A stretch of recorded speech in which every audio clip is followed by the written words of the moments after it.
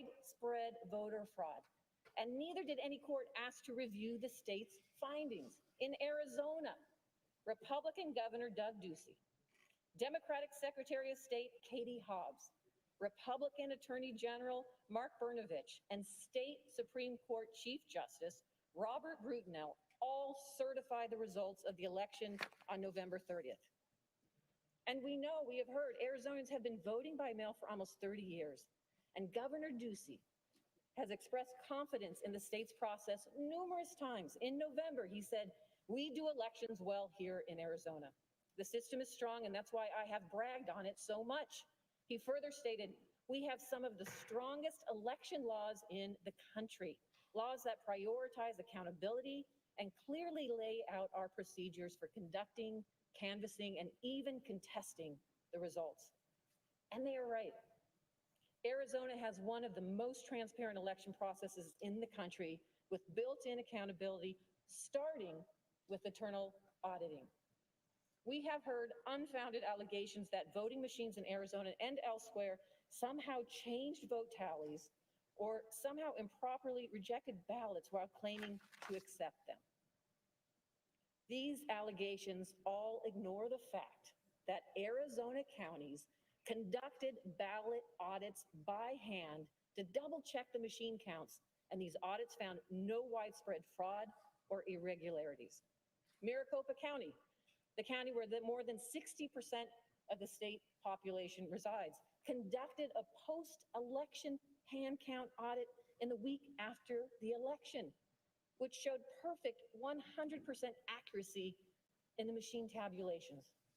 So why would we need, my colleagues, to call for a 10-day emergency audit to be conducted by a legislative commission when it's already been done by the state of Arizona? What happened to states' rights? The audit involved checking ballots for the presidential election, but also ballots for federal and state legislative elections. The audit report shows every precinct's machine and hand count totals for each of the races audited. And for every single race in every precinct, the difference between the hand count and the machine count was 0. Maricopa's audit report stated no discrepancies were found by the hand count audit boards. Seeking to find any reason to contest these results, some of the state Republicans then tried to claim that Maricopa County failed to follow state law in conducting this audit by selecting voting center locations to audit instead of voting precincts. This was wrong.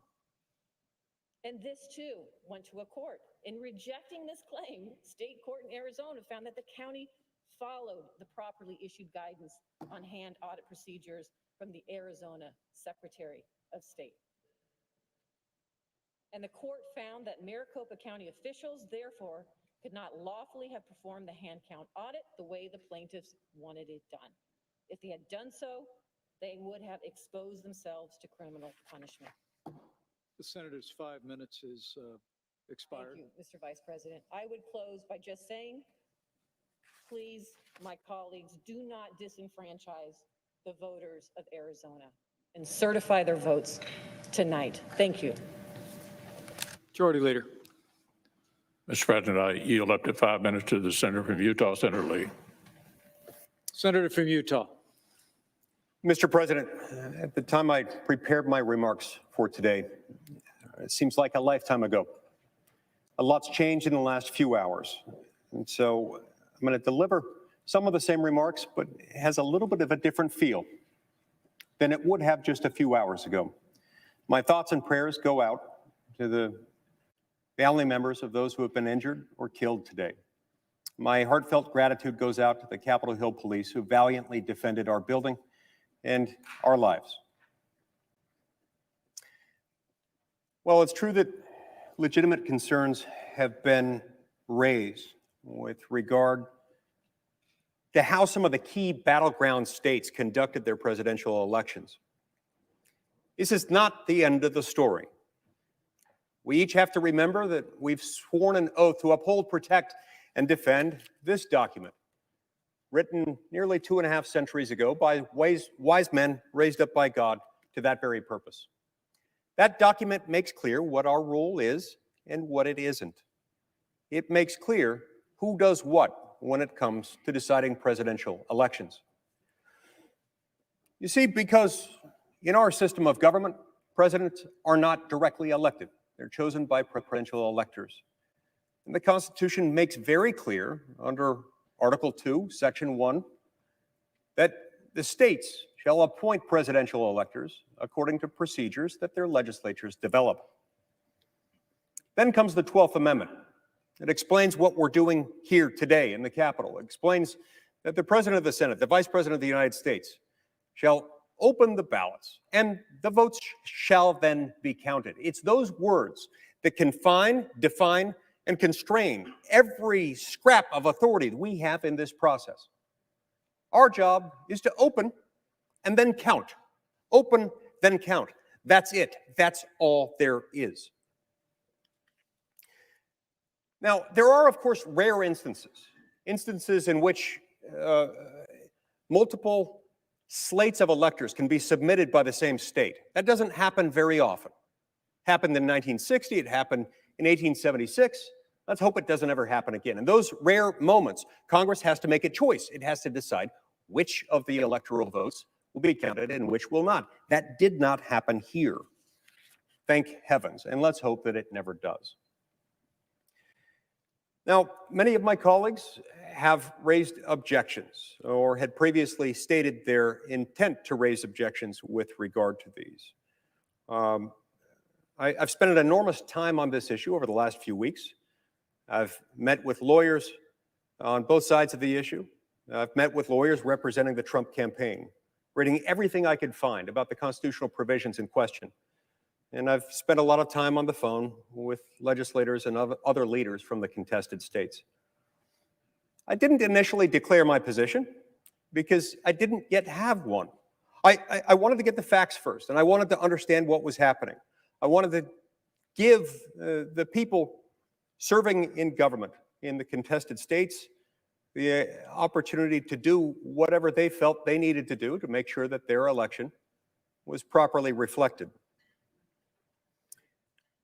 I spent an enormous amount of time reaching out to state government officials in those states, but in none of the contested states, no, not even one, did I discover any indication that there was any chance that any state legislature or secretary of state or governor or lieutenant governor had any intention to alter the slate of electors.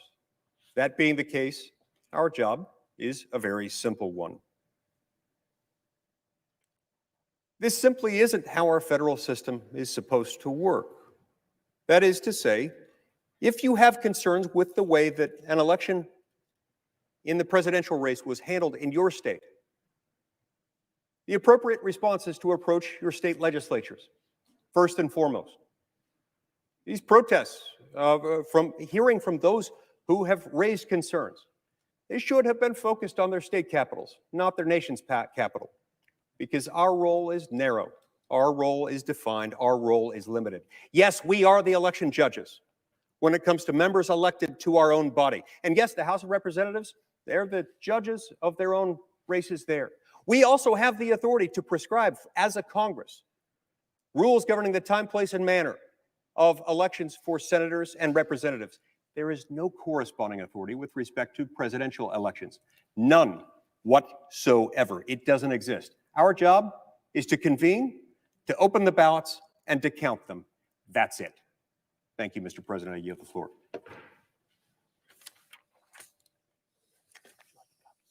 Democratic leader. Colorado, Mr. Bennett. Senator from Colorado. Thank you, Mr. Vice President. Thank you, Mr. President. Colleagues, it's been a terrible day for everybody here and for our country. One of the things I was thinking about today is something I often think about when I'm on this floor, which is that the founders of this country, the people that wrote our Constitution, actually knew our history better than we know our history. And I was thinking about that history today as we saw the mob riot in Washington, D.C., thinking about what the founders were thinking about when they wrote our Constitution, which was what happened to the Roman Republic, when armed gangs doing the work for politicians prevented Rome from casting their ballots for consuls, for praetors, for senators. These were the offices in Rome. And these armed gangs ran through the streets of Rome, keeping elections from being started, keeping elections from ever being called. And in the end, because of that, the Roman Republic fell and a dictator took its place.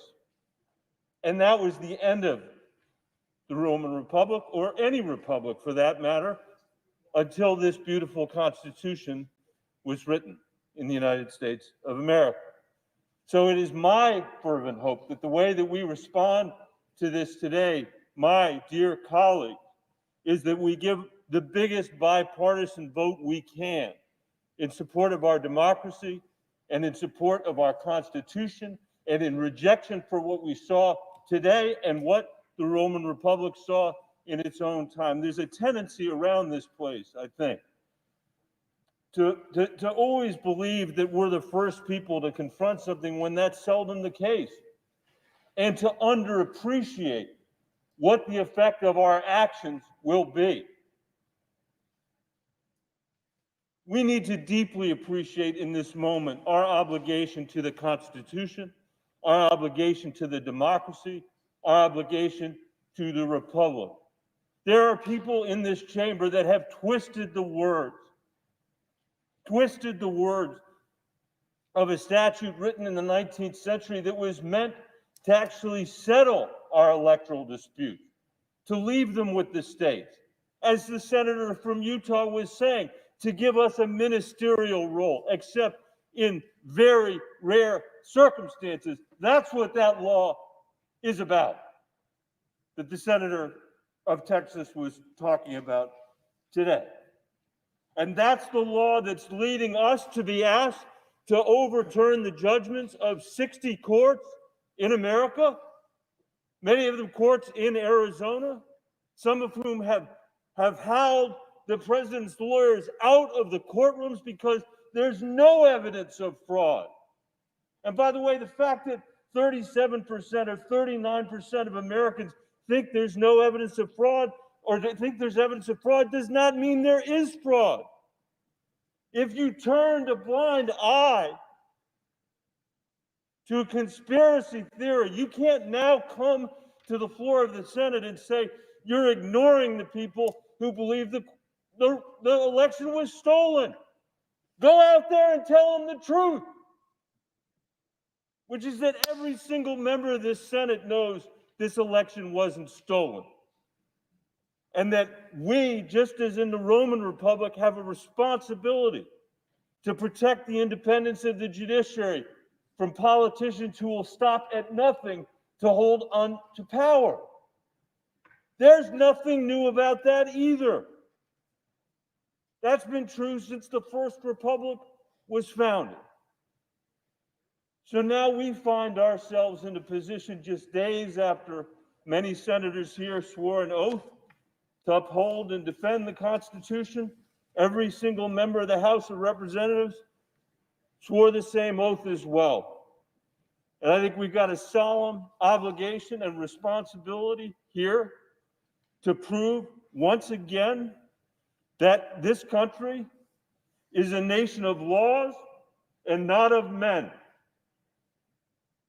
And the only result that we can reach together is one that rejects the claim of the senator from Texas and the other members of the House and Senate who seek to overturn the decisions that are made by the states, by the voters in the states, and by the courts. If we follow what they have proposed, we will be the ones that will have disenfranchised every single person who cast a vote in this election, whether they voted for the president or they didn't. I urge you to reject this, and I deeply appreciate the opportunity to serve with every single one of you. Thank you, Mr. President. Majority Leader. I yield up to 5 minutes to the senator from Georgia, Senator Loeffler. Senator from Georgia.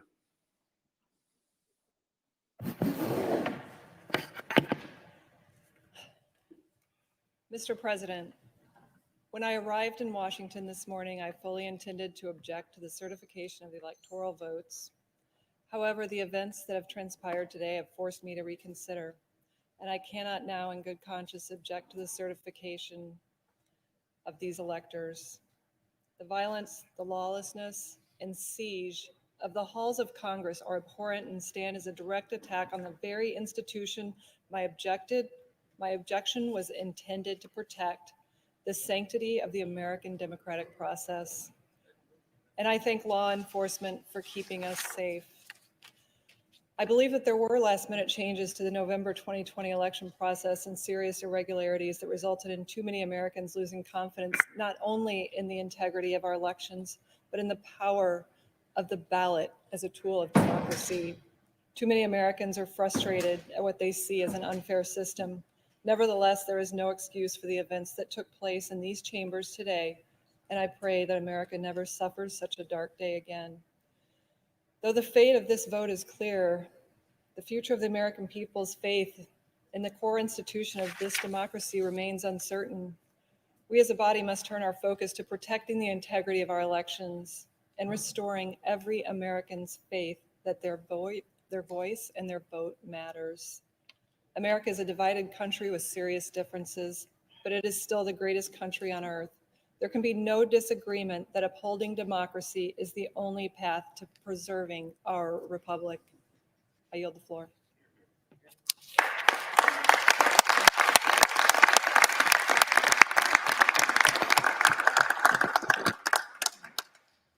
Democratic leader. Minutes to Senator Booker and 2.5 minutes to Senator Kaine. In reverse order. Mr. President and my colleagues, Senator from Virginia. I applaud the comments of my colleague from Georgia deeply. My first job after school was in Macon, Georgia, working for a federal judge, Lanier Anderson. And I learned a lot about integrity and a lot about law from him. I also learned some sad lessons that in the history of Georgia, and indeed Virginia and many states, so many people, especially people of color, have been disenfranchised over the course of our history. Our late friend, John Lewis, congressman from Georgia, was savagely beaten on Bloody Sunday just for marching for voting rights. That act of violence inspired this body, the U.S. Senate, to come together in March of 1965 and work to pass, in a bipartisan fashion, the Voting Rights Act. We should be coming together today after acts of violence as a United States Senate to affirm the votes of all who cast ballots in November. Instead, we're contemplating an unprecedented objection that would be a massive disenfranchisement of American voters. The Georgia result was very clear, a 12,000 vote margin, 2 certifications by Republican officials, 4 separate recounts and canvasses, 7 lawsuits, as in the other states. If we object to results like this, the message is so clear. We are saying to states, no matter how secure and accurate your elections are, we'll gladly overthrow them if we don't like who you voted for. But more importantly, what we'll be saying, really what we'll be doing, is as the body that acted together to guarantee Americans the right to vote, we will become the agent of one of the most massive disenfranchisements in the history of this country. So I urge all of my colleagues, please oppose these objections. Thank you, and I yield to my colleague from New Jersey. Senator from New Jersey.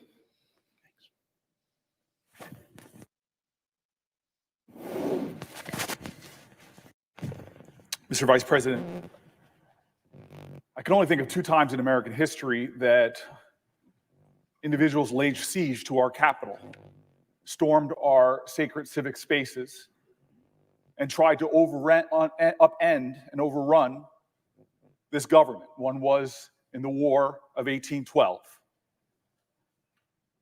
And the other one was today. What's interesting about the parallel between the two is they both were waving flags to a sole sovereign, to an individual, surrendering democratic principles to the cult of personality. One was a monarch in England, and the other were the flags I saw all over our Capitol, including in the hallways and in this room, to a single person named Donald Trump. The sad difference between these two times is one was yet another nation in the history of our country that tried to challenge the United States of America. But this time, we brought this hell upon ourselves. My colleague from Texas said that this was a moment where there were unprecedented allegations of voter fraud. Yes, that is true. They were unprecedented when the president, before the election even happened, said, if I lose this election, then the election was rigged. That's unprecedented. It's unprecedented before the night of the voting, even the counting of the vote was even done, that he called it rigged.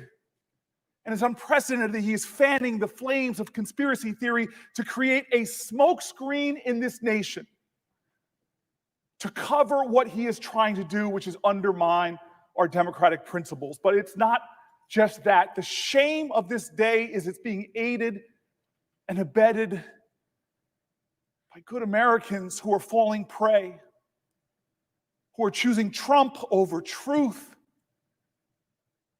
who are surrendering to the passion of lies as opposed to standing up and speaking truth to power, who are trying to fundraise off of the shame of conspiracy theories as opposed to doing the incalculably valuable, patriotic thing to speak truth to our nation. Our democracy is wounded, and I saw it when I saw pictures of yet another insurgency, of a flag of another group of Americans who tried to challenge our nation. I saw the flag of the Confederacy there. What will we do? How will we confront this shame? How will we confront this dark second time in American history? I pray that we remember a Georgian. His words, all I can say is we must in spirit join together like those Georgians on a bridge called the Edmund Pettus, who joined hands, who were called threats to our democracy, who were called outrageous epithets when they sought to expand our democracy, to save it and to heal it, when they joined arm in arm and said what we should say now, commit ourselves to that ideal, that together we shall overcome. Majority Leader. Mr. President, I yield up to 5 minutes to the Senator from Nebraska, Senator Sass. Senator from Nebraska. Mr. President, thank you. And Mr. Vice President, let me just say before I begin, thank you for the way you have fulfilled your constitutional duties and your oath of office today. It obviously hasn't been easy. Colleagues, today has been ugly. And when I came to the floor this morning, I planned to talk about the lesson of 1801, because I'm kind of a history nerd. And I wanted to celebrate the glories of the peaceful transition of power across our nation's history. It feels a little naive now to talk about ways that American civics might be something that could unite us and bring us back together. 1801 blew everybody's mind all over the world, by the way. John Adams loses to Thomas Jefferson, and Adams willingly leaves the executive mansion and moves back to Massachusetts, and Jefferson peacefully assumes power. And people all over Europe said, that must be fake news. Those must be bad reports. There's no way any executive would ever willingly lay down power. And yet Adams, in defeat, did something glorious to give all of us a gift. I wanted to celebrate that, and it feels a little bit harder now. This building has been desecrated. Blood has been spilled in the hallways. I was with octogenarian members of this chamber that needed to have troops and police stabilize them to get down the stairs at a time when a lot of our staffs were panicked and under their desks and not knowing what was going to happen to them. It was ugly today. But you know what? It turns out that when something's ugly, talking about beauty isn't just permissible. Talking about beauty is obligatory in a time like that. Why? Why would we talk about beauty after the ugliness of today? Because our kids need to know that this isn't what America is. What happened today isn't what America is. They've been given a glorious inheritance. This is the 59th presidential election. If the vice president wasn't the chair and if the president pro tem was, I'd have made some joke that Chuck Grassley has voted in 2/3 of those 59 presidential elections. He's laughing. It's not as good as hit dear, dear dead, but it's still got a Grassley laugh. I don't think we want to tell the Americans that come after us that this republic is broken, that this is just a banana republic, that our institutions can't be trusted. I don't think we want that. We don't want that in this body. We don't want that in our hometowns. I don't think we want to tell our kids that America's best days are behind us, because it's not true. That's not who we are. America isn't Hatfield's and McCoy's blood feud forever. America's a union. There's a lot that's broken in this country, but not anything that's so big that the American people can't rebuild it, that freedom and community and entrepreneurial effort and that neighborhoods can't rebuild. Nothing that's broken is so big that we can't fix it. Generations of our forefathers and our foremothers, probably not a word, our ancestors, have spilled blood to defend the glories of this republic. Why would they do that?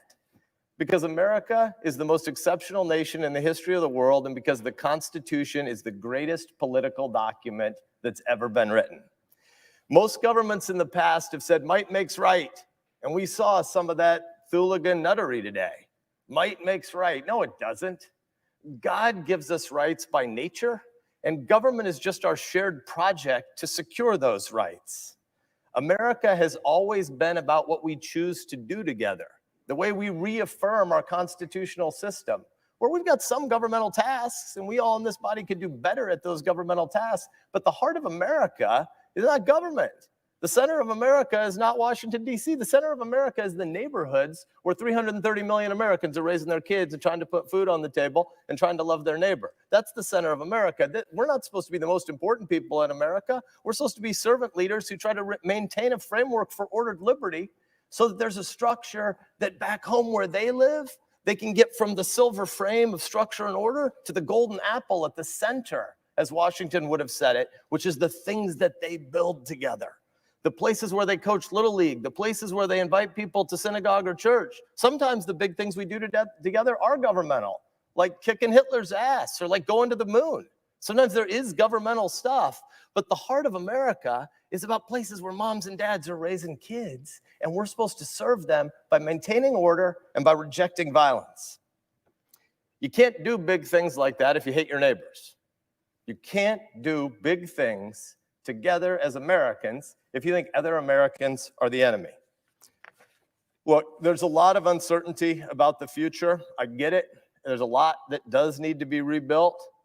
But if you're angry, I want to beg you, don't let the screamers who monetize hate have the final word. Don't let nihilists become your drug dealers. There are some who want to burn it all down. We met some of them today, but they aren't going to win. Don't let them be your prophets. Instead, organize, persuade, but most importantly, love your neighbor. Visit the widower down the street who's lonely and doesn't want to tell anybody that his wife died and he doesn't have a lot of friends. Shovel somebody's neighbor, shovel somebody's driveway. You can't hate somebody who just shoveled your driveway.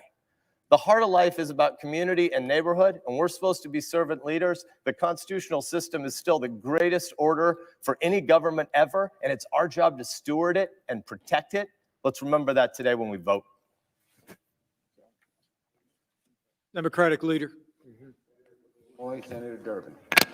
Senator from Illinois. Thank you, Mr. Vice President. In March of 1861, a Springfield lawyer caught a train to Washington. His name was Abraham Lincoln. It wasn't his first trip here. He'd served as a congressman 15 years before, and he returned in the beginning of the Civil War to serve as president. It was a different place than he knew it as congressman, and 15 years had changed a lot. The Spriggs boarding house across the street, which is now the Library of Congress, was gone. And this building was changing. Big changes.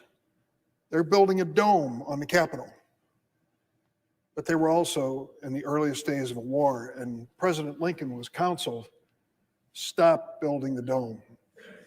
Costs too much money, and we can't spend any more time on it. And he said, no, we're going to build that dome and we're going to finish it. That dome and this building will be a symbol of this country that will survive this Civil War and come back strong. So they built the dome, they won the war, and since those days, that dome and this building have been a symbol to this country, a symbol of unity and of hope. Tourists come through here before COVID-19 by the tens of thousands. And if you've ever noticed their tours, they're often shushed. People are saying, show some respect for this building. We know this building in the rotunda as a place where some of the greatest American heroes of both political parties lie in state, and we go there to honor them. We know this building because we work here. We enact laws here that change America. We gather for State of the Union messages from presidents and honor the people in the gallery. This is a special place. This is a sacred place. But this sacred place was desecrated by a mob today on our watch. This temple to democracy was defiled by thugs who roamed the halls and sat in that chair, Mr. Vice President, the one that you vacated at 2:15 this afternoon, sat and posed for pictures, those who were roaming around this chamber. What brought this on? Did this mob spring spontaneously from America? No. This mob was invited to come to Washington on this day by this president for one reason, because he knew the Electoral College vote was going to be counted this day. He wanted this mob to disrupt the constitutional process which we are part of. This mob was inspired by a president who cannot accept defeat. If you wonder whether I'm going too far in what I say, just read the transcript with the Secretary of State from Georgia and listen to this president's wild conspiracy theories, one after the other, swatted down by that Republican elected official and his attorney as having no basis in fact. This president begs, he coaxes, he even threatens that Secretary of State to find the votes he needs. In any other venue, that would be a simple, obvious crime. The lengths he will go to are obvious. The Texas senator says to us, well, many people still agree with him, you know, when it gets down to the bottom line. Many people have fallen for this presidential position that it must have been a rigged election if I lost. Well, I would say that after we've lost count, 57 lawsuits, 62 lawsuits, I've heard so many numbers, after 90 different judges, after this president took his case, the best he could put together, to the highest court in the land across the street, where he has personally chosen 3 justices on the Supreme Court, I say to the senator from Texas, you know much more about that court than I do. I don't believe they let that paper that he sent up there even hit the desk before they laughed it out of the court. And that's the best he had to offer. No evidence whatsoever of this rigged election and this fraudulence. The senator from Texas says, we just want to create a little commission. 10 days, we're going to audit all the states, particularly the ones in contention here, and find out what actually occurred. And it really draws its parallel in 1876, Hayes and Tilden.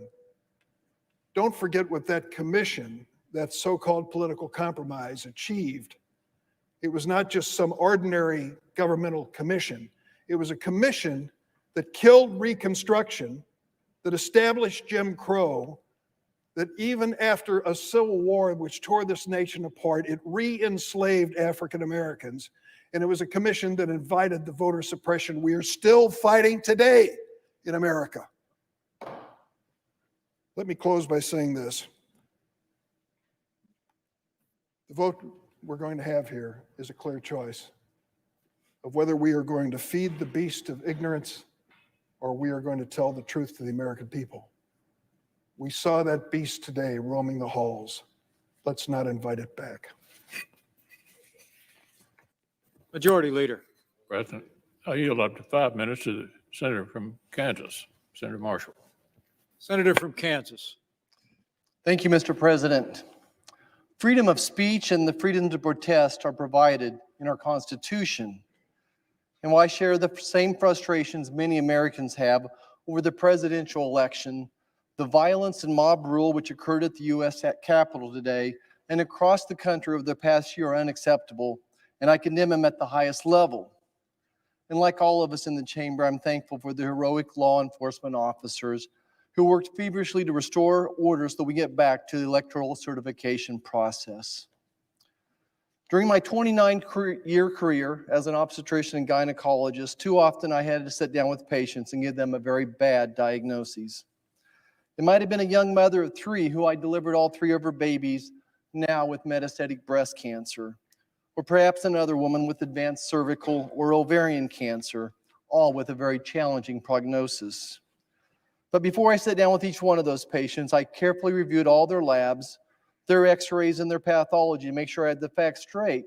But at the end of the day, my final recommendation was always going to be a recommendation from my heart.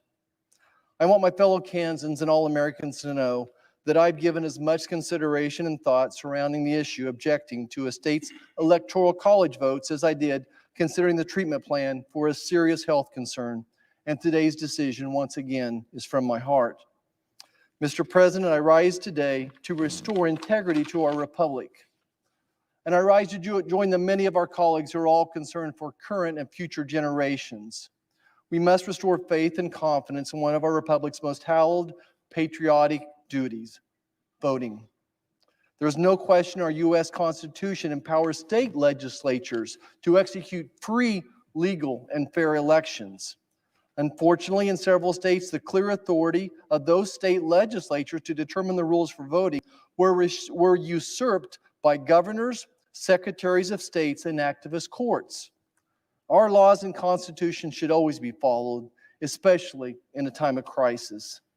I don't rise to undo a state's legally obtained electoral college votes. Rather, I rise in hopes of improving the integrity of the ballot to hold states accountable to the time-proven constitutional system of the Electoral College. This is why I urge the formation of an electoral commission to give constructive suggestions and recommendations that states can make to make our elections once again safe, free, and fair after a year of jarring irregularities. We must and will have a peaceful transition to power. To all my fellow Americans, I have no doubt that our republic can grow stronger through this difficult day. May God bless this great republic. Thank you, Mr. President. I yield back. Democratic Leader. Senator Duckworth. Senator from Illinois. President, in 2004, I packed up my rucksack, laced up my boots, and deployed to Iraq, ready to sacrifice whatever was asked of me, all because I love this nation, willing to sacrifice my life if needed. Because I believe in the sanctity of our electoral system, which had declared George W. Bush my commander-in-chief. I earned my wounds, proudly fighting in a war I did not support, on the orders of a president I did not vote for, because I believed in, and I still do believe in, the values of our nation, because I believe in a government of, by, and for the people, where voters choose who leads them, not the other way around. I have spent my entire adult life defending our democracy, but I never thought it would be necessary to defend it from an attempted violent overthrow in our nation's own Capitol building. Well, I refuse to let anyone intent on instigating chaos or inciting violence deter me from carrying out my constitutional duties. You know, when my Army buddies and I raised our right hands, when the 45,000 troops in Arizona raised their right hands and swore to protect and defend the Constitution, we did not qualify our oath by saying that we'd follow orders only when the commander-in-chief was someone whose election we were happy with. Just like when every senator in this chamber was sworn into office, we didn't mutter under our breath that we discharge our duties only when it served our political interests or helped us to avoid the wrath of a petty, insecure, wannabe tin pot dictator on the precipice of losing power and relevance. No, there is no ambiguity here. Joe Biden won the election with a record number of votes. Republican officials nationwide confirmed those results, including in Arizona, as has judge after Trump-appointed judge. Even Trump's attorney general admitted that the United States Department of Justice had not found widespread fraud that would have affected the outcome. Yet still, many of my Republican colleagues are asking us to ignore all of that. With no evidence of their own, they're asking us to ignore court rulings, ignore Republican election officials, and even worse, ignore the will of the people across this vast, great nation. By trying to overturn this election, they are placing more trust in Reddit conspiracy theories over the Constitution, proving that appeasing Trump is more important to them than protecting the most basic tenet of our republic, the adherence to free and fair elections. There's one thing I know, it's that my troops didn't sign up to defend our democracy in war zones thousands of miles away, only to watch it crumble in these hallowed halls here at home.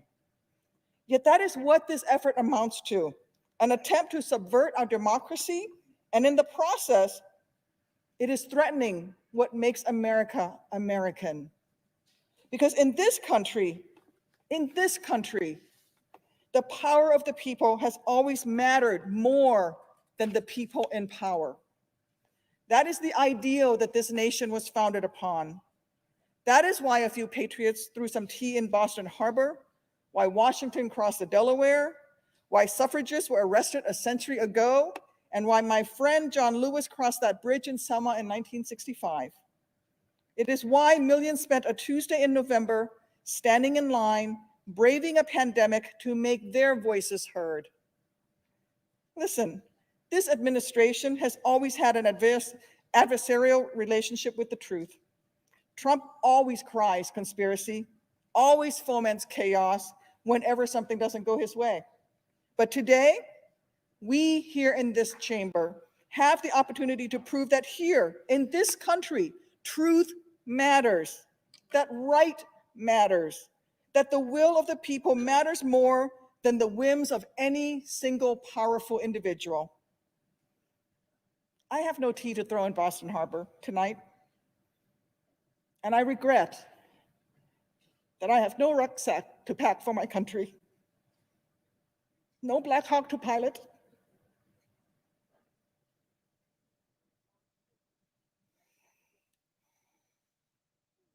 nor am I asking for any grand gesture from my Republican colleagues.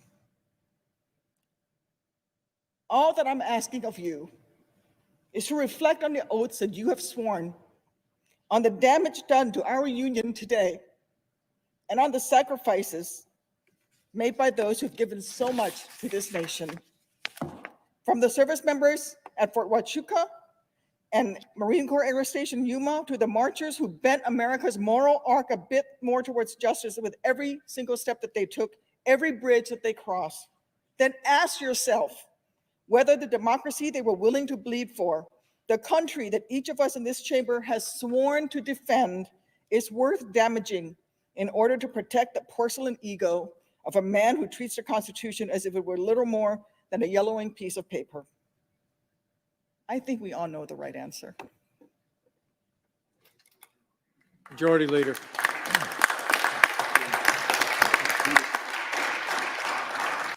Mr. President, I yield up to 5 minutes to the senator from Kentucky, Senator Paul. Senator from Kentucky. I wrote a speech for today. I was planning to say that I fear the chaos of establishing a precedent that Congress can overturn elections. Boy, was I right. Chaos, anarchy.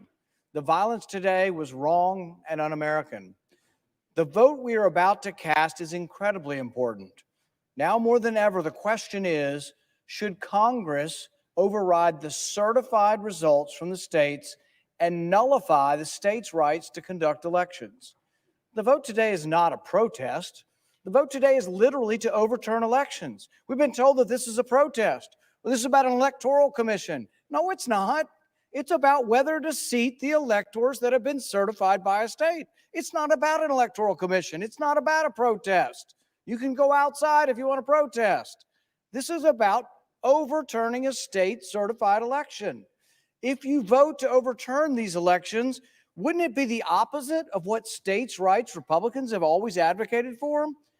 This would doom the Electoral College forever. It was never intended by our founders that Congress have the power to overturn state certified elections.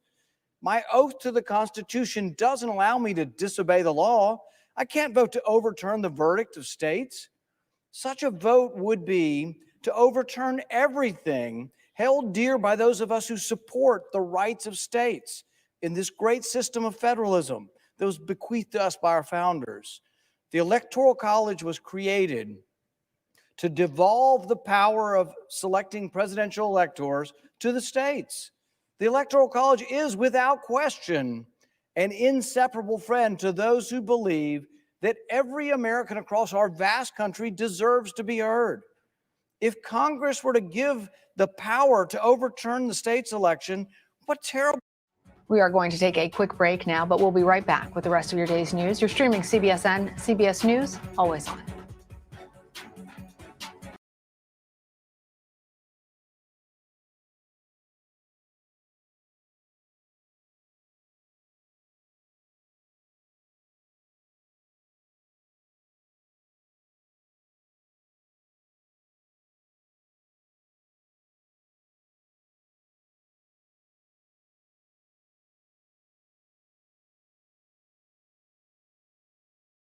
One of the speakers, I think it was the senator from Texas, expressed, we're here for the people. If those were the people, we're in a lot of trouble. Our electoral system, our democratic system, however, did not break under the strains of the misinformation, the claims of fraud, which court after court after court have dismissed out of hand. Not because there was a little evidence, because there was no evidence. That's why we're the longest lasting constitutional democracy in the world. I hope all of us in this body are proud of that and understand why that's the case. Because,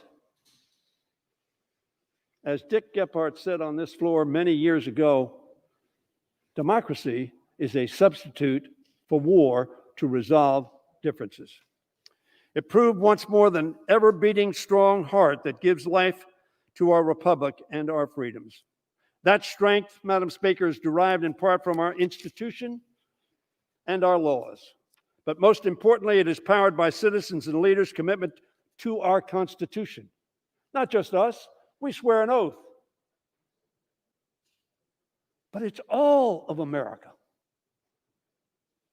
Barack Obama spoke from that chamber and he said, I'm going to be taking another title next year, citizen.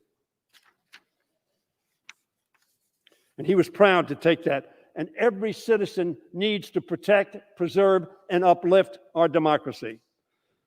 Some today did not do that. Many today.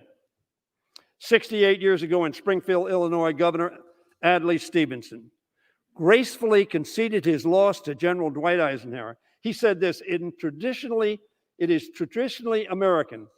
He told his deeply disappointed supporters to fight hard before an election. But then he added, it is equally traditional to close ranks as soon as the people have spoken, not the Congress, not the electors. The people have spoken. That which unites us as American citizens is far greater than that which divides us as political parties. It was another man from Springfield, 80 years earlier, who won re-election to the presidency in a national crisis that tested our country and its democratic institutions, who pleaded even in his hour of victory for the same spirit of reconciliation. That was the party of Lincoln. That hasn't happened to this hour. Lincoln said, now that the election is over, he asked, may not all, having a common interest, reunite in a common effort to save our common country? Such is the duty of an American who stands for elections or participates in our politics, to be either humble in triumph or gracious in defeat. I've lost some elections, not too many, and I've won a lot of elections. And I hope that I've been gracious in defeat and humble in victory. I hope that I put my state and my country first, not myself. It is clear to all that the outgoing president has not followed the path that Stevenson and Lincoln urged. So we, the people, each one of us represents about 750 to 800,000 people, some a few more, less. The people. And they've spoken in the way that our Constitution set for them to be heard by us and by the country. They voted. And they voted pretty decisively. We, the people, together must turn away from divisions and its dangers.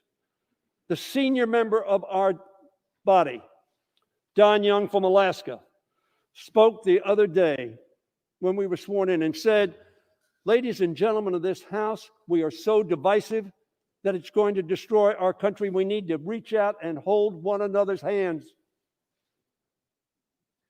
We all have a title that we honor more than any other.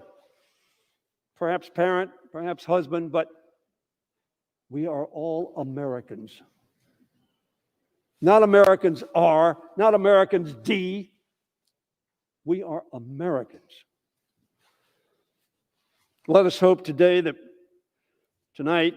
that we act like Americans, not as D's and R's, but as Americans. Just as Al Gore, just as Hillary Clinton, just as Adlai Stevenson, just as Abraham Lincoln, who had won that election, of course. But he had defeated people, and he said, that's not the issue. The issue is to reunite. We, the people, must again be the strong heart of our American democracy. We, the people, on this day in Congress must be agents of unity and constructive action to face the grave threats that confront us and tell those who would assault our Capitol, that is not the American way.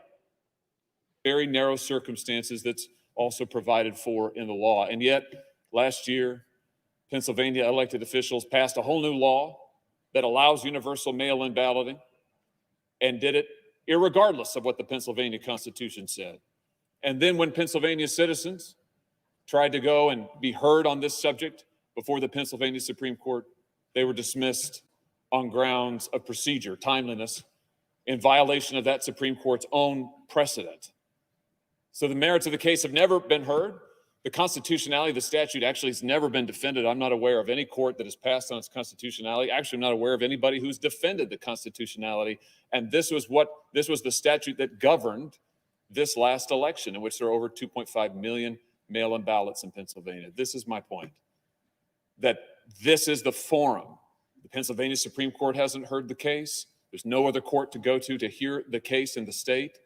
And so this is the appropriate place for these concerns to be raised, which is why I have raised them here today. And I hope that this body will not miss the opportunity to take affirmative action to address the concerns of so many millions of Americans. To say to millions of Americans tonight that violence is never warranted, that violence will not be tolerated, that those who engage in it will be prosecuted, but that this body will act to address the concerns of all Americans across the country. We do need an investigation into irregularities, fraud. We do need a way forward together. We need election security reforms. I bet my friends on the other side of the aisle don't disagree with that.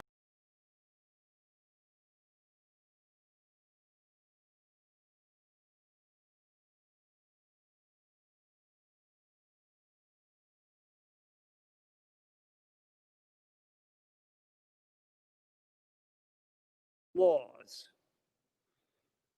5 people. Yes, they were members of the Supreme Court, but they were 5 people said the election is over. And I sat on that podium and saw that power transferred to George W. Bush. McConnell went on to say, if we overrule them, it would damage our republic forever. He said that, McConnell, the Republican leader in the Senate, about 2 hours ago, 3 hours ago, now 4 hours. He went on to say, if this election were overturned by mere allegations from the losing side, our democracy would enter a death spiral. He concluded it would be unfair and wrong to disenfranchise American voters and overrule the courts and states on this extraordinarily thin basis. And I will not pretend such a vote would be a harmless protest gesture. How presciently he spoke.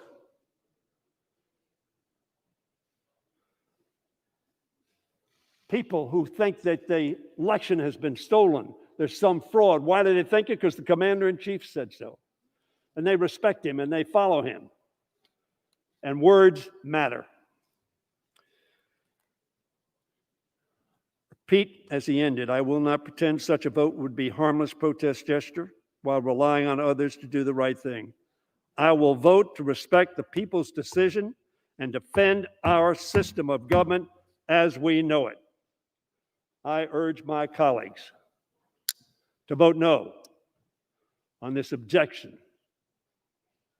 As McConnell said, a danger to our democracy. And I yield back the balance of my time. Leaflet 6, Republicans at roll call. For what purpose does the gentleman from California seek recognition? I rise for the point of personal privilege to address the House for 5 minutes. Without objection, the gentleman is recognized for 5 minutes. Thank you, Madam Leaders, Speaker. 5 minutes. I rise to address what happened in this chamber today and where do we go from here. The violence, destruction, and chaos we saw earlier was unacceptable, undemocratic, and un-American. It was the saddest day I've ever had as serving as a member of this institution. The Capitol was in chaos. Police officers were attacked. Guns were drawn on this very floor. A woman tragically lost her life. No one wins when this building and what it stands for are destroyed. America and this institution is better than this. We saw the worst of America this afternoon, yet in the midst of violence and fear, we also saw the best of America. It starts with our law enforcement, the Capitol Police, the National Guard.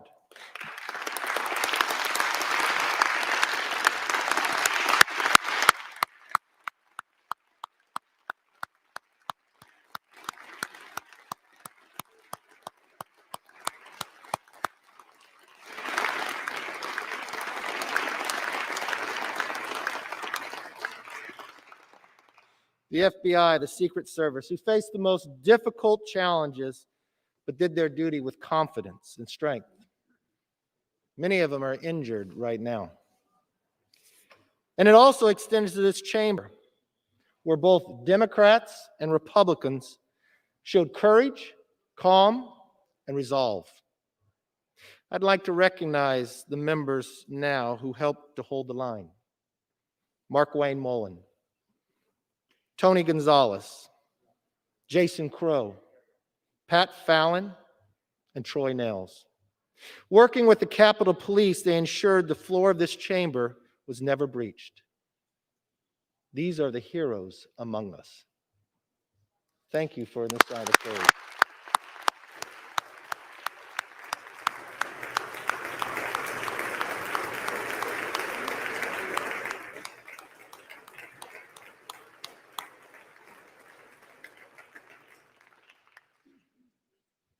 Looking back on the past few hours, it is clear this Congress will not be the same after today. And I hope it will be the better. I hope not just this institution, but I hope every American pauses for that moment and thinks among themselves that we can disagree with one another, but not dislike each other. We can respect the voices of others.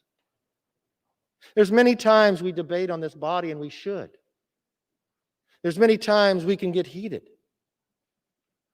I still consider Steny Hoyer a very good friend. There's times I get upset. I'll call him at home to express what things I may not see fair or just. But that's the way we should handle things. The majority leader is right. We are all Americans first. But should we also think for a moment, what do we put on social media? What do we convey to one another? Just because you have a personal opinion different than mine, you have a right to say it, but nobody has a right to become a mob. And we all should stand united in condemning the mob together. Yeah.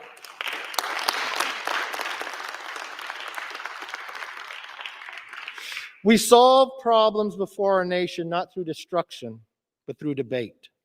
That is the heart of this democracy. I know what we debate today is tough, but it's just, it's right. This isn't the first side of the aisle that's ever debated this issue. I thought what Madam Speaker said back in 2005, this is democracy at its best, when they talked about a presidential election in Ohio. These are the moments that we should raise the issue about integrity and accountability and accuracy in our elections. But you know what we should do, the next difference? Not just raise the issue, but work together to solve the problems.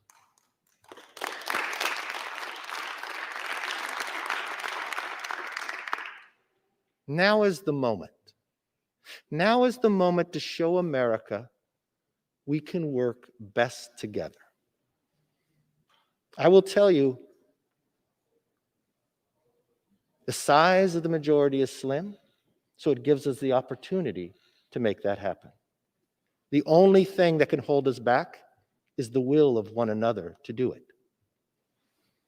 This side of the aisle always believes in working with anybody who wants to move it forward.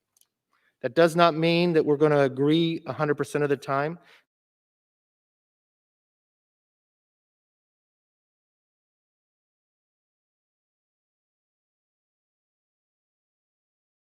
That does not mean our voice cannot be heard. That does not mean we cannot be treated fairly. We should be. That may mean on the size of committees. That means on our ability to offer an amendment. It means on our ability to have our voice. But at the end of the day, it helps us come to a better conclusion. By returning here to complete the work we were sent to do, we are proving that our democracy cannot be disrupted by criminal behavior. We will not falter, we will not bend, and we will not shrink from our duty.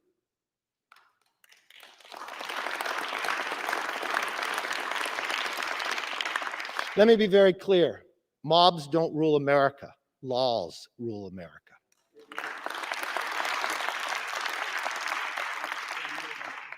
It was true when our cities were burning this summer, and it's true now.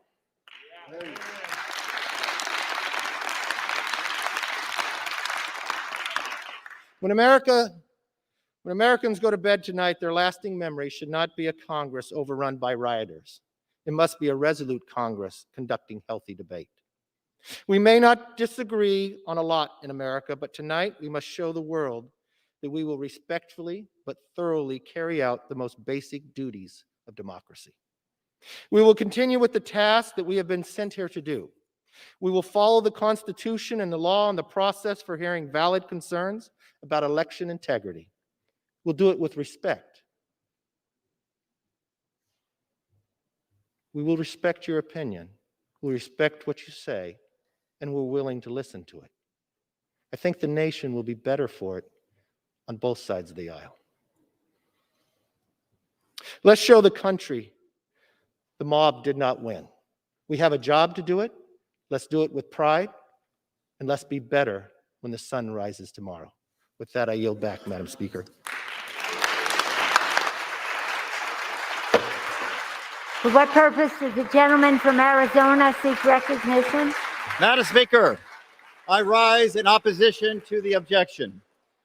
Over the last few hours, we have seen the consequences of dangerous, un-American rhetoric, an armed insurrection against the seat of government of the most powerful country on earth, a breach of this Capitol building to attack Congress, something that has not taken place since the British occupied this building during the War of 1812, an attempted coup spurred by rhetoric coming from those who are looking out for themselves, not country. And it is stunning, Madam Speaker, that there are some in this House who have voiced support for what happened. It was not a protest. It was treason. It was sedition, and it should be prosecuted as such. At its root is a disease that has infected our politics, one that will make some political leaders do anything, including lie and incite violence to hold on to power. That's what we're seeing before our very eyes. In contesting the outcome of this election, my Republican colleagues make contradictory argument that puts party and power before country. They argue the election results were valid when it showed they won their races, but the same ballots were somehow fraudulent when it produced a result President Trump did not like. Keep the results we like, they demand. Cancel the one we don't. That's not how democracy works, and neither is armed insurrection. Here's the truth. Arizona has a long bipartisan record of conducting safe, secure, and fair elections. And I say that as someone whose party has more often than not been on the losing end of those elections. This last election was once again safe and secure. And I commend our state and county election officials, public servants on both sides of the aisle for making Arizona proud once again. We are here because the case that Republicans have brought before us has failed in court over and over and over again. My colleagues say, let's go back to the state. Let them decide. My friends,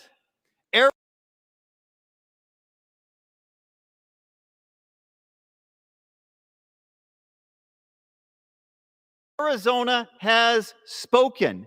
They have sent the correct electors. Arizona's Republican Attorney General, one of the most partisan in the country, said, quote, "There is no evidence, there are no facts that would lead anyone to believe the election results will change," unquote. The Republican Speaker of our state house has told us he doesn't like the results of the election, but they are the right results. Joe Biden has won Arizona. The state Supreme Court, made up entirely of justices appointed by Republican governors, they have spoken too. The court said the president's challenge, quote, fails to present any evidence of misconduct, illegal votes, or that the Biden electors did not in fact receive the highest numbers of votes for office, end quote. look to the words of one of the president's own campaign chairs in my state, our governor, Doug Ducey. Our governor, he loves the president. He's been so loyal. He made sure the president could hold large rallies in our state in the middle of a pandemic. The governor personally attended them. They spoke so often that the governor gave the president a special "Hail to the Chief" ringtone on his phone. After Election Day, as the legal challenges played out, the governor kept quiet. But when the truth became clear, even he acknowledged, quote, "Joe Biden did win Arizona," unquote. And I'm grateful that in this instance, the governor put law, not partisan politics, first. And I urge my colleagues in the House to follow his lead. Each and every one of us in this House, the people's House, swore an oath to preserve, protect, and defend our Constitution against all enemies, foreign and domestic. Over the last few hours, we have gained a better understanding of what that means. The future of the Constitution, the most precious of the founding documents of the greatest democracy humankind has ever known, is in our hands. Defending democracy is not and should not be a partisan task. It is a sacred one. Right here, right now, we must recognize that fidelity to the founding principles of our nation are not about loyalty to one man, but rather to ensure that government of the people, by the people, and for the people shall not perish from the earth. The world is watching us all right now. We must get it right. Reject this ill-conceived attack on our democracy. I yield back. Thank you, Madam Speaker. Thank you, Jim. To what purpose does the gentlewoman from New York seek recognition? Madam Speaker, I rise to support the objection. Gentlewoman is recognized for 5 minutes. Madam Speaker, I rise with a heavy heart. This has been a truly tragic day for America, and we all join together in fully condemning the dangerous violence and destruction that occurred today in our nation's capital. Americans will always have the freedom of speech and the constitutional right to protest, but violence in any form is absolutely unacceptable. It is anti-American and must be prosecuted to the fullest extent of the law. Thank you to the heroic United States Capitol Police, and thank you to the bipartisan professional staff of the United States Capitol for protecting the people's house and the American people.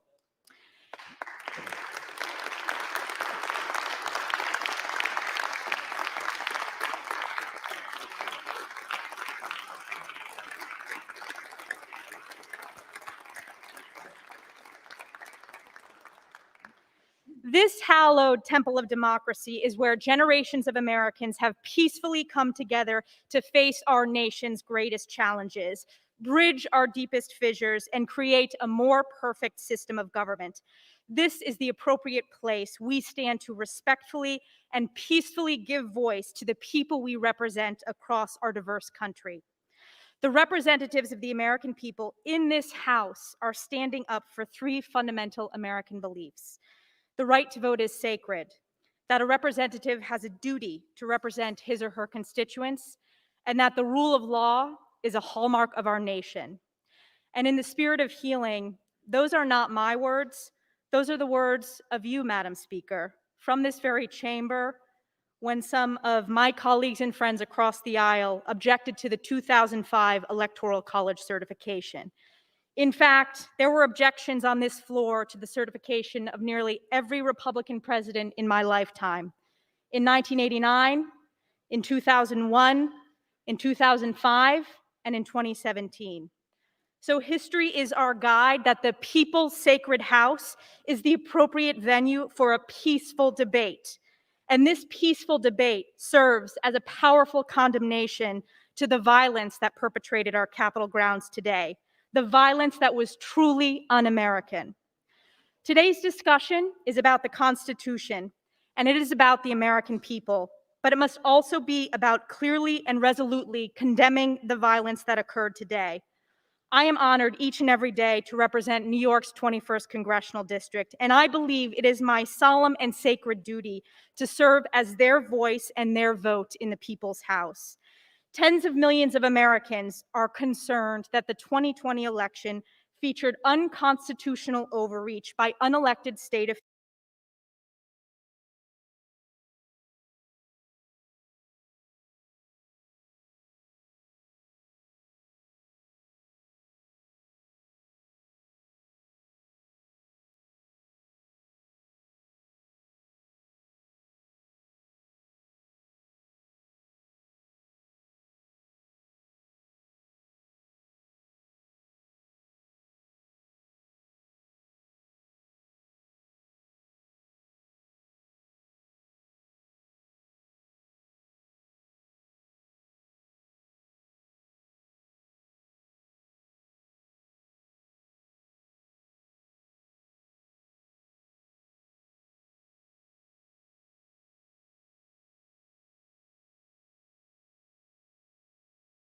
Of our republic is the right to vote, and the faith in the sanctity of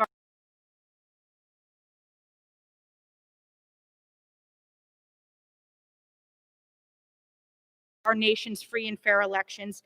And we must work together in this House to rebuild that faith so that our elections are free, fair, secure, and safe, and most importantly, that they are according to the United States Constitution. And I yield back.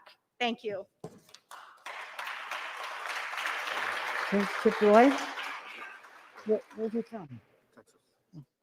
For what purpose does the gentleman from Texas seek recognition? I rise in opposition to the objection, Madam Speaker. Without objection, the gentleman is recognized for 5 minutes. Madam Speaker, today the People's House was attacked, which is an attack on the Republic itself. There is no excuse for it. A woman died, and people need to go to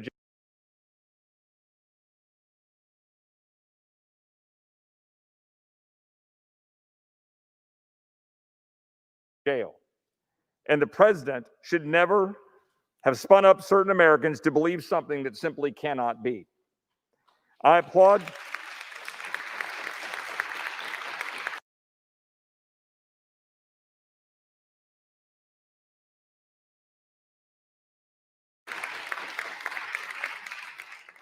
I applaud House leadership of both parties for bringing us back to do our job, which is to count the electors and no more. The problem we face, though, is even bigger. We are deeply divided. We are divided about even life, liberty, and the pursuit of happiness, the words which used to bind us together, now at times tear us apart because we disagree about what they even mean. My constituents at home in Texas are genuinely upset, I say to my colleagues on the other side of the aisle, about a constant barrage of those who wish to remake America into a socialist welfare state, efforts to attack our institutions, tear down statues, erase our history, defund our police. We've seen the debasing of our language. We teach our children that America is evil. We destroy our sovereignty and power cartels. We attack our Second Amendment. We destroyed small businesses through lockdowns. We divide ourselves by race, and we can't even agree that there is man and woman, and we extinguish the unborn before they even have a chance to see daylight. But at the heart of our path forward lies the essence of our republic. Its cornerstone, that we are a union of states bound together for common defense and economic strength, and more so bound together through federalism in which we may live together peaceably as citizens in this vast land, agreeing to disagree, free to live according to our own beliefs and according to the dictates of our conscience. Now, many of my colleagues are poised this afternoon to vote to insert Congress into the constitutionally prescribed decision-making of the states by rejecting the sole official electors sent to us by each of the states of the Union. I hope they will reconsider. I can tell you that I was not going to, and I will not be voting to reject the electors. And that vote may well sign my political death warrant, but so be it. I swore an oath to uphold the Constitution of the United States, and I will not bend its words into contortions for personal political expediency.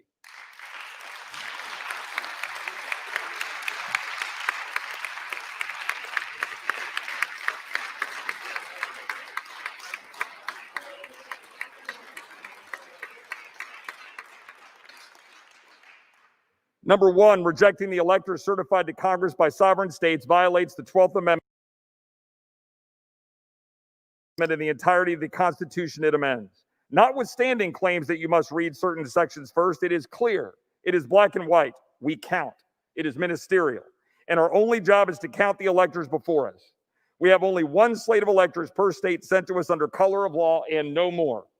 Number two, to the extent you believe we do have constitutional authority to reject, we are arguing using incomplete and often misleading data points to prove it.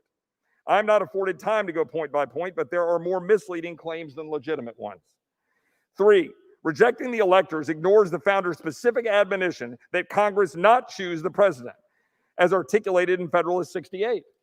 Indeed,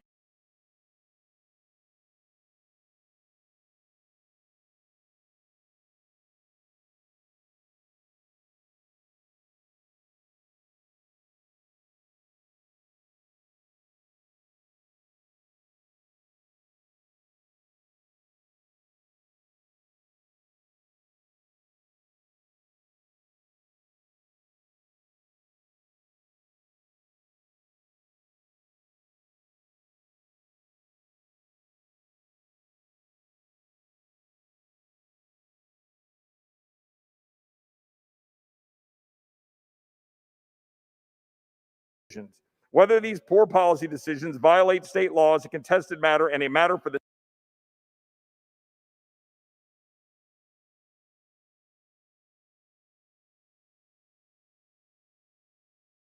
states to resolve for themselves. More, 5 of the 6 legislatures are controlled by Republicans. Not one body has sent separate electors. Not one body has sent us even a letter by a majority of its whole body.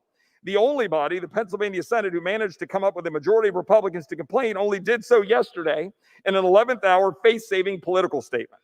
Not one GOP statewide official has formally called on us to change. Not one law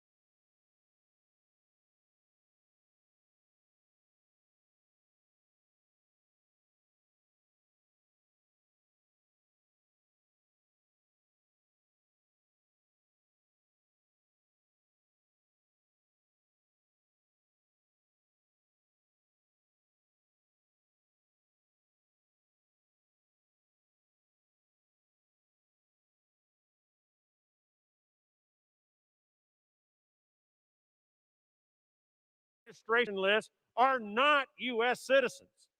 Exhibit D, in 2008, electoral study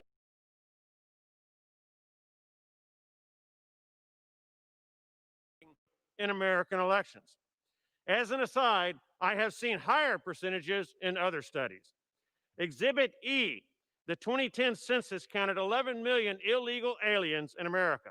Exhibit F, a 2018 Yale study estimated as many as 22 million illegal aliens in America. Exhibit G, the math means between 880,000 and 1.72 million illegal aliens illegally voted in the 2020 elections. Exhibit H, in 2014, Old Dominion University and George Mason University professors surveyed non-citizens and illegal aliens and found they vote Democrat roughly 80% of the time. Exhibit I, the math is again straightforward. The 60% Biden advantage times the illegal alien voting number means Joe Biden gained roughly 1,032,000 votes from illegal alien voting. That's the high number. Exhibit J. While no one knows for sure how massive the illegal alien voting bloc is, we do know Joe Biden and his campaign believed it large enough and critical enough to winning the presidential race that at the October 22nd presidential debate, Joe Biden publicly solicited the illegal alien bloc vote by promising, quote, within 100 days, I'm going to send to the United States Congress a pathway to citizenship for over 11 million undocumented people. Ladies and gentlemen, Madam Speaker, that is the pot of gold at the end of the rainbow for illegal aliens. Joe Biden knew exactly what he was doing by seeking the illegal alien bloc vote. After all, on May 11th, 1993, then Senator Joe Biden voted for the National Voter Registration Act that makes it illegal to require proof of citizenship from illegal aliens and other non-citizens when they seek to register to vote. Madam Speaker, the evidence is compelling and irrefutable. Non-citizens overwhelmingly voted for Joe Biden in exchange for the promised amnesty and citizenship, and in so doing, helped steal the election from Donald Trump, Republican candidates, and American citizens across America. Madam Speaker, in my judgment, if only lawful votes cast by eligible American citizens are counted, Joe Biden lost and President Trump won the Electoral College. As such, it is my constitutional duty to promote honest and accurate elections by rejecting Electoral College vote submissions from states whose electoral systems are so badly flawed as to render their vote submissions unreliable, untrustworthy, and unworthy of acceptance. Madam Speaker, I yield the remainder of my time to the opposition.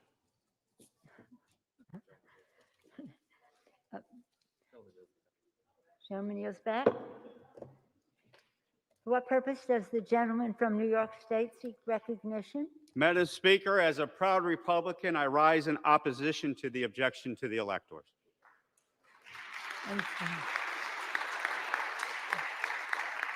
Without objection, the gentleman is recognized for 5 minutes.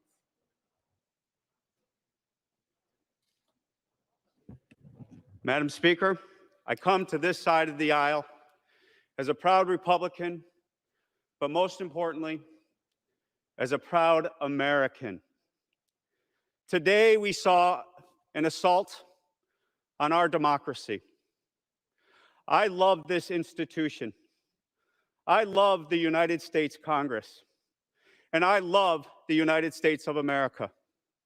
And what I saw today was mob rule that spat upon the blood of my father, that is in the soil of Europe and in the soil of Korea, and who gave us, through that blood, this sacred Constitution and the sacred ability to lead this world as a power that says we settle our differences not with mob rule, we settle our differences through elections. And when those elections are over, we have a peaceful transition of power. Now, make no mistake to my colleagues on the Democratic side of the aisle, I will be passionate in my disagreement with you. I will be passionate in my ideas for the future of this country. And I will fight for my Republican ideas that I hold near and dear. But I will stand with you tonight and send a message to the nation and all Americans that what we saw today was not American, and what we see tonight in this body shall be what we do in America, and that is to transfer power in a peaceful way. And with that, I yield to my best friend in Congress and a Democrat, Josh Gottheimer, my co-chair of the Problem Solvers Caucus. Thank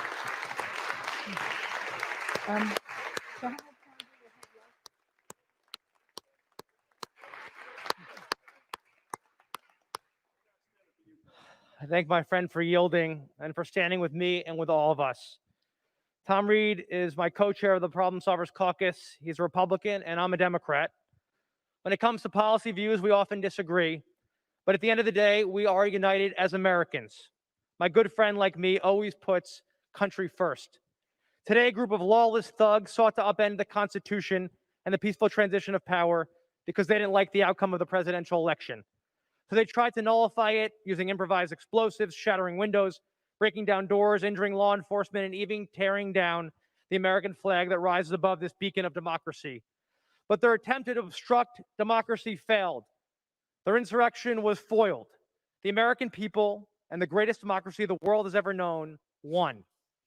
Abraham Lincoln, who served in this very body, famously said, "A house divided against itself cannot stand." That's why, for the sake of this country, we must stand together, united, and celebrate a peaceful transition of power. In 14 days, President-elect Biden will be sworn in, and despite all of our differences, I have faith that for the American people, we will come together, Democrats and Republicans, committed to unity, civility, and truth. We will recognize our higher purpose to help America through these dark days. That is the only way we will beat COVID, rebuild our economy, and stand up to threats at home and abroad. Working together as Democrats and Republicans, I know our best days will always be ahead of us. I yield back.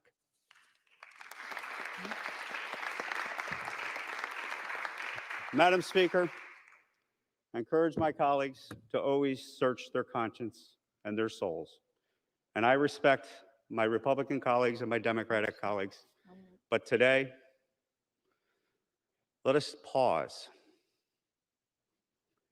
and remember what happened here today.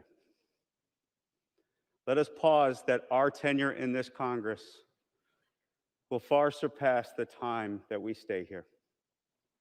And let us pass and cast our votes today, recognizing that what we do here today will set the course of this institution for years to come. And this institution, Madam Speaker, shall not fail, because the United States of America shall forever be the beacon of hope, the inspiration to all, and may God bless our great country. I yield back.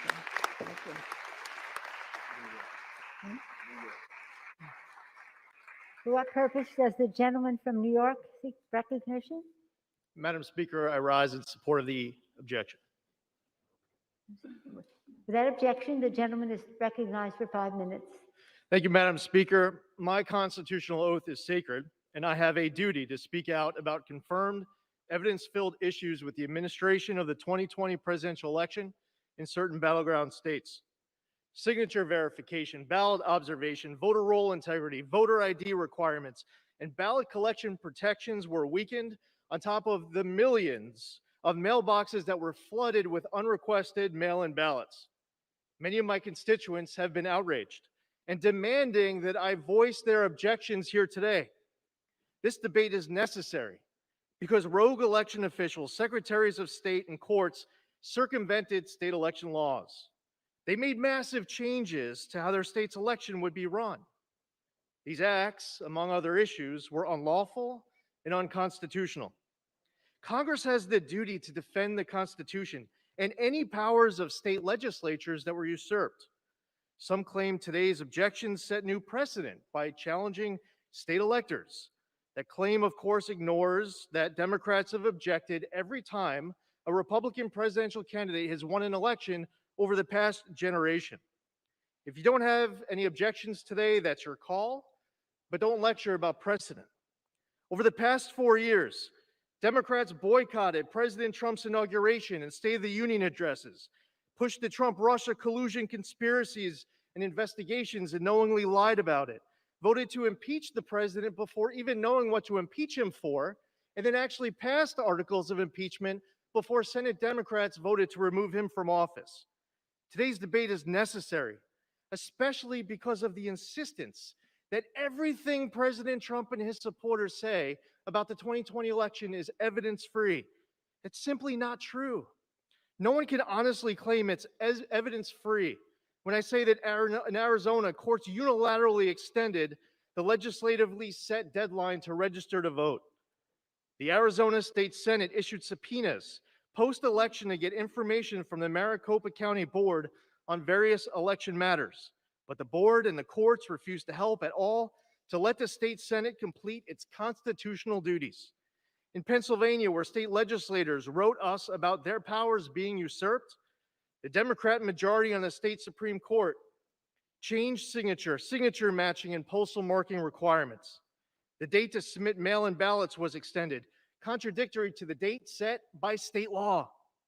The state legislature expanded no excuse mail-in balloting without a constitutional amendment. Constitutions apply to the acts of all branches of government. The issue is magnified by the voter rolls being so inaccurate that more voters submitted ballots than there were registered voters.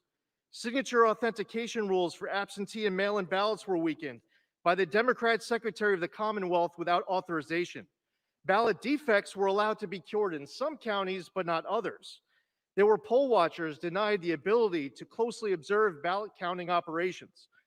In Georgia, the Secretary of State unilaterally entered into a settlement agreement with the Democratic Party, changing statutory requirements for confirming voter identity. Challenging defective signatures was made far more difficult, and the settlement even required election officials to consider issuing training materials drafted by an expert retained by the Democratic Party. In Wisconsin, election officials assisted voters on how to circumvent the state's voter ID laws and signature verification laws, while also placing unmanned drop boxes in locations picked to boost Democrat turnout. The Democracy in the Park event in Wisconsin had over 17,000 ballots transferred that shouldn't have been. These are all facts, and certainly not evidence-free.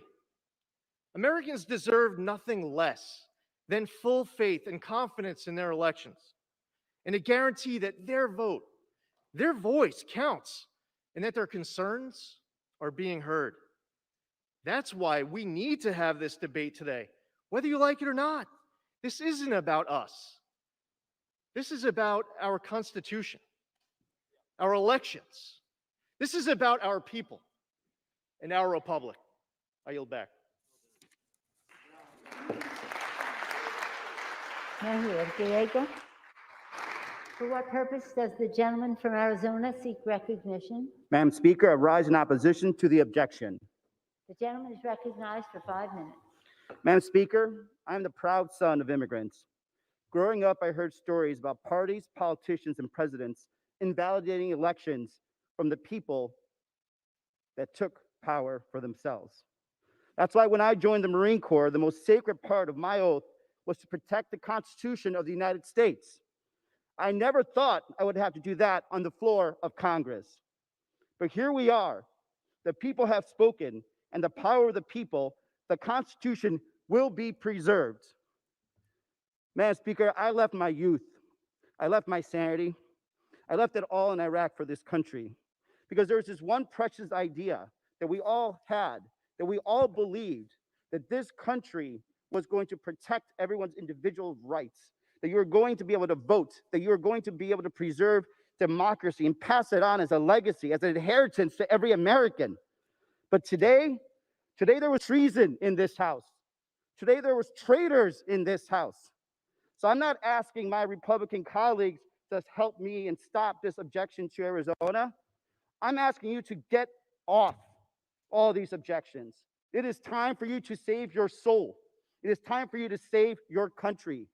That man at 1600 Pennsylvania Avenue will forget you. He will use you, and he will dump you to the side. But what will be left will be the stain of democracy that you are engaging in right now. Listen to yourselves. I consider most of you very smart, believe it or not. But the idea that we would rig an election for the president, but not preserve the congressional seats for all of our friends that we just lost in the last election is absurd. The idea that we would help Vice President Biden win, but wouldn't make sure that we got enough senators in the Senate for us to pass our full agenda is absurd. The idea that there is somehow nefarious voter registration in Arizona that tipped the scale, when because during that same time of voter registration, there were more registered voters that were Republican than Democrats. You are better than this. Many of you did serve. Many of you have never served. But there is an opportunity and a time for courage. I hope you never have to face fire or bullets or bombs for your country. But right now, this country is asking you to be better. Right now, this country is asking you to show courage. That man will leave. Your soul will stay with you for the rest of your life. You owe it to democracy. You owe it to the hundreds and thousands of men and women that have sacrificed their life. You know better. You are better. Be the good American. Be the American you want. Preserve this democracy. Reject this movement and stop this terrorism that is happening from the White House. I yield back my time.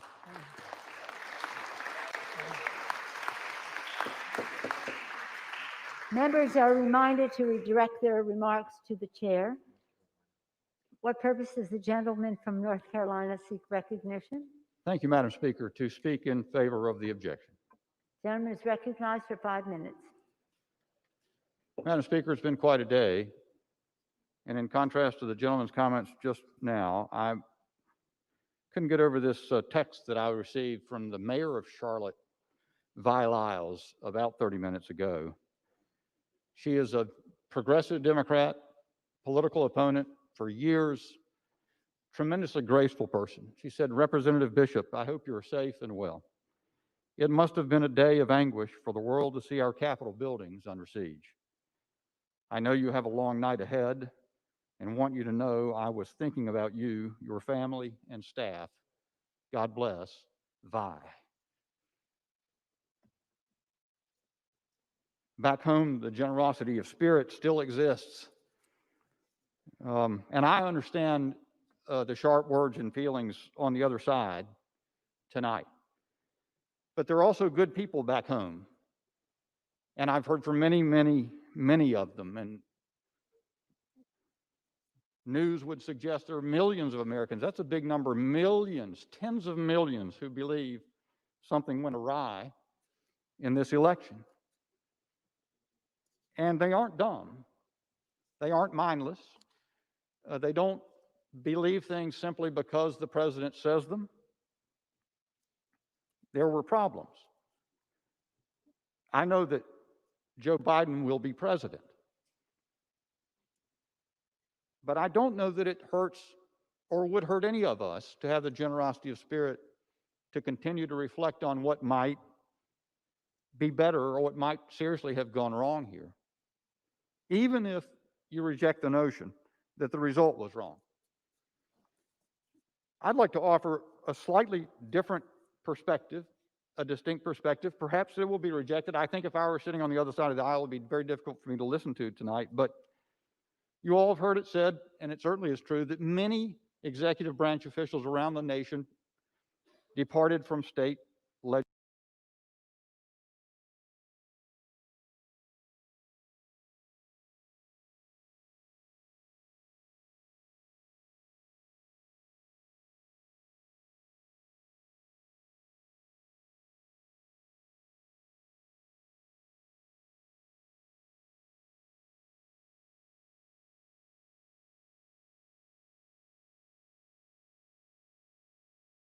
Elias, the National Democratic election lawyer, who appeared in hundreds of cases across the country in the course of the election year. This plan was not it pre-existed that, and his website shows that as well. He explained that in January 2020. It was a chaos strategy, a plan to flood state and federal courts with hundreds of simultaneous election year lawsuits aimed at displacing state legislative control. Now, as I've seen it, only the most experienced and independent judges appear to have recognized what was afoot. In the Fourth Circuit, dissenting judges Wilkinson and Agee said this: "Let's understand the strategy that is being deployed here. Our country is now plagued with a proliferation of pre-election litigation." And as they put it, 385 election year cases to that point on October 20th. And they referred to the website healthyelections.org to verify that. Around the country, they wrote, courts are changing the rules of the upcoming elections at the last minute. It makes the promise of the Constitution's elections and electors' clauses into a farce. This was a political operation masquerading as a judicial one. And in keeping with that, it featured gross breaches of litigation ethics, forum shopping, repetitive suits after losses, and collusive settlements with cooperating Democratic officials of state and local governments. That, ladies and gentlemen, is what led to officials changing the rules in state after state, mainly through consent orders or the preliminary unreviewed decisions of state and federal trial judges inclined by partisanship or having limited experience with the electors clause. In turn, the displacement of rules set by state legislatures led to chaotic conditions on the ground, about which so many Americans are angry and disheartened. I think we can do better. I think that strategy was unwise. And I think, particularly in light of what's happened here today, we should. Thank you, Madam Speaker. Gentleman's time has expired. For what purpose does the gentleman from Arizona seek recognition? Madam Speaker, I rise tonight in opposition to the objection. Without objection, the gentleman is recognized for 5 minutes. Thank you, Speaker. As a nation, we have endured trying times and overcome many challenges.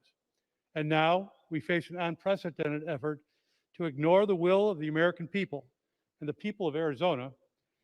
Given the facts, the unprecedented events of tonight, this effort must be finished, and America can be united again.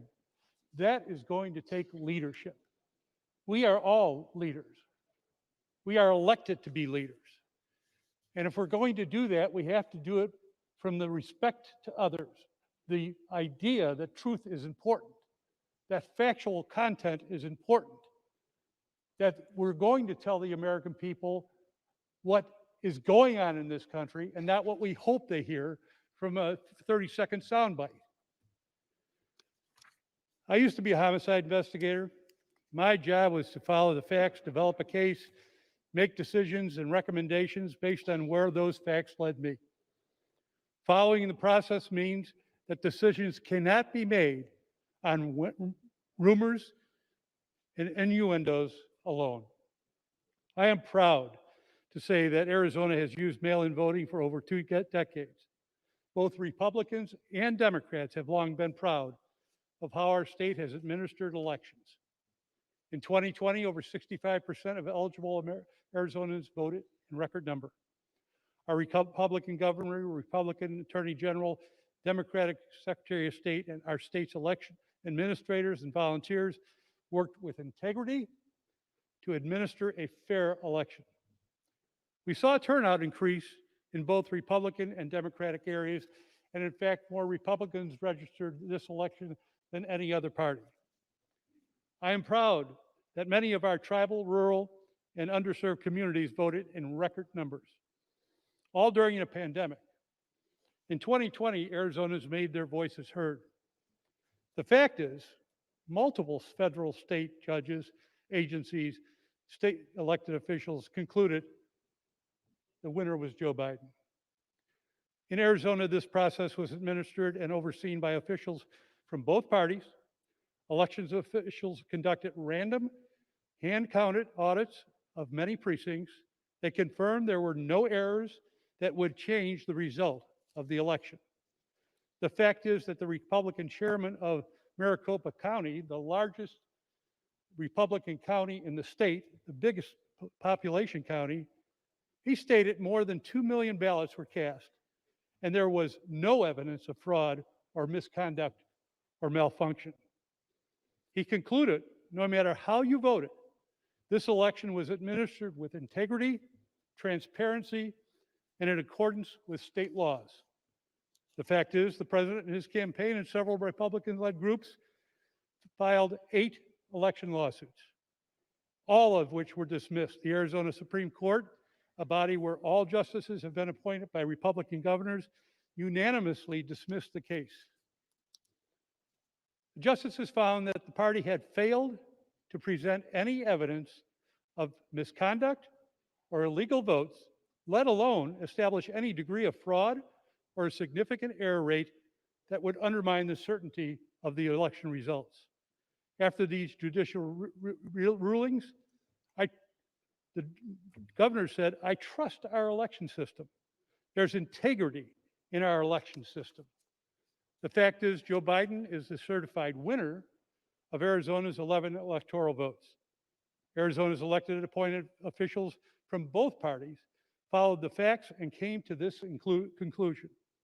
I urge my colleagues to do the same. To my colleagues across the aisle, I know we may disagree on who we want as president. But what we personally want is not what matters here. Rather, the people's influence, as reflected in the certified electoral college results, is what matters. Facts matter. Undermining faith in our election process by attempting to mislead the American public only serves to weaken us and make us vulnerable to foreign actors who would do us harm. For the good of our country, this must stop. Now is the time to come together to preserve our democracy and to protect our national security. I know my constituents are looking to Congress to move past its divisions, find common ground, and pass legislation to improve the lives of struggling families. We must stay focused on fighting the pandemic. We must work to ensure all Americans can be vaccinated as soon as possible so we can save American lives. Safely reopen schools, get people back to work, and visit loved ones again. I urge my colleagues to follow this, and Madam Speaker, I yield. Gentleman's time has expired. What purpose does the gentleman from Florida seek recognition? Madam Speaker, I rise to claim time in support of the objection. Gentleman is recognized for 5 minutes without objection. Madam Speaker, one of the first things we did when the House convened today was to join together to extend our grace and our kindness and our concern for a colleague who has experienced just an insurmountable amount of grief with his family. And I want all of our fellow Americans watching to know that we did that because we care about each other and we don't want bad things to happen to each other. And our heart hurts when they're due. Now, I'm sure there are plenty of folks over there who don't like me too much, and there are a few of you that I don't care for too much. But if anybody had been hurt today, it would have been even more of a catastrophe than we already saw. And I think that's an important point for the country. Another important point for the country is that this morning, President Trump explicitly called for demonstrations and protests to be peaceful.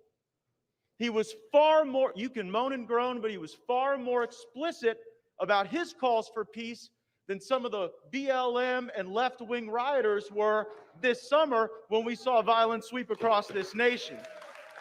Now, we came here today to debate, to follow regular order, to offer an objection, to follow a process that is expressly contemplated in our Constitution. And for doing that, we got called a bunch of seditious traitors. Now, not since 1985 has a Republican president been sworn in, absent some Democrat effort, to object to the electors. But when we do it, it is the new violation of all norms. And when those things are said, people get angry. Now, I know there are many countries where political violence may be necessary, but America is not one such country. Madam Speaker, it was wrong when people vandalized and defaced your home. It was wrong when thugs went to Senator Hawley's home. And I don't know if the reports are true, but the Washington Times has just reported some pretty compelling evidence from a facial recognition company showing that some of the people who breached the Capitol today were not Trump supporters. They were masquerading as Trump supporters, and in fact, were members of the violent terrorist group Antifa. Now, we should seek to build America up, not tear her down and destroy her. And I am sure glad that at least for one day, I didn't hear my Democrat colleagues calling to defund the police.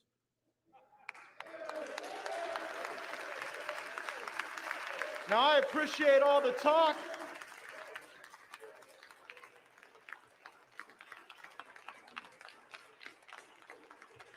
Now, I appreciate all the talk of coming together, but let us not pretend that our colleagues on the left have been free of some anti-democratic impulses just because we signed on to legal briefs and asked courts to resolve disputes.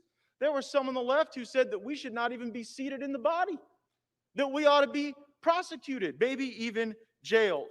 Those arguments anger people, but people do understand the concepts of basic fairness. And no competition, contest, or election can be deemed fair if the participants are subject to different rules. Baseball teams that cheat and steal signs should be stripped of their championships. Russian Olympians who cheat and use steroids should be stripped of their medals, and states that do not run clean elections should be stripped of their electors. This fraud was systemic. It was repeated. It was the same system, and I dare say it was effective. We saw circumstances where when Democrat operatives couldn't get the outcomes they wanted in state legislators, when they couldn't get the job done there, they went and pressured and litigated and usurped the Constitution with extra constitutional action of some officials in some states. They fraudulently laundered ballots, votes, voter registration forms, and then they limited review. In 2016, Democrats found out that they couldn't beat Donald Trump at the ballot box with voters who actually show up, so they turned to impeachment and the witness box. And when that failed, they ran to the mailbox, where this election saw an unprecedented amount of votes that could not be authenticated with true ID, with true signature match, and with true confidence for the American people. Our Article 3 courts have failed by not holding evidentiary hearings to weigh the evidence. We should not join in that failure. We should vindicate the rights of states. We should vindicate the subpoenas in Arizona that have been issued to get a hold of these voting machines, and we should reject these electors. I yield back. Gentleman's time has expired. For what purpose does the gentlewoman from Colorado seek recognition? Madam Speaker, I rise in opposition to the objection. Without objection, the gentlewoman is recognized for 5 minutes. Madam Speaker, I'm very pleased to yield my time to the Dean of the Arizona delegation, Mr. Grijalva. Gentleman is recognized. Thank you, Madam Speaker, and thank the gentlelady from Colorado for yielding time. I'll be very brief, Madam Speaker. There's really nothing left to say. This challenge brought by members of this House, Republican members from this House from Arizona, and a senator from Texas.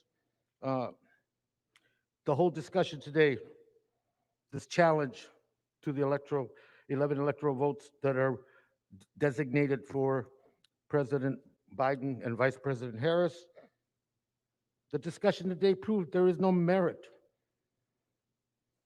to denying those electoral votes. There's no legal standing. The courts have proven that in Arizona time and time again. There is no precedent. There is no constitutional violation. But we're here today, Madam Speaker, because of one man and those who are desperate to please him. So what do we have to show for this process today? Fear, a lockdown, violence, and regrettably and sadly death, arrest, present and real danger, threats, and assault on our institution, this House, this Congress, and the very democracy that we practice here. And to what end? What did we accomplish? The reality is that the challenge will be defeated come January 20th. President Biden and President Harris will be the President and Vice President of the United States. So what have we accomplished? To further divide this nation, to continue to fan the same rhetoric of division and us versus them, to paralyze and dismantle our democracy? Is that what we're attempting to accomplish today? The mob that attacked this institution, I hold no member specifically responsible for that madness that was around us. But we do share a responsibility, my friends, to end it. It's past time to accept reality, to reaffirm our democracy, and move on. I would urge my colleagues from Arizona who filed this challenge to withdraw their challenge to Arizona and to the electors that have been chosen to give their 11 votes to the winners in that election. But if that doesn't happen, then I would urge my colleagues to reject this challenge and defend all voters, defend the voters of Arizona, and that democracy that we practice daily in the representation of our constituents. That's what's at stake today. And with that, I yield back to the gentlelady from Colorado and thank her for the time. I thank the gentleman. Madam Speaker, on Sunday, every member in this chamber took an oath to uphold the Constitution. And there's only one vote tonight for those who took that oath. And that vote is to reject this challenge. I yield back. All the time for debate has expired. The question is, shall the objection to the Arizona Electoral College vote count submitted by the gentleman from Arizona, Mr. Gozar, and the senator from Texas, Mr. Cruz, be agreed to? Those in favor say aye. Those opposed, no. Opinion of the chair, the noes have it. Speaker, For what purpose does the gentleman from Ohio seek recognition? we would ask for a roll call. The yeas and nays have been requested pursuant to Section 3S of House Resolution 8. The yeas and nays are ordered. Members will record their votes by electronic device and are reminded to vote when their group is called.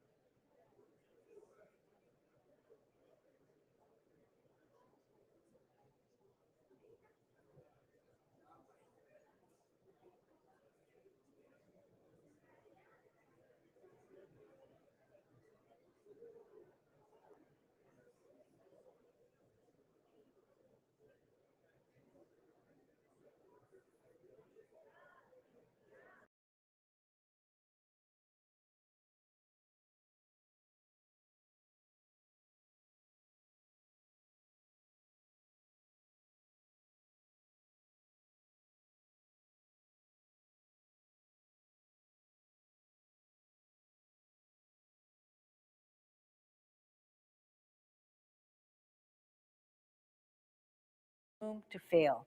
We have a strong bipartisan majority, as noted in the vote that we just took, and both chambers of Congress who reject this stunt. And courts have ruled against Trump and his allies in more than 60 cases. So whenever this farce ends, the result will be the same. Donald Trump will have lost the election, and Joe Biden will become the 46th president of the United States. You can tell a lot about a person from the way they handle defeat. The way Donald Trump has handled defeat says a lot about who he is. Watching so many of our colleagues indulge the president tells us a lot about them, too. We don't have to look back very far in history to find examples of candidates who lost tough races but demonstrated their character in defeat. Our colleague, Senator Romney, graciously conceded his defeat to President Obama in noting that, quote, at a time like this, we can't risk partisan bickering and political posturing. Our leaders have to reach across the aisle to do the people's work, and we citizens also have to rise to the occasion. And in 2000, during an election with substantial irregularities and partisan intervention from the Supreme Court, Al Gore nevertheless put his country first. And he said, "Let there be no doubt that while I strongly disagree with the court's decision, I accept it. And tonight, for the sake of our unity as a people and the strength of our democracy, I offer my concession." As I reflect on the service of these distinguished public servants and the acts they took to maintain our democracy, I'm also drawn to remarks President Obama made 4 years ago in his farewell address to the nation when he warned that our democracy is threatened whenever we take it for granted. It is a particularly sage warning as we contend with the President of the United States seeking to nullify a free and fair election simply because he lost. We have to stand up, speak out, and fight back because our democracy itself is at stake. American democracy has endured over the centuries in large part because our institutions serve as guardrails to keep us from going over the cliff. As elected officials, we can strengthen these guardrails by listening to our own conscience in moments of peril, by having what our friend John Lewis called an executive session with myself. Before making a big decision, John would say, "Listen, self, this is what you must do. This is where you must go." Today, we can follow John's example. Listen to our conscience, stand up for our Constitution, and do what's right. I yield the floor.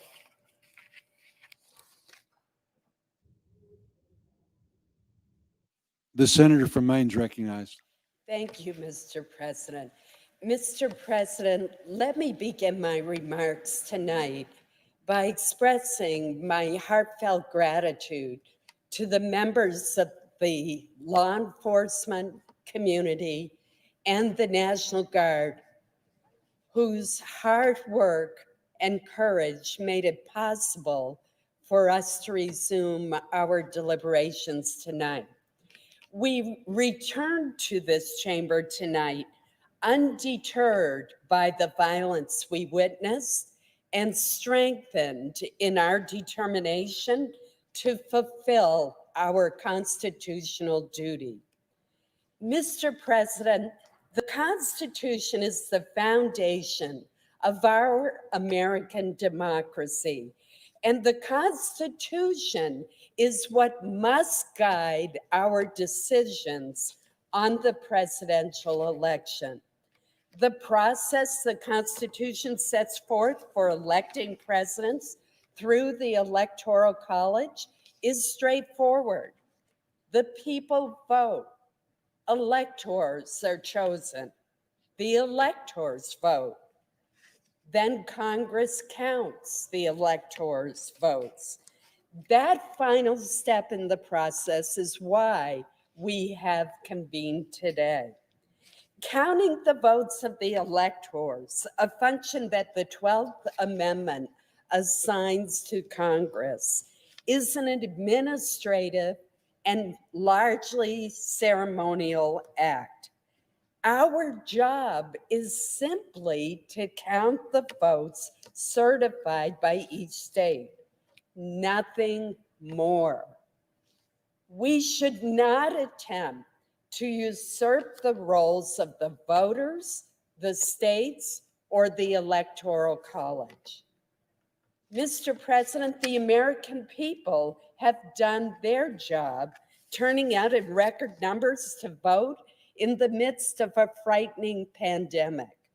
Indeed, as a percentage of the voting eligible population, the turnout was the highest in 120 years. Similarly, in the midst of this pandemic, hundreds of election officials and volunteers have done their job, staffing polling places and faithfully counting and often recounting votes. The states have done their job by certifying the election results. Now, Mr. President, I've heard the proponents of these objections raise questions about whether the various states conducted their elections properly.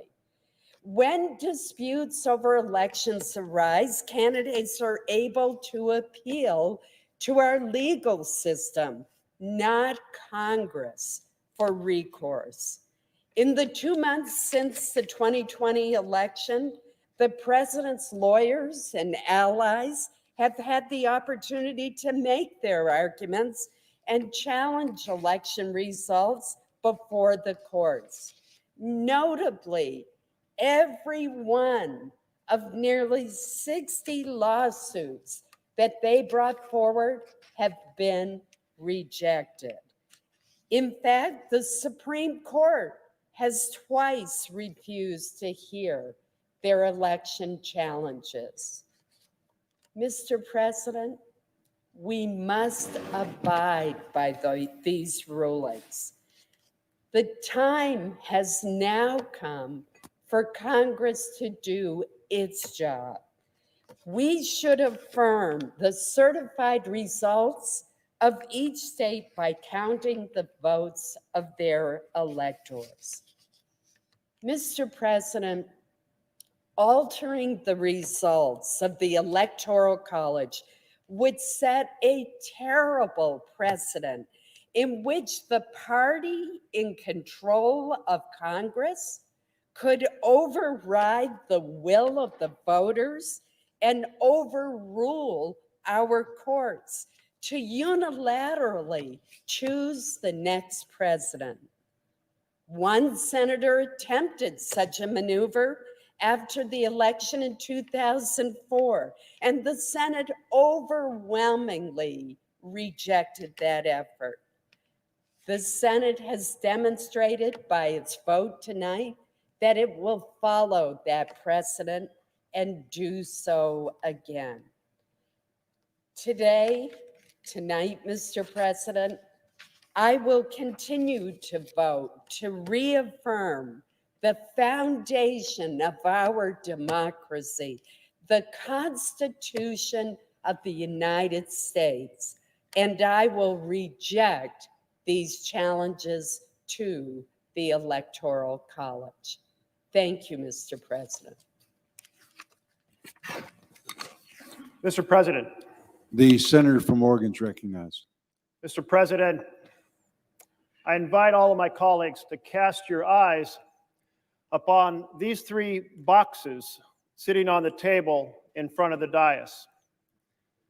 These three boxes contain the certified results from every state in our union regarding how that state voted, how their electors have voted for the President of the United States of America.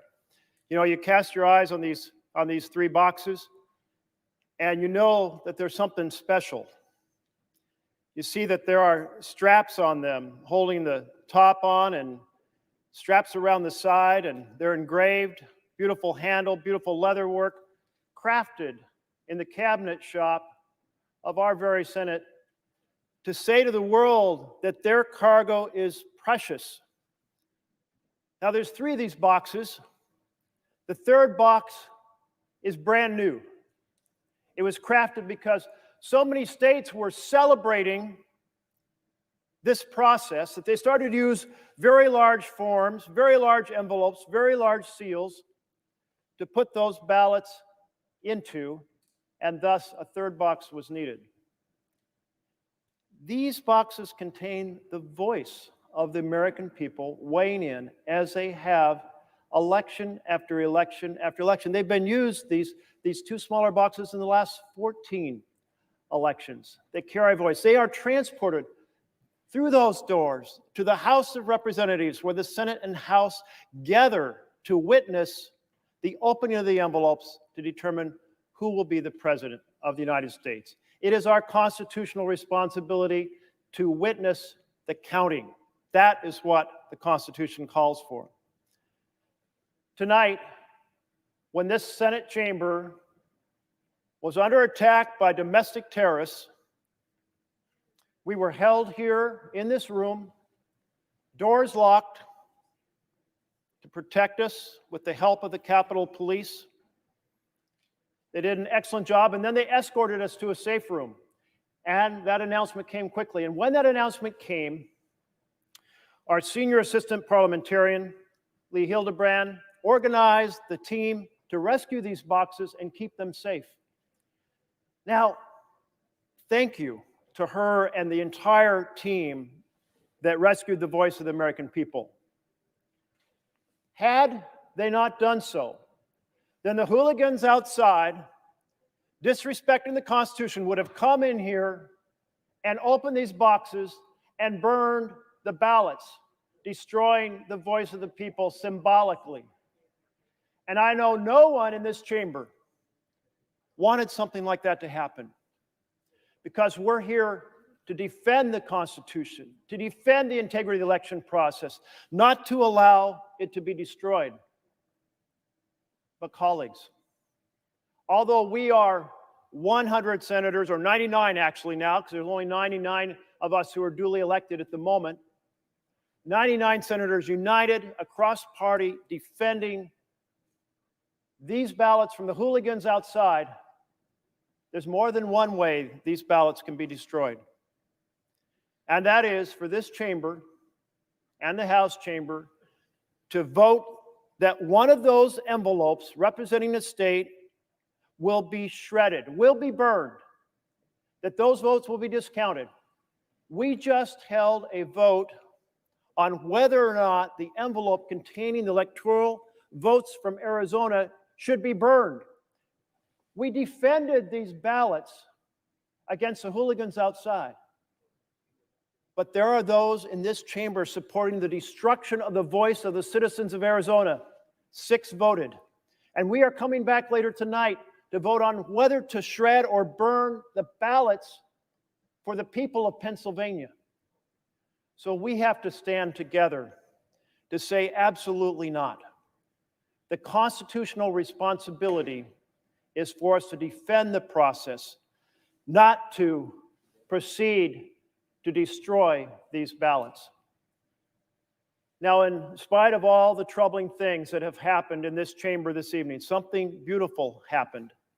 And that is, we sat here in this chamber, all of us listening to each other, 5-minute speeches, hearing each other out, diverse views, wrestling with a complicated issue. It's really the first time that's happened in the 12 years I've served in the Senate. We need to restore the process of struggling with America's issues together on the floor of the Senate. That's the Senate I saw when I first came here as an intern for my home state senator in 1976. That's the Senate that I saw when I worked for Congress in the 1980s.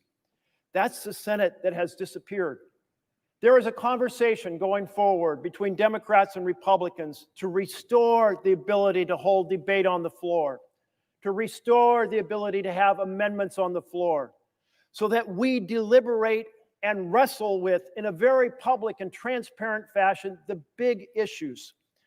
So let's take this moment when we're rethinking how to restore the institutions of our government, to restore and improve how this Senate operates, to deal with the issues ahead of us, so that this moment is a moment where we come together rather than be divided, where in a bipartisan fashion we craft a strategy to restore issues to the floor, bills and amendments and debate and decisions before the public. So, out of a dark moment can shine a bright light, a renewal, and it is a moment much needed now. A moment much needed in the executive branch as we, on the 20th of January, welcome new leadership. And it's a moment much needed for us to restore the Senate to being the deliberative body once renowned and respected around the world. Let's defend these ballot boxes, both from the hooligans outside and those who would vote to destroy the ballots from any given state, and let us come together and restore the Senate and fight for the vision of our We the People republic. I yield the floor. Mr. President. The senator from Delaware is recognized. Thank you, Mr. President.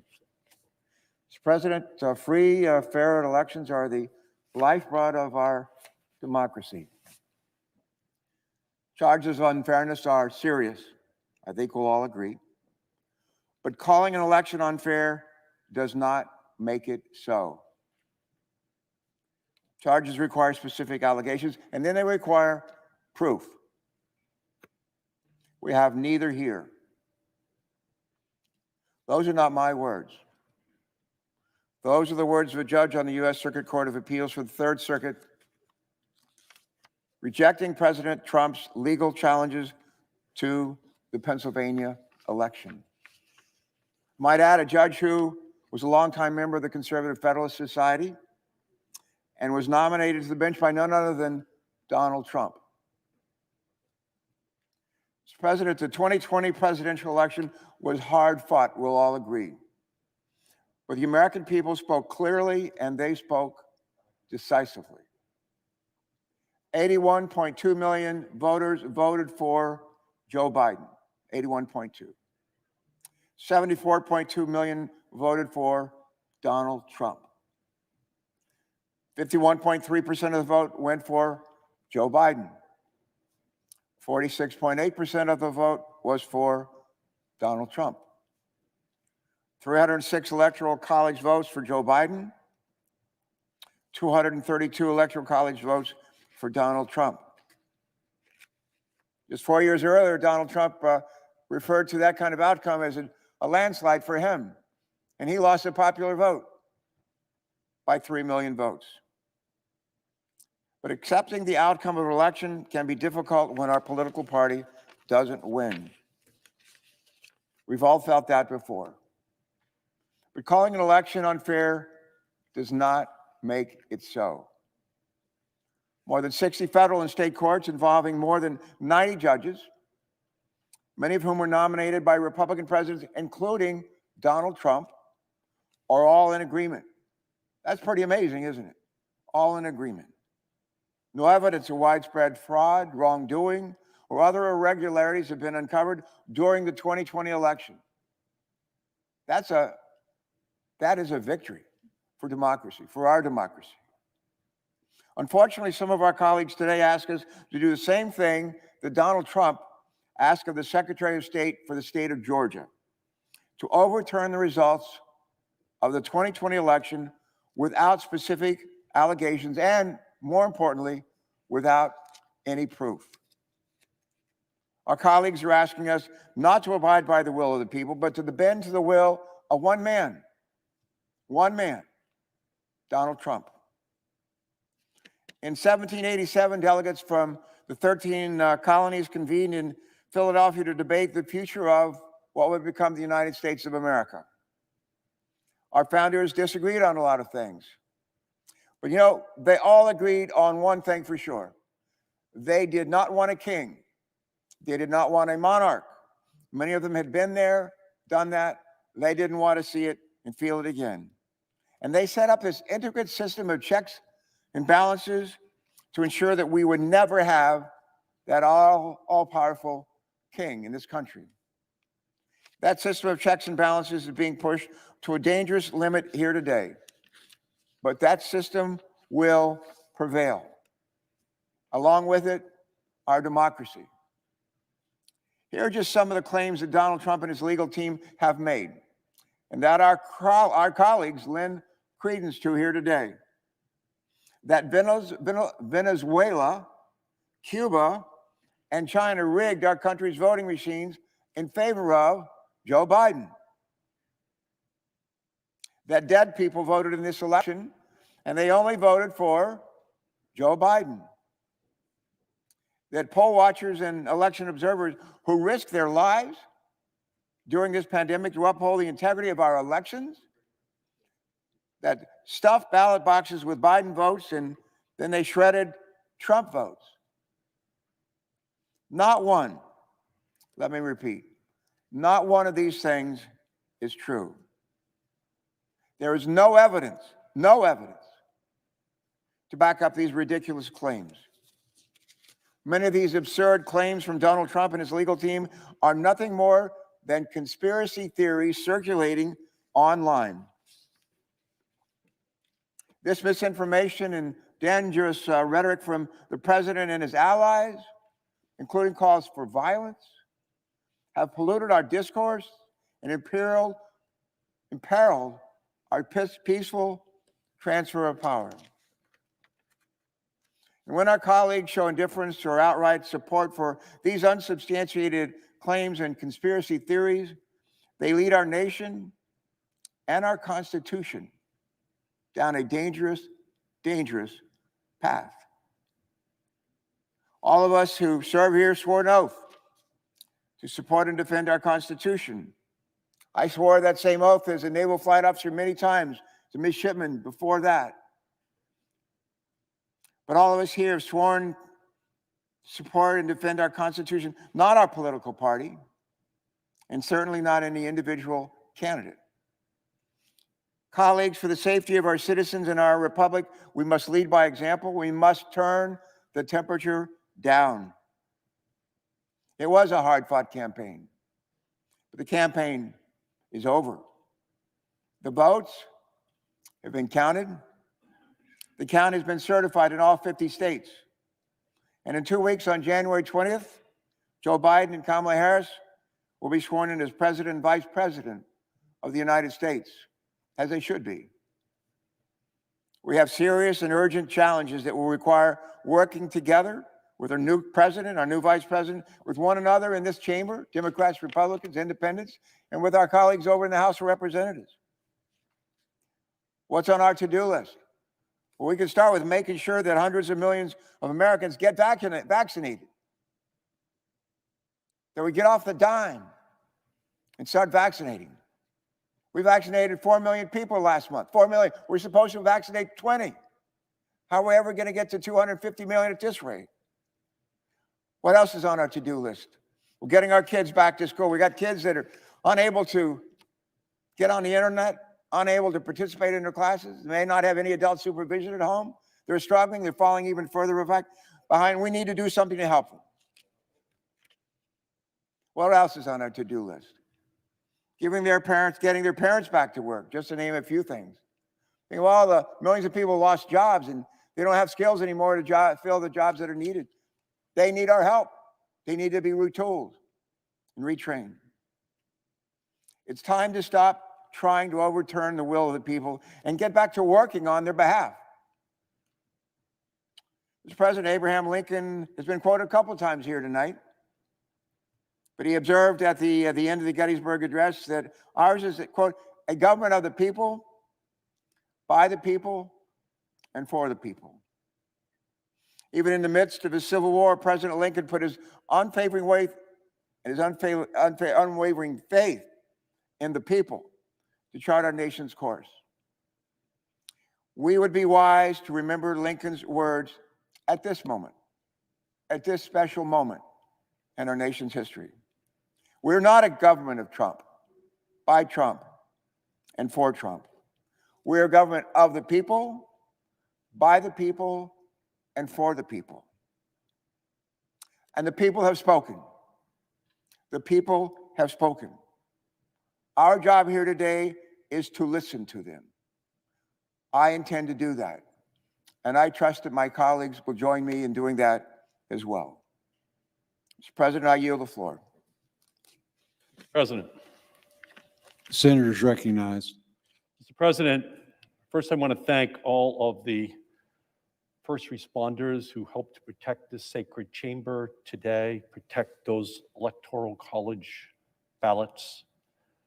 Today is a special day. On a day when some 2,500 or more Americans will lose their lives to the coronavirus, when another 130,000 will be hospitalized with it, when hundreds of small businesses will close their doors and put thousands of Americans out of work. On this day, the United States Senate is not debating how to get more life-saving vaccines into Americans' arms or how to put 2,000 badly needed dollars into their pockets. No, instead, we are using the first days of the new Senate and Congress to give time to our radical Republican colleagues' baseless and damaging claims of election fraud, all in an attempt to keep Donald Trump in office in violation of the United States Constitution. There's a word for this. It's called sedition. All these unfounded objections to state electors are seditious. They are nothing short of an insurrection against the established order of the United States Constitution and our democratic republic. This is an historically shameful day for the Senate and for our country. To be clear, the notion that there are any meaningful voter fraud that has been identified in the 2020 presidential election is a dangerous, anti-democratic, treasonous fiction. Joe Biden won, Donald Trump lost, period. But that hasn't stopped the president and his supporters from making allegations of voter fraud in some 60 legal challenges across the country, heard by some 90 judges, including Trump judicial appointees. Not one of these challenges succeeded, not one. And despite this reality, my radical Republican colleagues claim we must have a commission to investigate the fraud. Well, we do know one of the most undeniable instances of substantial and significant election fraud ever. We even have a recording and a transcript of it. It's President Trump talking like a mafia boss to the Georgia Secretary of State, a Republican no less, pressuring and threatening him to fix the election in Trump's favor and holding out the prospect of criminal prosecution if he doesn't. Find me 11,780 votes, Trump said. Well, someone should find Donald Trump a real lawyer and measure him for an orange jumpsuit, because the list of statutes that this latest shocking presidential phone call may violate is too long to recite. The president's words on that phone call, indeed, his conduct since the election, demand a serious response, one much more serious than the sham before us today. First, federal and state law enforcement authorities should investigate Donald Trump for election fraud, extortion, conspiracy, and whatever other charges fit the bill. And if warranted, indict and try him for any crimes he has committed. Second, we must recognize that Donald Trump is and will remain a danger to our Constitution and our democracy. So while time is certainly limited, we should impeach Trump again and bar him from holding office in the future. And finally, we should abolish the Electoral College. It is a vestige of a racist Jim Crow America, and we have outgrown it. Every person's vote in every state should count just the same. One person, one vote. Election fraud and reform are very serious issues. Election reform absolutely should be debated in Congress, which is why instead of today's kabuki theater, I invite my Republican colleagues to stand up and say, yes, we need to protect and expand voting rights and election security. We need automatic voter registration. We need online voter registration. We need same-day voter registration. We should make Election Day a federal holiday. We should restore voting rights to people with prior felony convictions. We should support independent redistricting commissions. Let's spend our time on the floor debating that, debating how to reduce the influence of big money in our political system, to slow the revolving door between government officials and lobbyists, to stop gerrymandering and voter suppression. That's the real election reform that we should be debating and supporting, not these shameful, craven, baseless objections. More than 350,000 Americans have died from the coronavirus. That is the truth. Nearly 8 million people have fallen into poverty because of the economic crisis caused by this virus. That is the truth. Wearing a mask saves lives. Vaccines are safe and effective. That is the truth. Joe Biden won. Donald Trump lost. That is the truth.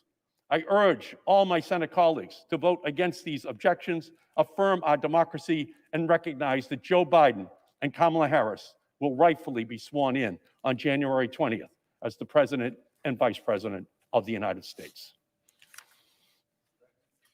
The senator from Connecticut is recognized. Thank you, Mr. President.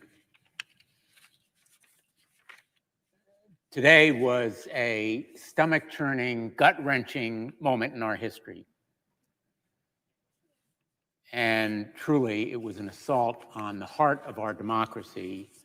And I want to join in thanking the first responders and police.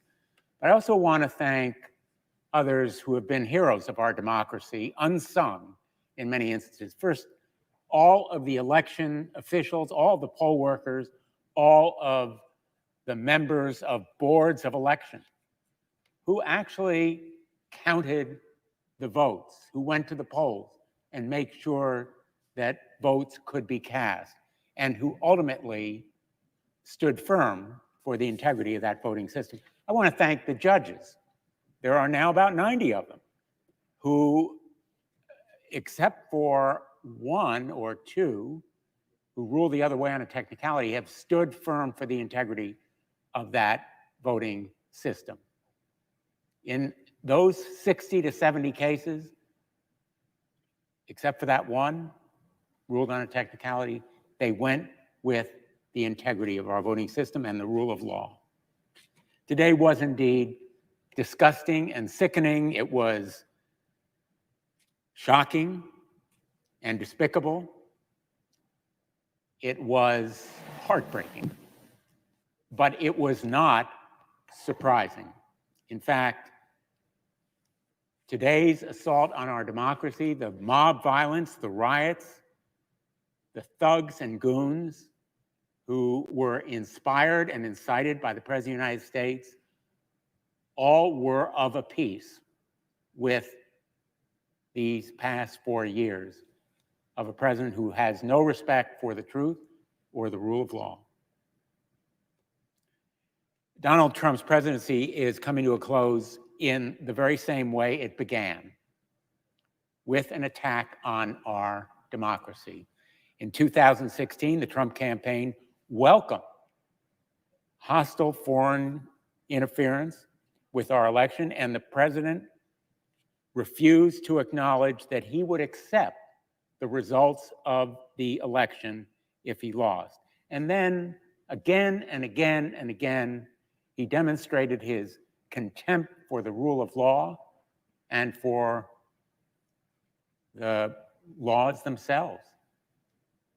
He obstructed justice, and he would have been charged with it had he not been the President of the United States. He invited a foreign government to interfere in our elections and find dirt on his political opponent. And most disturbingly, these actions by a president who demonstrated that contempt for the rule of law were met with silence from many political leaders, our colleagues here in the Senate among them. Silence in the face of that contempt for the rule of law and disrespect for the law enforcers. So we could have seen today coming. In fact, we did. I warned about it, others did, because the fantasies and falsehoods that drove those rioters, not protesters, the mob who assaulted the temple of democracy, were fueled by the president's misstatements and lies and contempt for the truth. And he was enabled. He had enablers. So today we are stopping in one instance that enabling. But we must also make sure to stop it going forward. And the political stunt that brought us here today offers no great solace that it will. These stunts have consequences. We say words have consequences. And the actions today will have significant consequences. They are an attack on our democracy that undermines the core tenets of our American government and a disrespect for the will of the people and a peaceful transition of power, and the political stunts themselves, driven by opportunism, blaze a path that can be followed by more competent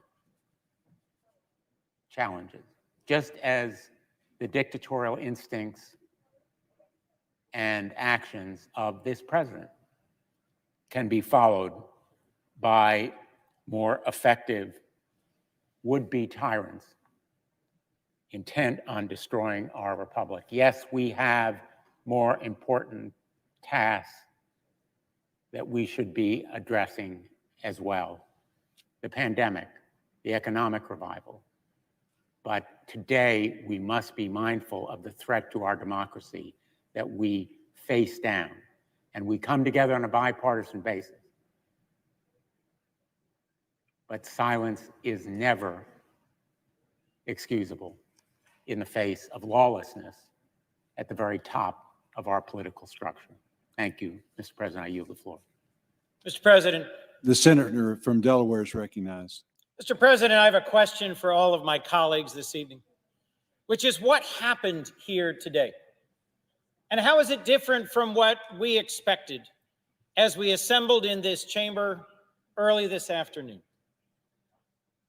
Sadly, much like the impeachment trial of just a year ago, I think as many of us slogged our way to the nation's capital and dutifully filed into this chamber, we expected hours and hours of debate and discussion, knowing the outcome, knowing that what was being engaged in by a handful of our colleagues was a political stunt, feeding the ego of our president, who is chasing conspiracy theories about how he actually won the election 2 months ago that he lost, and indulging his belief that somehow, the Congress could still at the last moment snatch victory from the jaws of defeat. Even in the last day, President Trump had been haranguing his own incredibly loyal Vice President, Mike Pence, as if somehow Vice President Pence would simply declare him president today. We knew that President Trump had been stirring up the spirits of thousands, urging them to come to Washington. We had an inkling that he might go out and speak to them. But I don't think as we filed into this chamber, any of us expected that for the second time in our republic's history, the perimeter of this Capitol would be breached, members of the Senate would be rushed to safety, that not just the Capitol Police, but U.S. Marshals and FBI officers and fully combat-geared soldiers would be in the United States Capitol, taking it back from a riotous mob of thugs. Just a few moments ago, I went to the rotunda to see the litter and the trash, the residue and the remnants of those who took over this building today, and to say thank you to the men and women of law enforcement who helped secure it after it fell to an angry mob. But folks, we have to think about the consequences of what happened here today, why this happened and what it means and what it teaches. Because frankly, tonight, now, the whole world is watching. The entire world is watching a montage of scenes of folks cavorting in the Capitol, half-naked men taking that seat, scrawling things on different surfaces, parading up and down the Capitol corridors with a Confederate flag, with a Trump flag, and in other ways signaling that they had done something significant. No, in fact, what they've actually done is weakened our democracy, showed some of its fragility, and encouraged our opponents around the world. In the last 2 months since the election, we have one man who has abandoned his post, who has mostly spent his time golfing and tweeting and indulging himself in conspiracy theories and been less and less attuned to our national security and to a raging pandemic. And another man, our president-elect, who is preparing to take over the responsibility for leading this country out of this pandemic and out of its current state of deep, deep division. President Trump has abandoned his post. He does not deserve to be president any longer, and he poses a real and present threat to the future of our democracy. But let me also say this to my colleagues, half of whom changed their intended vote today after seeing what happened in the Capitol. There were, as we began, roughly 13 senators, Republicans, who said they were going to vote against the certification of the election. And when we actually finally called the roll, it was just 6. 7 of them having been chastened by the events of today. But 2 who continue on this quest, clerked for the Supreme Court Chief Justice, are deeply schooled in the law, know better than what they did today. And in the count and the debate going on over in the House, even now, more than 100 House Republicans continue with this effort. On this floor earlier today, this evening, there were strong and clear and brave speeches by Republicans and Democrats alike. So I have a question as we move forward. When will this fever break? When will we finally say to each other, enough is enough of indulging in following populism and demagoguery? Is it time to finally show who the leaders are and to uphold our Constitution that every one of the House members and a third of us swore to uphold just 3 days ago?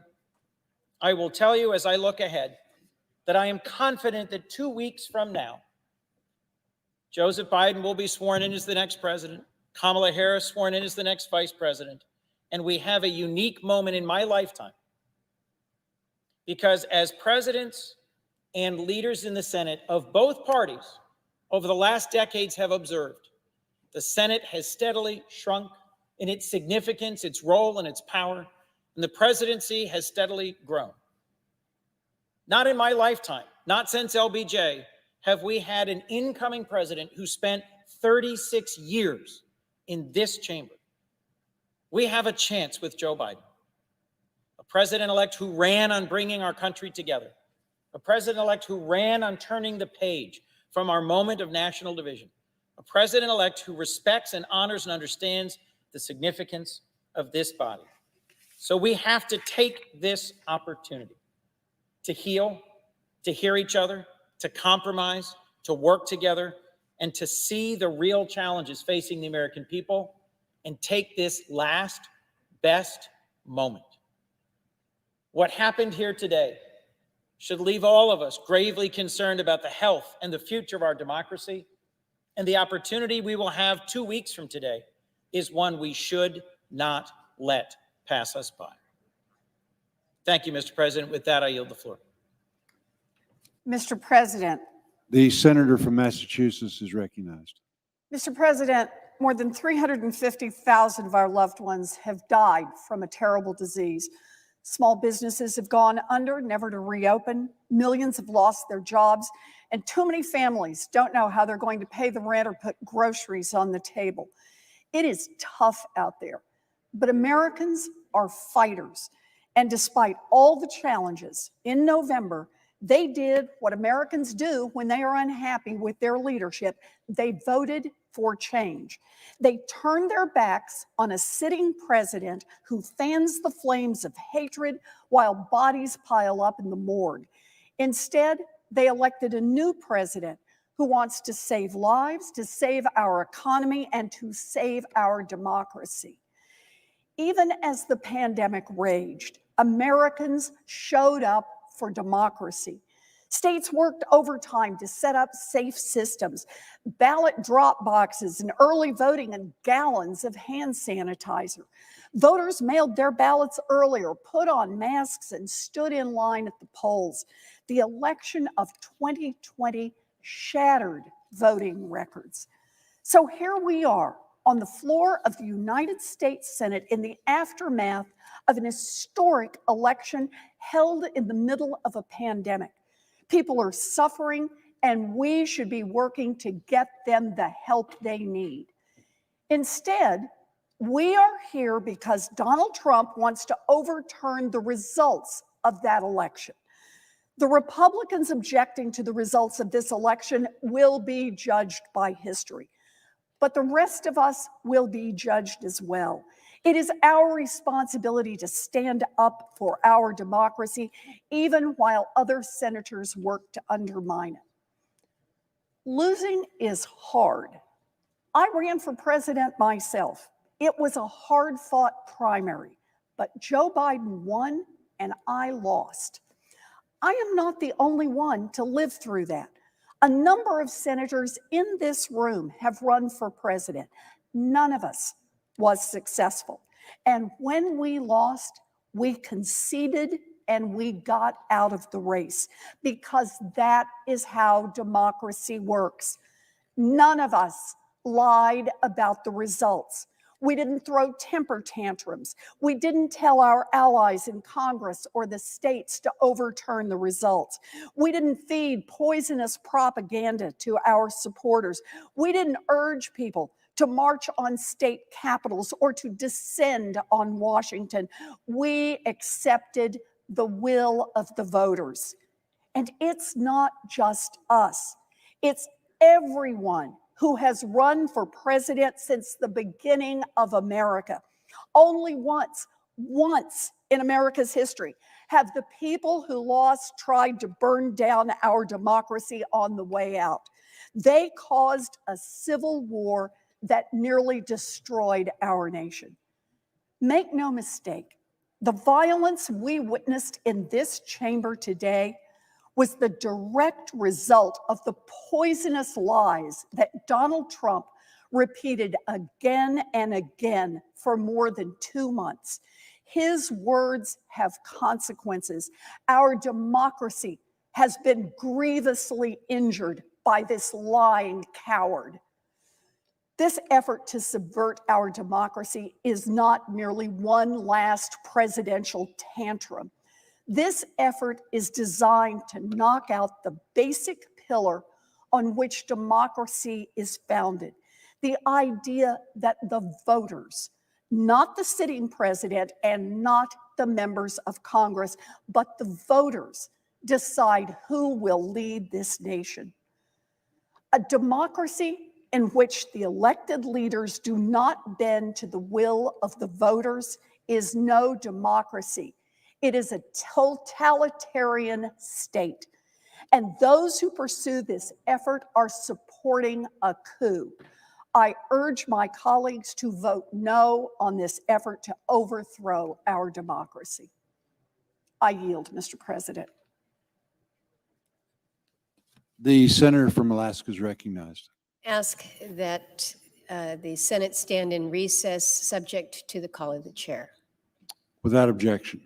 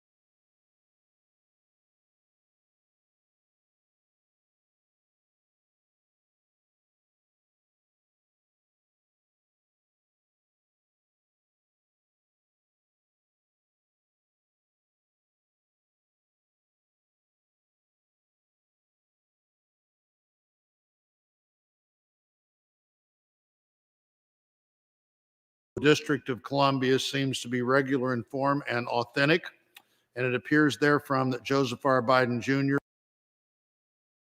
of the state of Delaware received 3 votes for president, and Kamala D. Harris from the state of California received 3 votes for vice president. Are there any objections to counting the certificate of vote of the District of Columbia that the teller has verified appears to be regular in form and authentic? Hearing none. This certificate from Florida, the parliamentarians advise me, is the only certificate of vote from that state that purports to be a return from the state, and that has annexed to it a certificate from an authority of the state purporting to appoint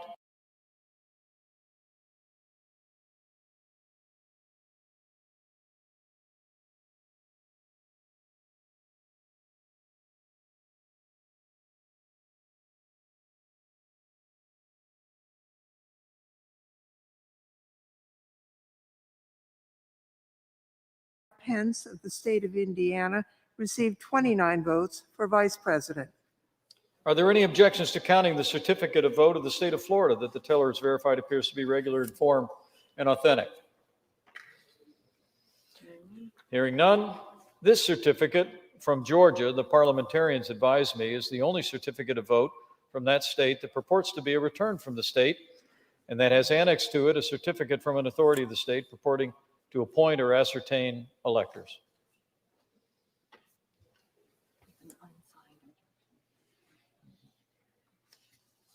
Mr. President, the certificate of the electoral vote of the state of Georgia seems to be regular in form and authentic, and it appears therefrom that Joseph R. Biden Jr. of the state of Delaware received 16 votes for president, and Kamala D. Harris of the state of California received 16 votes for vice president. For what purpose does the gentleman from Georgia rise? Mr. President, myself, members of the Georgia delegation, and some 74 of my Republican colleagues, and I object to the electoral votes from the state of Georgia on the grounds that the election conducted on November 3rd was faulty and fraudulent due to unilateral actions by the Secretary of State to unlawfully change the state's election process without approval from the General Assembly, and thereby setting the stage for an unprecedented amount of fraud and irregularities. And I have signed the objection myself. Sections 15 and 17 of Title III of the United States Code require that any objection be presented in writing and signed by a member of the House of Representatives and a senator. Is the objection in writing and signed by a member and a senator?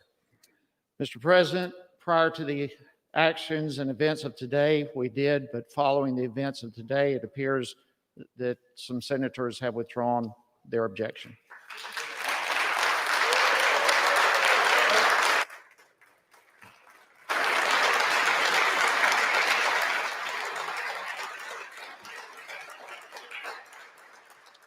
In that case, the objection cannot be entertained.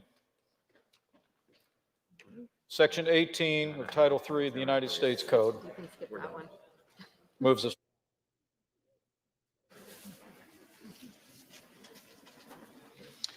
This certificate from Hawaii, the parliamentarians advise me, is the only certificate of vote from the state that purports to be a return from the state, and that has annexed to it a certificate from an authority of that state purporting to appoint or ascertain electors.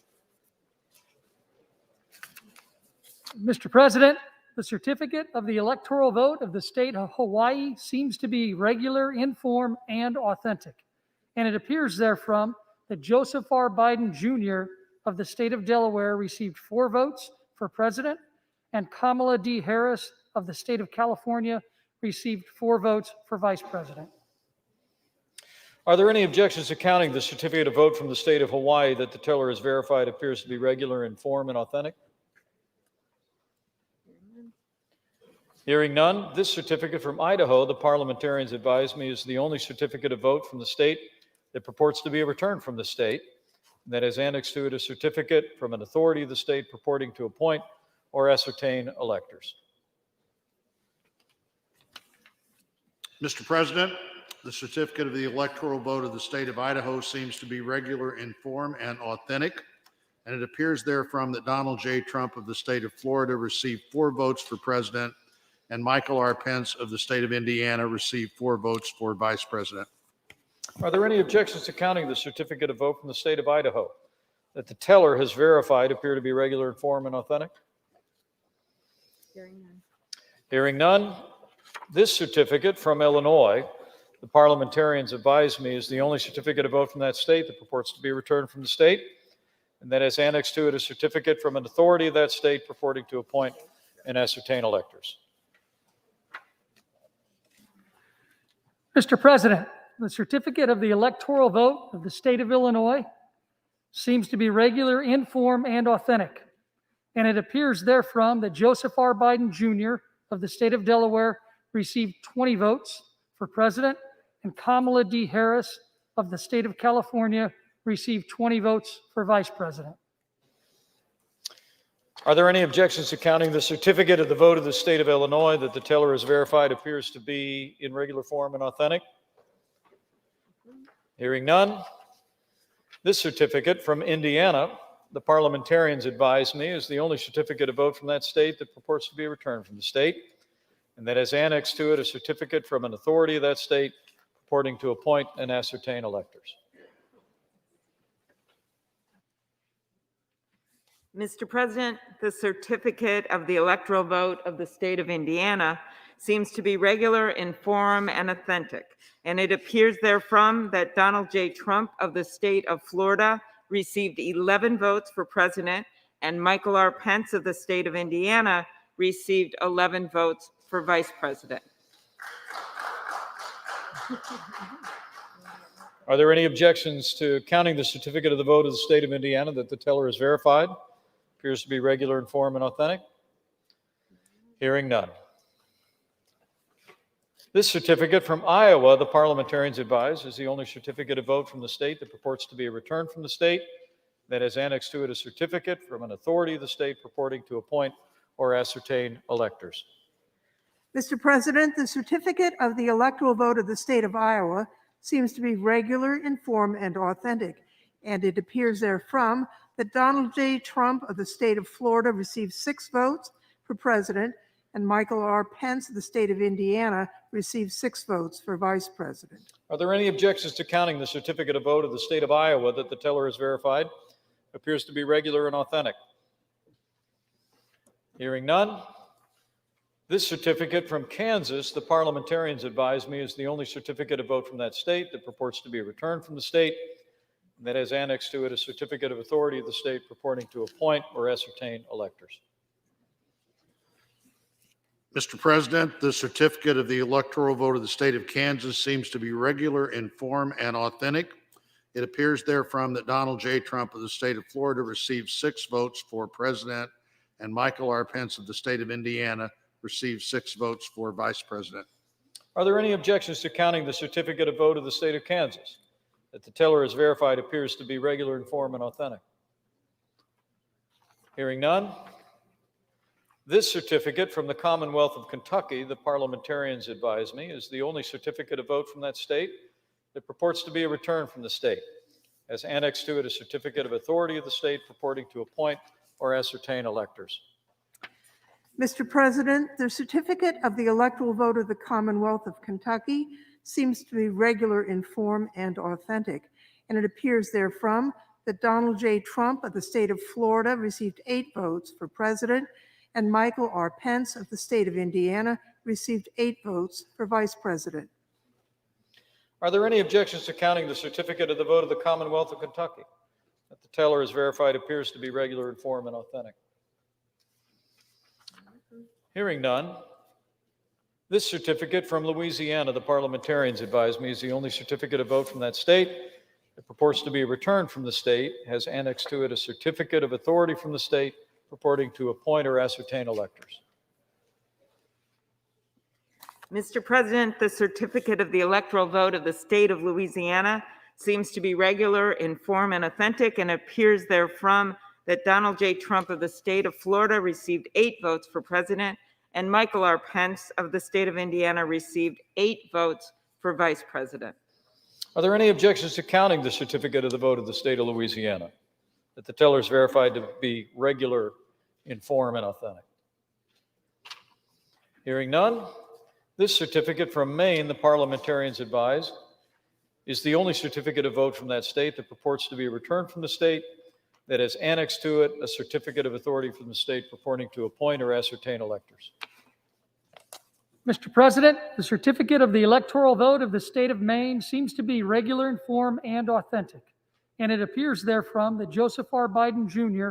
of the state of Delaware received 3 votes for president, and Donald J. Trump of the state of Florida received 1 vote for president, and Kamala D. Harris of the state of California received 3 votes for vice president, and Michael R. Pence of the state of Indiana received 1 vote for vice president. Are there any objections to counting the certificate of vote of the state of Maine that the teller has verified appears to be regular in form and authentic? Hearing none, this certificate from Maryland, the parliamentarians advise me, is the only certificate of vote from that state, purports to be returned from the state, has annexed to it a certificate from an authority of the state purporting to appoint or ascertain electors.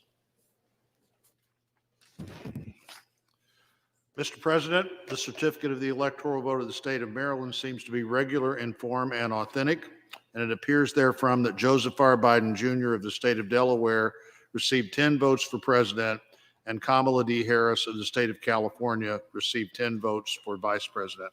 Are there any objections to counting the certificate of the vote of the state of Maryland that the teller has verified appears to be regular in form and authentic? Hearing none, this certificate from the Commonwealth of Massachusetts, the parliamentarians advise, is the only certificate of vote from that state, purports to be a return from the state, and has annexed to it a certificate from an authority of the state purporting to appoint or ascertain electors. Mr. President, the certificate of the electoral vote of the Commonwealth of Massachusetts seems to be regular in form and authentic, and it appears therefrom that Joseph R. Biden Jr. of the state of Delaware received 11 votes for president, and Kamala D. Harris of the state of California received 11 votes for vice president. Are there any objections to counting the certificate of the Commonwealth of Massachusetts? The tellers advised appear to be regular in form and authentic. Hearing none, this certificate from Michigan, the parliamentarians advise, is the only certificate of vote in that state that purports to be a return from the state and has annexed to it a certificate of authority of the state purporting to appoint or ascertain electors.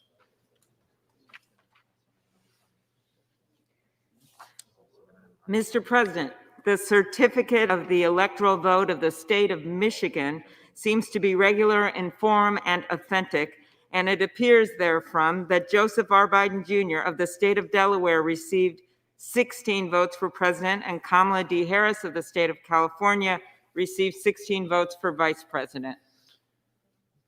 For what reason does the gentlelady from Georgia rise? Mr. President, I, along with 70 of my Republican colleagues, object to the counting of the electoral votes for the state of Michigan on the grounds that the error rate precedes the FEC rate allowed at 0.0008%, and that the people who signed affidavits at risk of perjury, their voices have not been heard in a court of law.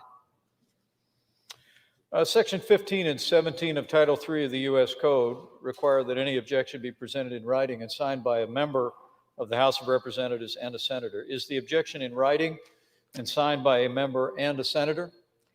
The objection is writing, not signed by a senator. In that case, the objection cannot be entertained.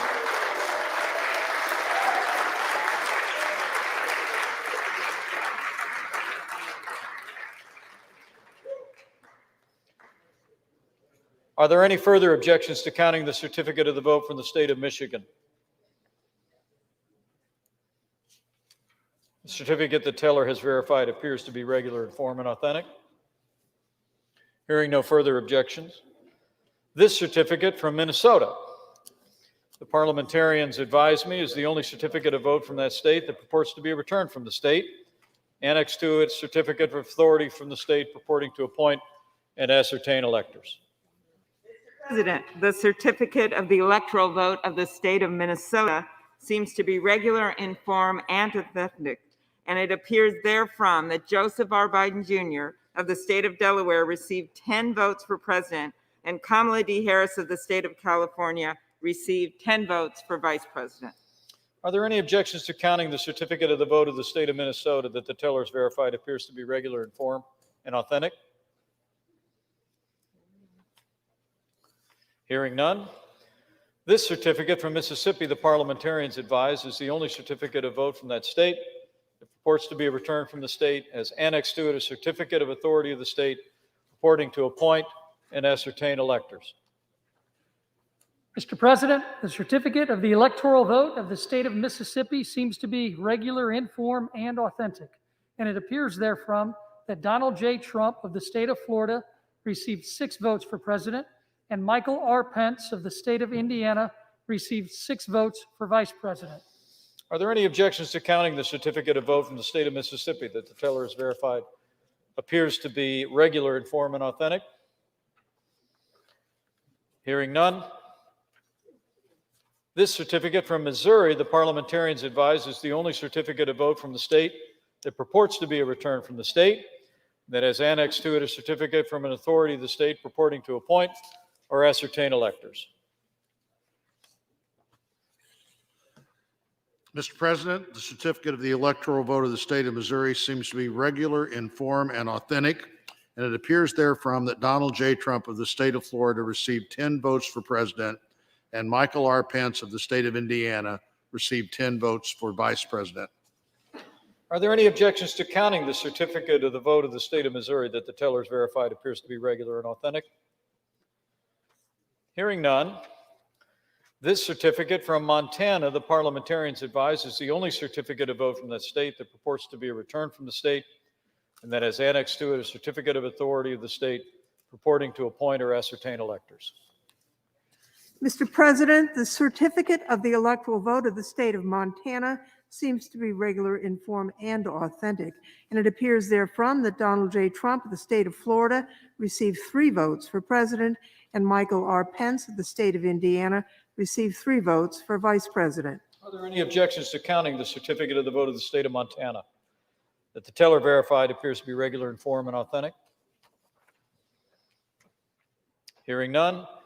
This certificate from Nebraska, the parliamentarians advise, is the only certificate of vote from the state that purports to be a return from the state, that has annexed to it a certificate of authority from the state purporting to appoint or ascertain electors. Mr. President, the certificate of the electoral vote of the state of Nebraska seems to be regular in form and authentic, and it appears therefrom that Donald J. Trump of the state of Florida received 4 votes for president, and Joseph R. Biden Jr. of the state of Delaware received 1 vote for president, and Michael R. Pence of the state of Indiana received 4 votes for vice president, and Kamala D. Harris of the state of California received 1 vote for vice president. Are there any objections to counting the certificate of vote from the state of Nebraska that the teller is verified as regular in form and authentic? Hearing none. This certificate from Nevada, the parliamentarian advises, is the only certificate of vote from the state that purports to be a return from the state, and that has annexed to it a certificate of authority from the state purporting to appoint or ascertain electors.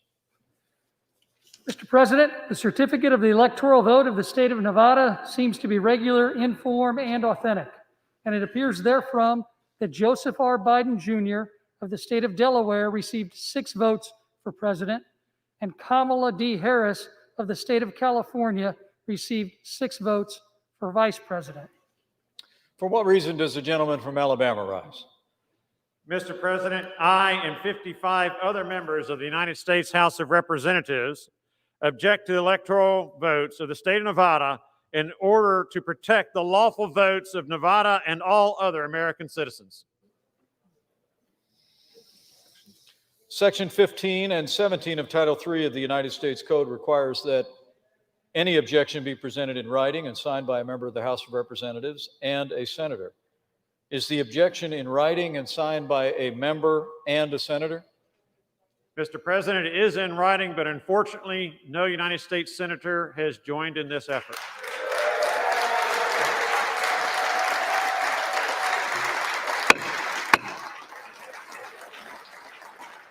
In that case, the objection cannot be entertained.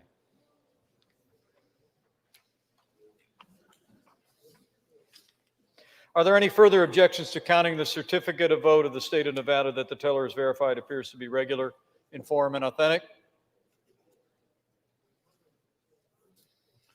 This certificate from New Hampshire, the parliamentarians advise me, is the only certificate of vote from that state that purports to be a return from the state, has annexed to it a certificate of authority of the state purporting to appoint or ascertain electors. Mr. President, the certificate of the electoral vote of the state of New Hampshire seems to be regular in form and authentic, and it appears therefrom that Joseph R. Biden Jr. of the state of Delaware received 4 votes for president, and Kamala D. Harris of the state of California received 4 votes for vice president. Are there any objections to counting the certificate of vote of the state of New Hampshire that the teller has verified appears to be regular in form and authentic?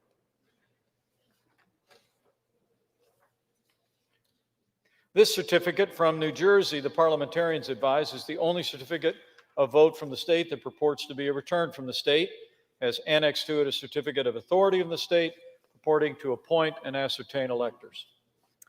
Mr. President, the certificate of the electoral vote of the state of New Jersey seems to be regular in form and authentic, and it appears therefrom that Joseph R. Biden Jr. of the state of Delaware received 14 votes for president, and Kamala D. Harris of the state of California received 14 votes for vice president. Are there any objections to counting the certificate of vote of the state of New Jersey? The teller's verified appears to be regular in form and authentic.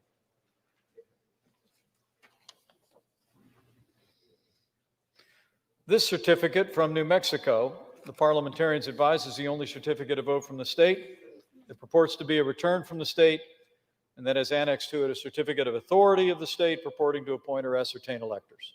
Mr. President, the certificate of the electoral vote of the state of New Mexico seems to be regular in form and authentic, and it appears therefrom that Joseph R. Biden Jr. of the state of Delaware received 5 votes for president, and Kamala D. Harris of the state of California received 5 votes for vice president. Are there any objections to counting the certificate of the state of New Mexico that the teller has verified appears to be regular in form and authentic?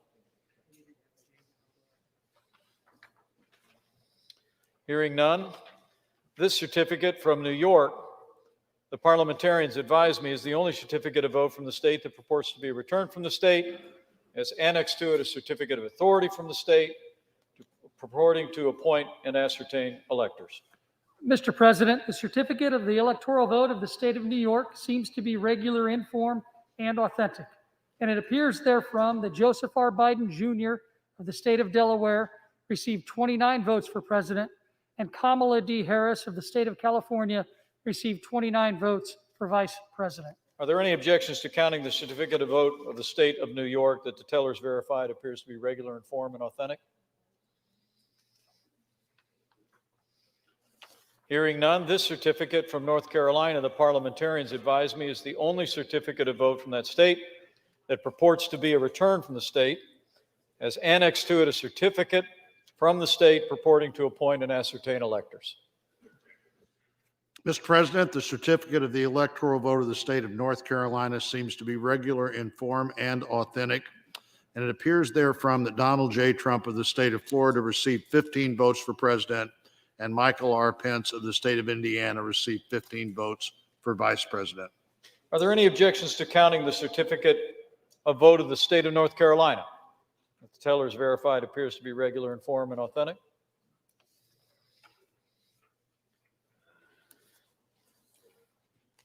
This certificate from North Dakota, the parliamentarians advise me, is the only certificate of vote from the state that purports to be a return from the state, that has annexed to it a certificate of authority of the state purporting to appoint and ascertain electors.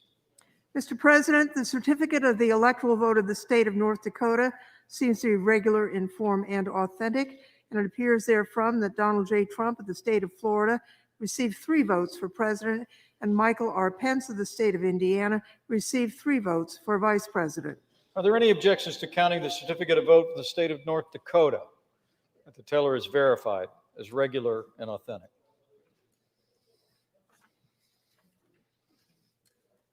Hearing none, this certificate from Ohio, the parliamentarians advise, is the only certificate of vote from the state that purports to be a return from the state, as annexed to it a certificate of authority of the state purporting to appoint or ascertain electors.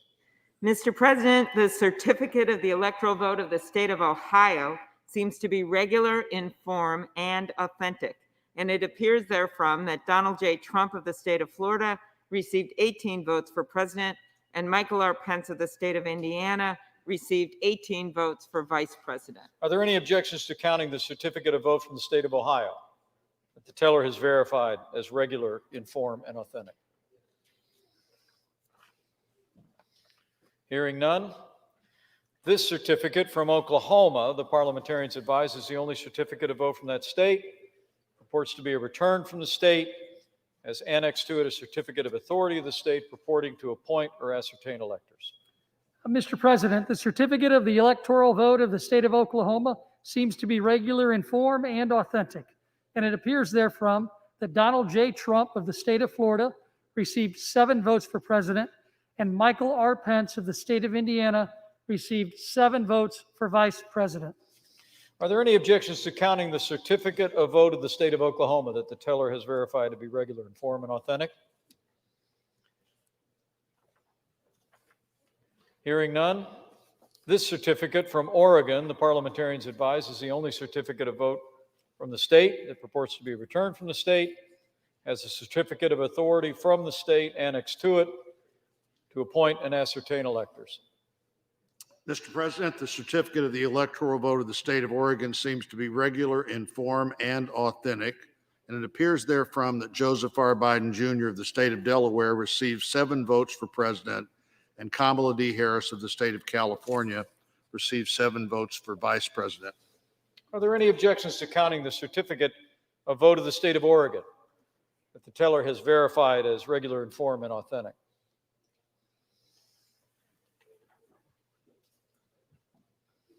Hearing none, this certificate from the Commonwealth of Pennsylvania, the parliamentarians advise, is the only certificate of vote from the state that purports to be a return of the state, has annexed to it a certificate from an authority in the state purporting to appoint and ascertain electors. Mr. President, the certificate of the electoral vote of the Commonwealth of Pennsylvania seems to be regular in form and authentic, and it appears therefrom that Joseph R. Biden Jr. of the state of Delaware received 20 votes for president, and Kamala D. Harris of the state of California received 20 votes for vice president.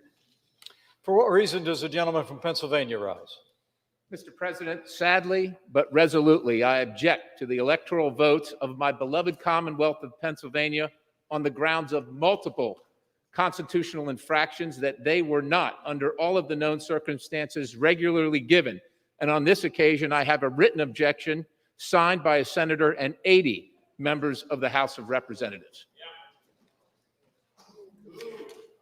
Is the objection in writing and signed by a senator? Yes, Mr. President, it is. An objection presented in writing and signed by both a representative and a senator complies with the law. Chapter 1, Title 3 of the United States Code. The clerk will report the objection. We, a United States Senator and members of the House of Representatives, object to the counting of the electoral votes of the state of Pennsylvania on the ground that they were not, under all of the known circumstances, regularly given. Signed, Josh Hawley, United States Senator, Scott Perry, Member of Congress. Are there further objections to the certificates from the Commonwealth of Pennsylvania? The chair hears none. The 2 houses will withdraw from joint session.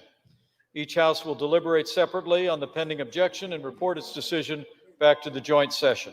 The Senate will now retire to its chamber.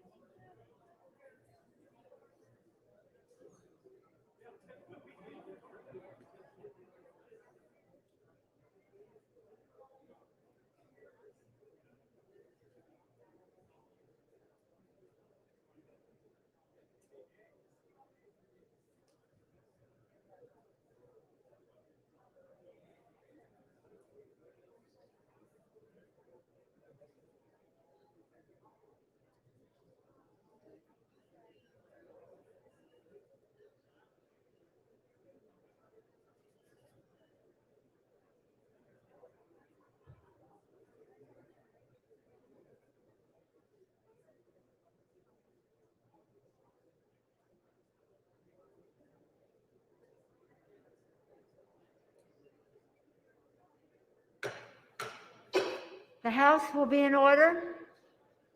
Pursuant to Senate Concurrent Resolution 1, the House will be in order. Thank you. Pursuant to Senate Concurrent Resolution 1 and Section 17 of Title III, United States Code, when the two houses withdraw from the joint session to count the electoral vote for separate consideration of an objection, a representative may speak to the objection for 5 minutes and not more than once. Debate shall not exceed 2 hours, after which the chair shall put the question Shall the objection be agreed to? The clerk will report the objection made in joint session. We, a United States Senator and members of the House of Representatives, object to the counting of the electoral votes of the state of Pennsylvania on the ground that they were not, under all of the known circumstances, regularly given. Signed, Josh Howley and Scott Perry. The chair will endeavor to alternate recognition between members speaking in support of the objection and members speaking in opposition to the objection. Before I recognize the gentleman from Pennsylvania, the House will be in order. The chair recognizes the gentleman from Pennsylvania, Mr. Perry, for 5 minutes. Thank you, Madam Speaker. This is a somber day for the defense of the Constitution. See, the Constitution is just a piece of paper. It cannot defend itself. That is why our leaders swear an oath to uphold and defend the Constitution, and that's what I'm doing here this evening. The Constitution states the times, place, and manner of holding elections shall be prescribed by the legislature, not the courts, not the governor, not the Secretary of State or other bureaucrats or elected officials, the legislature. In Pennsylvania, the Supreme Court unilaterally extended the deadline for ballots to 3 days after the election. They actually wanted 10. The Supreme Court is not the legislature. The Supreme Court mandated unpostmarked ballots to be received, destroying the validity of all the votes that were cast timely. The Supreme Court action defied the law, the legislature, and the will of the people. The Supreme Court authorized the use of drop boxes where ballot harvesting could occur. The legislature never authorized that form of voting, and the court had absolutely no right to do so. Responding to the Secretary of State, Kathy Boockvar, the Supreme Court ruled that mail-in ballots need not authenticate signatures. Once again, the court not only defied the Constitution and the will of the people, but by so doing, they created a separate class of voters, thereby violating the Equal Protection Clause prescribed in the Constitution. How can we have two legally separate classes of voters? Yet the court made it so, not the legislature. The Constitution doesn't mention the court when determining the time, place, and manner of elections because they're not authorized to make those decisions, and yet they did it. And the U.S. Supreme Court has refused to hear the case, denying the evidence and denying the demands for justice from the people of Pennsylvania and America. These aren't my opinions. These aren't partisan viewpoints. These are irrefutable facts. 6 days before the election, guidance emailed from the Secretary of State required that counties shall not pre-canvass or canvass any mail-in or civilian absentee ballots received between 8 o'clock Tuesday and 5 o'clock Friday, and that they must be kept separately. That was 6 days before the election. 2 days before the election, county received new guidance from the Secretary of State informing counties that they shall canvass segregated absentee and mail-in ballots as soon as possible upon receipt. The Secretary of State is not elected by the people. She is not a member of the legislature, yet she, and she alone, determine the time and manner of elections. Unconstitutional, ladies and gentlemen. In defiance of a U.S. Supreme Court order that all ballots received after Election Day be segregated, the Secretary of State knew once they were canvassed, that is, opened and commingled with all the other ballots, they would be counted with all the rest. And what's the remedy for this defiance, for this law breaking?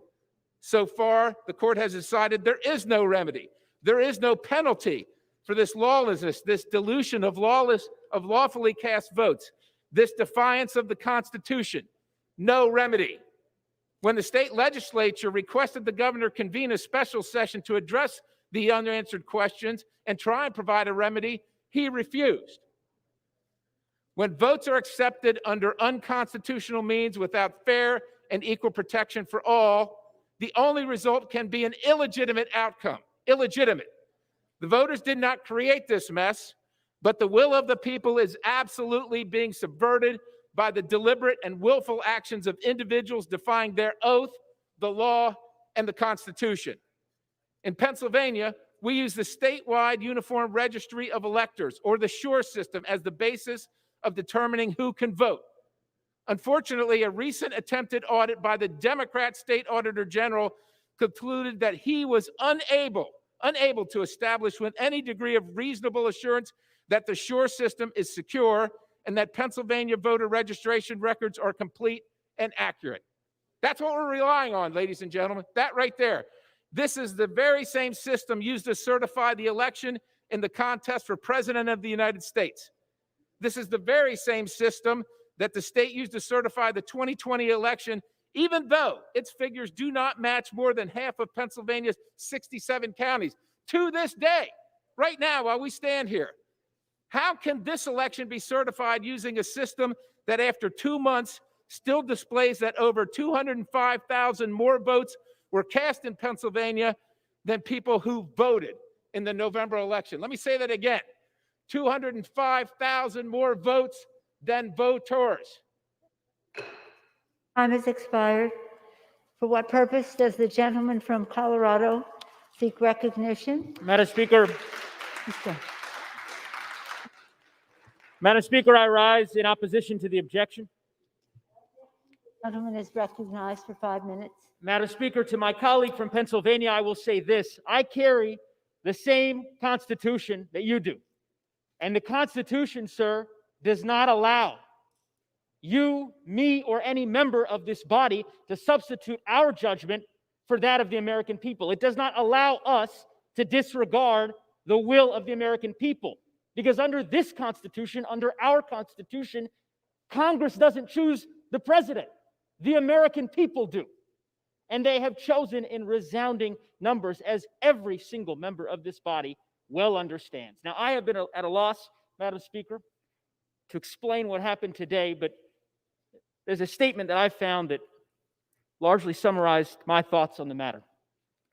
The scenes of mayhem unfolding at the seat of our nation's government are a sickening and heartbreaking sight. This is how election results are disputed in a banana republic, not our democratic republic. I am appalled by the reckless behavior of some political leaders since the election and by the lack of respect shown today for our institutions, our traditions, and our law enforcement. The violent assault on the Capitol and the disruption of a constitutionally mandated meeting of Congress was undertaken by people whose passions have been inflamed by falsehoods and false hopes. Insurrection could do grave damage to our nation and our reputation. In the United States of America, it is the fundamental responsibility of every patriotic citizen to support the rule of law. To those who are disappointed in the results of the election, our country is more important than the politics of the moment. Those are not my words. Those are the words of former Republican President George W. Bush. To my colleagues, it is after midnight tonight. It's been a long day for our country, a long day for our republic. Let us dispense with this.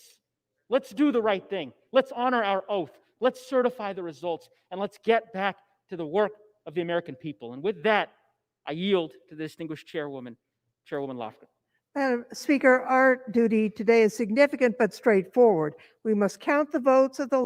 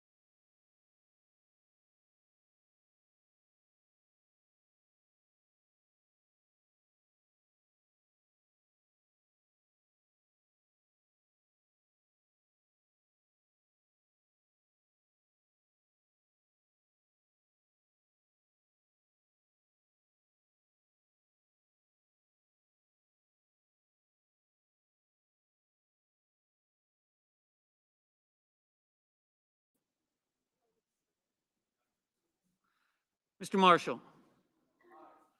Mr. Marshall, aye. Mr. McConnell. Mr. McConnell, no. Mr. Menendez. Mr. Merkley. Mr. Merkley, no. Mr. Moran. Mr. Moran, no. Ms. Murkowski. Ms. Murkowski, no. Mr. Murphy. Mr. Murphy, no. Mrs. Murray. Mrs. Murray, no. Mr. Paul. Mr. Paul, no. Mr. Peters. Mr. Peters, no. Mr. Portman. Mr. Reed. Mr. Reed, no. Mr. Risch. Mr. Risch, no. Mr. Romney. Mr. Romney, no. Ms. Rosen. Ms. Rosen, no. Mr. Rounds. Mr. Rounds, no. Mr. Rubio. Mr. Rubio, no. Mr. Sanders. Mr. Sass. Mr. Sass, no. Mr. Schatz. Mr. Schatz, no. Mr. Schumer. Mr. Schumer, no. Mr. Scott of Florida. Mr. Scott of Florida, aye. Mr. Scott of South Carolina. Mr. Scott of South Carolina, no. Mrs. Shaheen. Mrs. Shaheen, no. Mr. Shelby. Mr. Shelby, no. Ms. Sinema. Ms. Sinema, no. Ms. Smith. Ms. Smith, no. Ms. Stabenow. Ms. Stabenow, no. Mr. Sullivan. Mr. Sullivan, no. Mr. Tester. Mr. Tester, no. Mr. Thune. Mr. Thune, no. Mr. Tillis. Mr. Tillis, no. Mr. Toomey. Mr. Toomey, no. Mr. Tuberville. Mr. Tuberville, aye. Mr. Van Hollen. Mr. Van Hollen, no. Mr. Warner. Mr. Warner, no. Ms. Warren. Ms. Warren, no. Mr. Whitehouse. Mr. Whitehouse, no. Mr. Wicker. Mr. Wicker, no. Mr. Wyden. Mr. Wyden, no. Mr. Young. Mr. Young, no. Ms. Harris. Ms. Harris, no. Mrs. Gillibrand. Mrs. Gillibrand, no. Mr. Blumenthal. Mr. Blumenthal, no. Ms. Hirono. Ms. Hirono, no. Mr. Portman. Mr. Portman, no. Mr. Cassidy. Mr. Cassidy, no. Mr. Menendez. Mr. Menendez, no. Mr. Kane. Mr. Kane, no.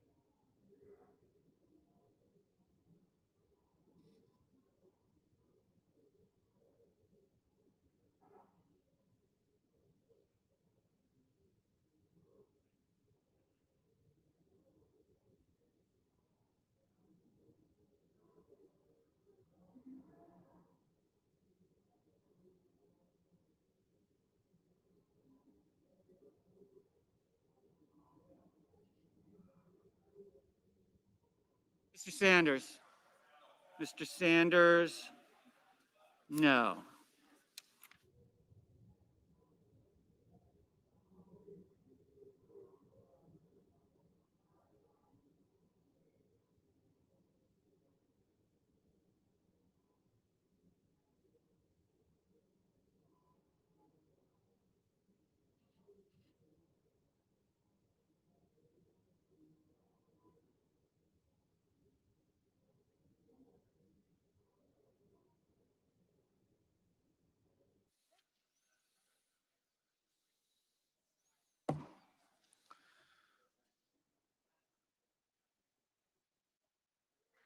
On this vote, the yeas are 7, the nays are 92. The objection is not sustained. The Secretary will notify the House of the action of the Senate, informing that body that the Senate is now ready to proceed to joint session with further counting of the electoral vote for President and Vice President. Majority Leader. Mr. President, for the information of all of our colleagues, we don't expect additional votes tonight. So, Mr. President, I ask unanimous consent that upon the dissolution of the joint session, the Senate stand adjourned to then convene for pro forma sessions only, with no business being conducted on the following dates and times, and that following each pro forma session, the Senate adjourn until the next pro forma session. Friday, January the 8th at 10 a.m., Tuesday, January 12th at 12:30 p.m., Friday, January the 15th at 10 a.m. I further ask that when the Senate adjourns on Friday, January 15th, it next convene at 12 noon on Tuesday, January 19th. Further, that following the prayer and pledge, the morning hour be deemed expired, the journal of proceedings be approved to date, the time for the two leaders be reserved for their use later in the day. Finally, following leader remarks, the Senate proceed to a period of morning business with senators permitted to speak therein for up to 10 minutes each. Without objection.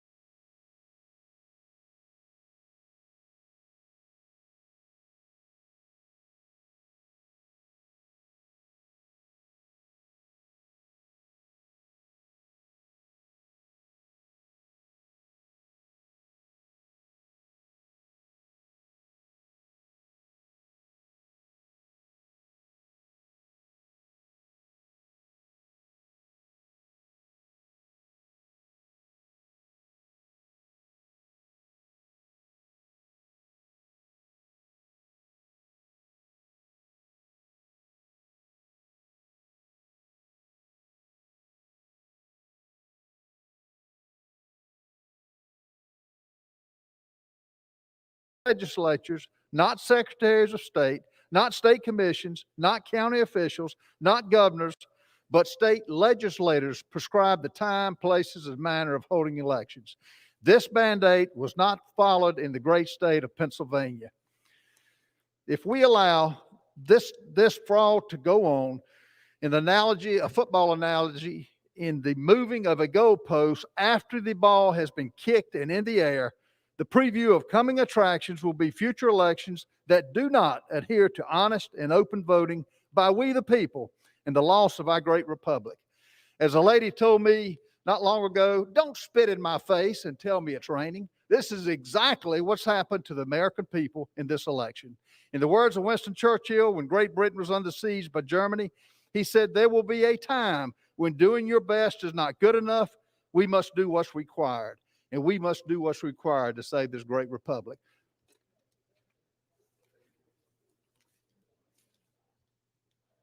Purpose that the gentlewoman from Pennsylvania seek recognition. Thank you, Madam Speaker. As terrifying as today was here in the People's House, it was thankfully fairly short in duration. In contrast, the pain and fear that so many Americans are experiencing this year has been long and continuous to this very moment. Rather than pitting Americans against Americans as we are here, we should be working to ensure rapid distribution of vaccines and adequate relief to Americans who are struggling economically because of this horrific pandemic. But we're not doing that. Instead, we have witnessed a stunning assault on our democracy itself. This challenge is not an act of patriotism. The position of the objectors is completely incompatible with patriotism.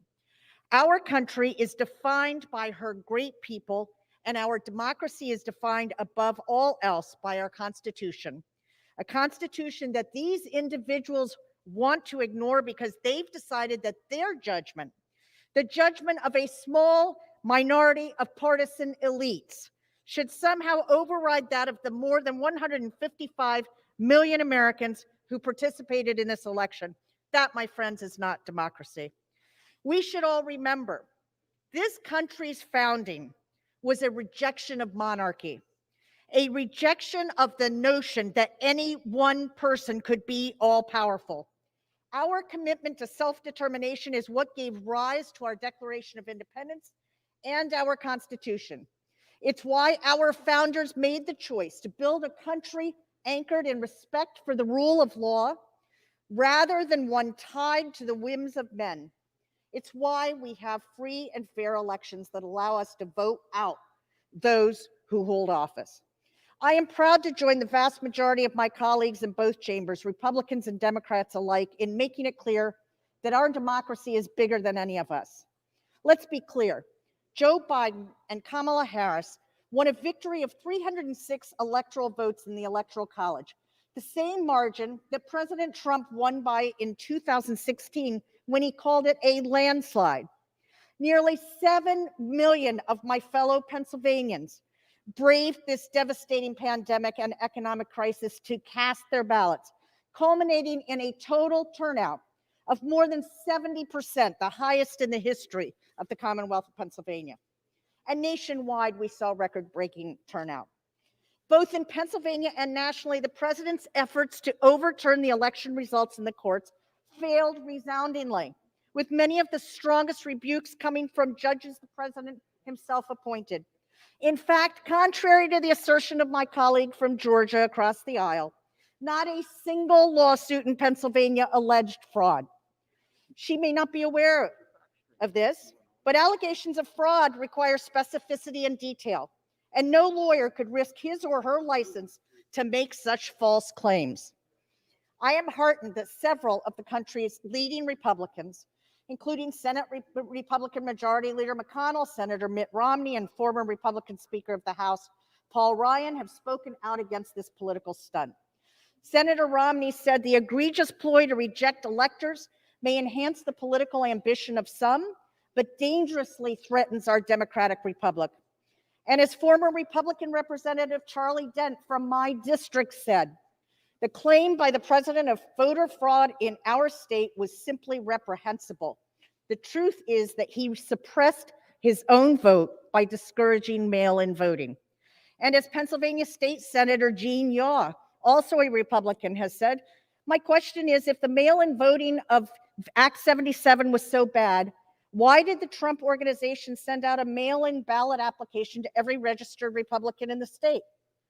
Today, I am thinking of all of the people who took the time to do their civic duty and vote, many standing in long lines or painstakingly researching how to vote by mail correctly.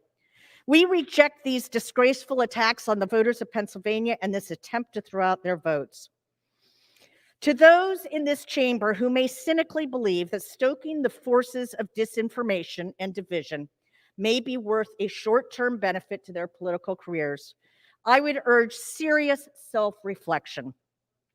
Our democracy is one of the most precious resources of the American people, protected against enormous odds and at great sacrifice by each generation of service members and everyday citizens who put their lives on the line to build a freer and more equitable nation. They deserve better than what is happening in this chamber today. Gentlewoman's time has expired. Thank you, Madam Speaker. I yield back. For what purpose does the gentleman from Pennsylvania seek recognition? Madam Speaker, I rise today to support the objection. Gentleman is recognized for 5 minutes.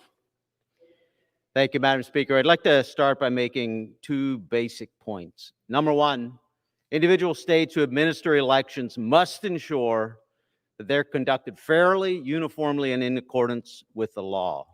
And number 2, every American wants to be and deserves to be confident that our elections are secure and that all eligible legal votes are counted accurately and in a transparent manner.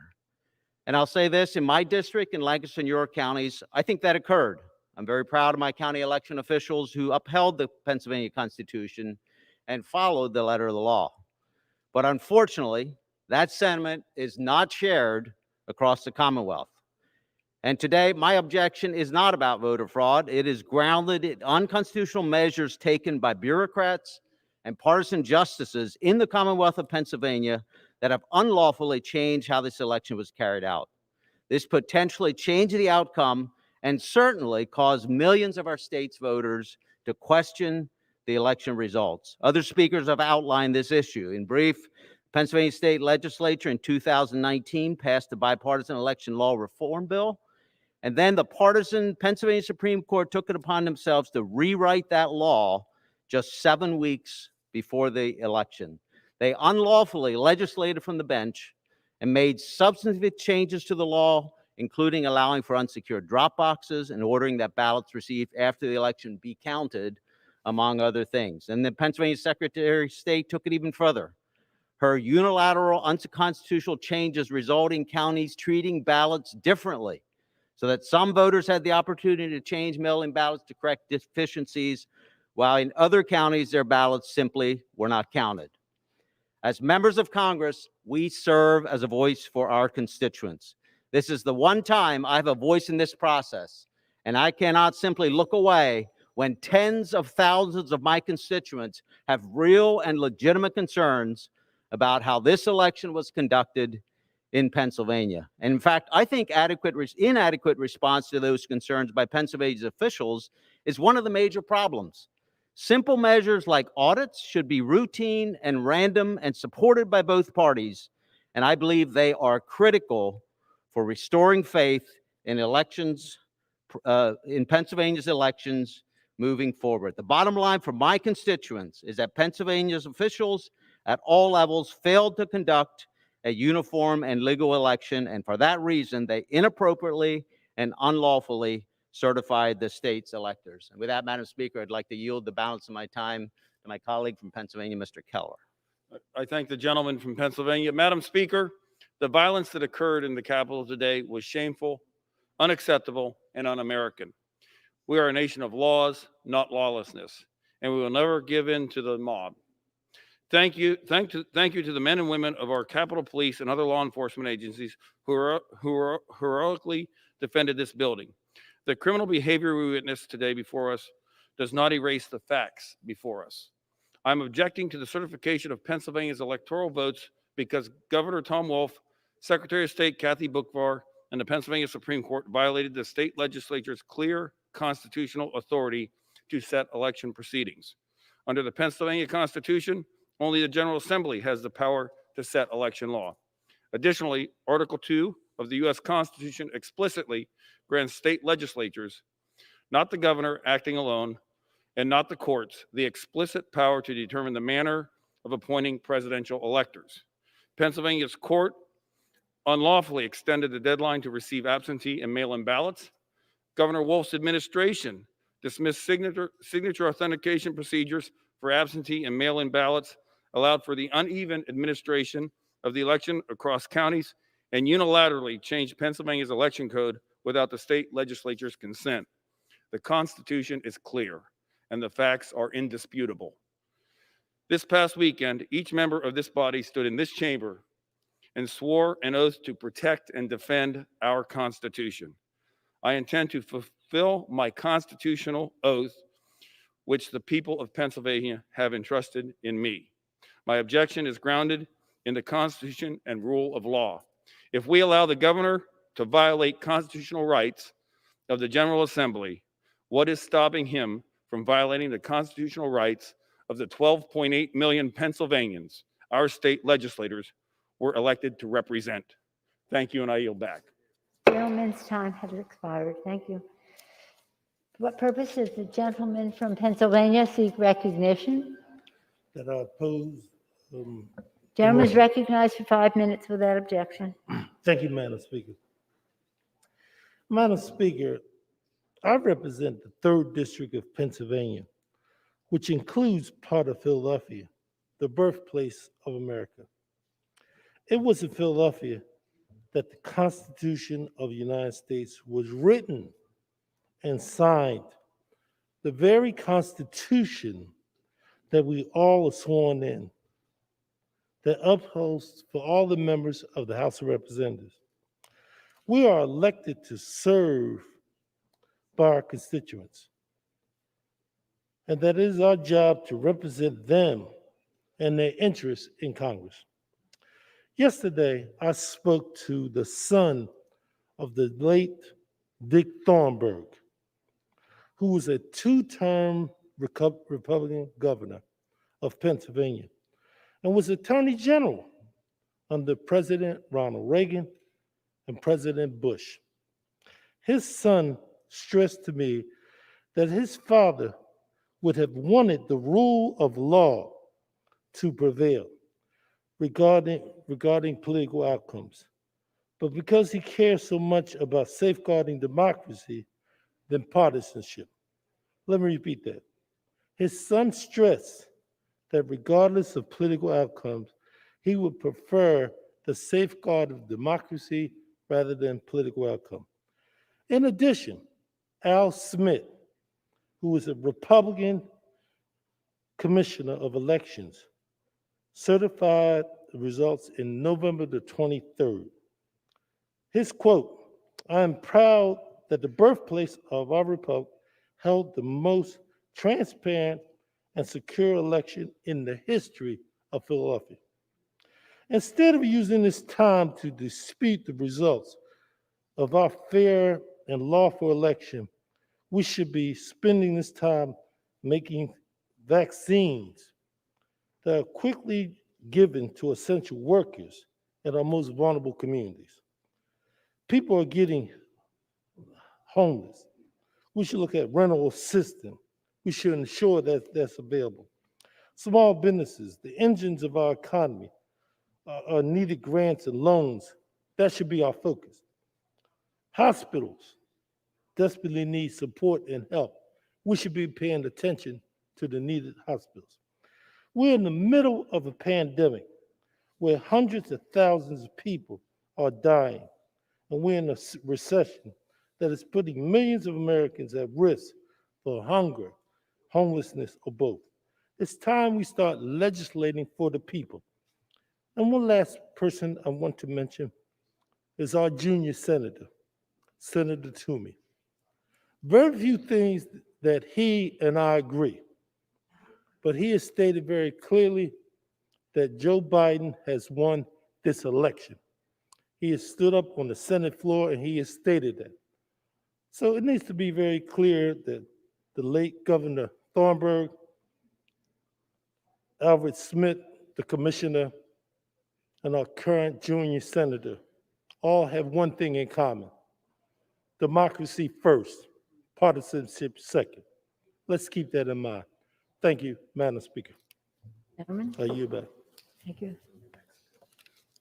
For purpose, Chair recognizes the gentlewoman from New Mexico for 5 minutes.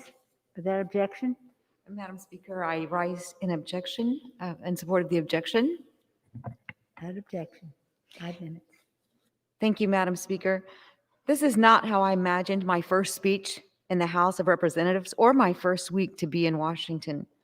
The violence that occurred in this building yesterday is reprehensible and inexcusable. I am appalled by anyone who assaults our nation's law enforcement officers. I swore an oath on Sunday to support and defend the Constitution of the United States. We are here today, delayed but not deterred, to debate a constitutional question and follow a constitutional process. The Constitution gives state legislators, not state executives or judges, the sole authority to determine how their state selects presidential electors. Nobody disputes that in Pennsylvania, as well as in other states, rules and regulations were changed by executive fiat or judicial edict. These changes were significant and irregular. They included changes to vote by mail deadlines, identity verification requirements, and other ballot handling practices. In Pennsylvania specifically, the Democrat Secretary of the Commonwealth and the Democrat-controlled Pennsylvania Supreme Court usurped the constitutional authority of the state legislature. Together, they exceeded their authority by extending the deadline for absentee ballots and by waiving signature requirements for those ballots. In their haste to make these changes, the Secretary and the court created two different unequal standards for voters. Pennsylvanians who chose to vote in person still had to have their signatures verified at their polling place, but those who chose to vote by mail did not. How is this process fair? This objection is about Pennsylvania, but it affects every state.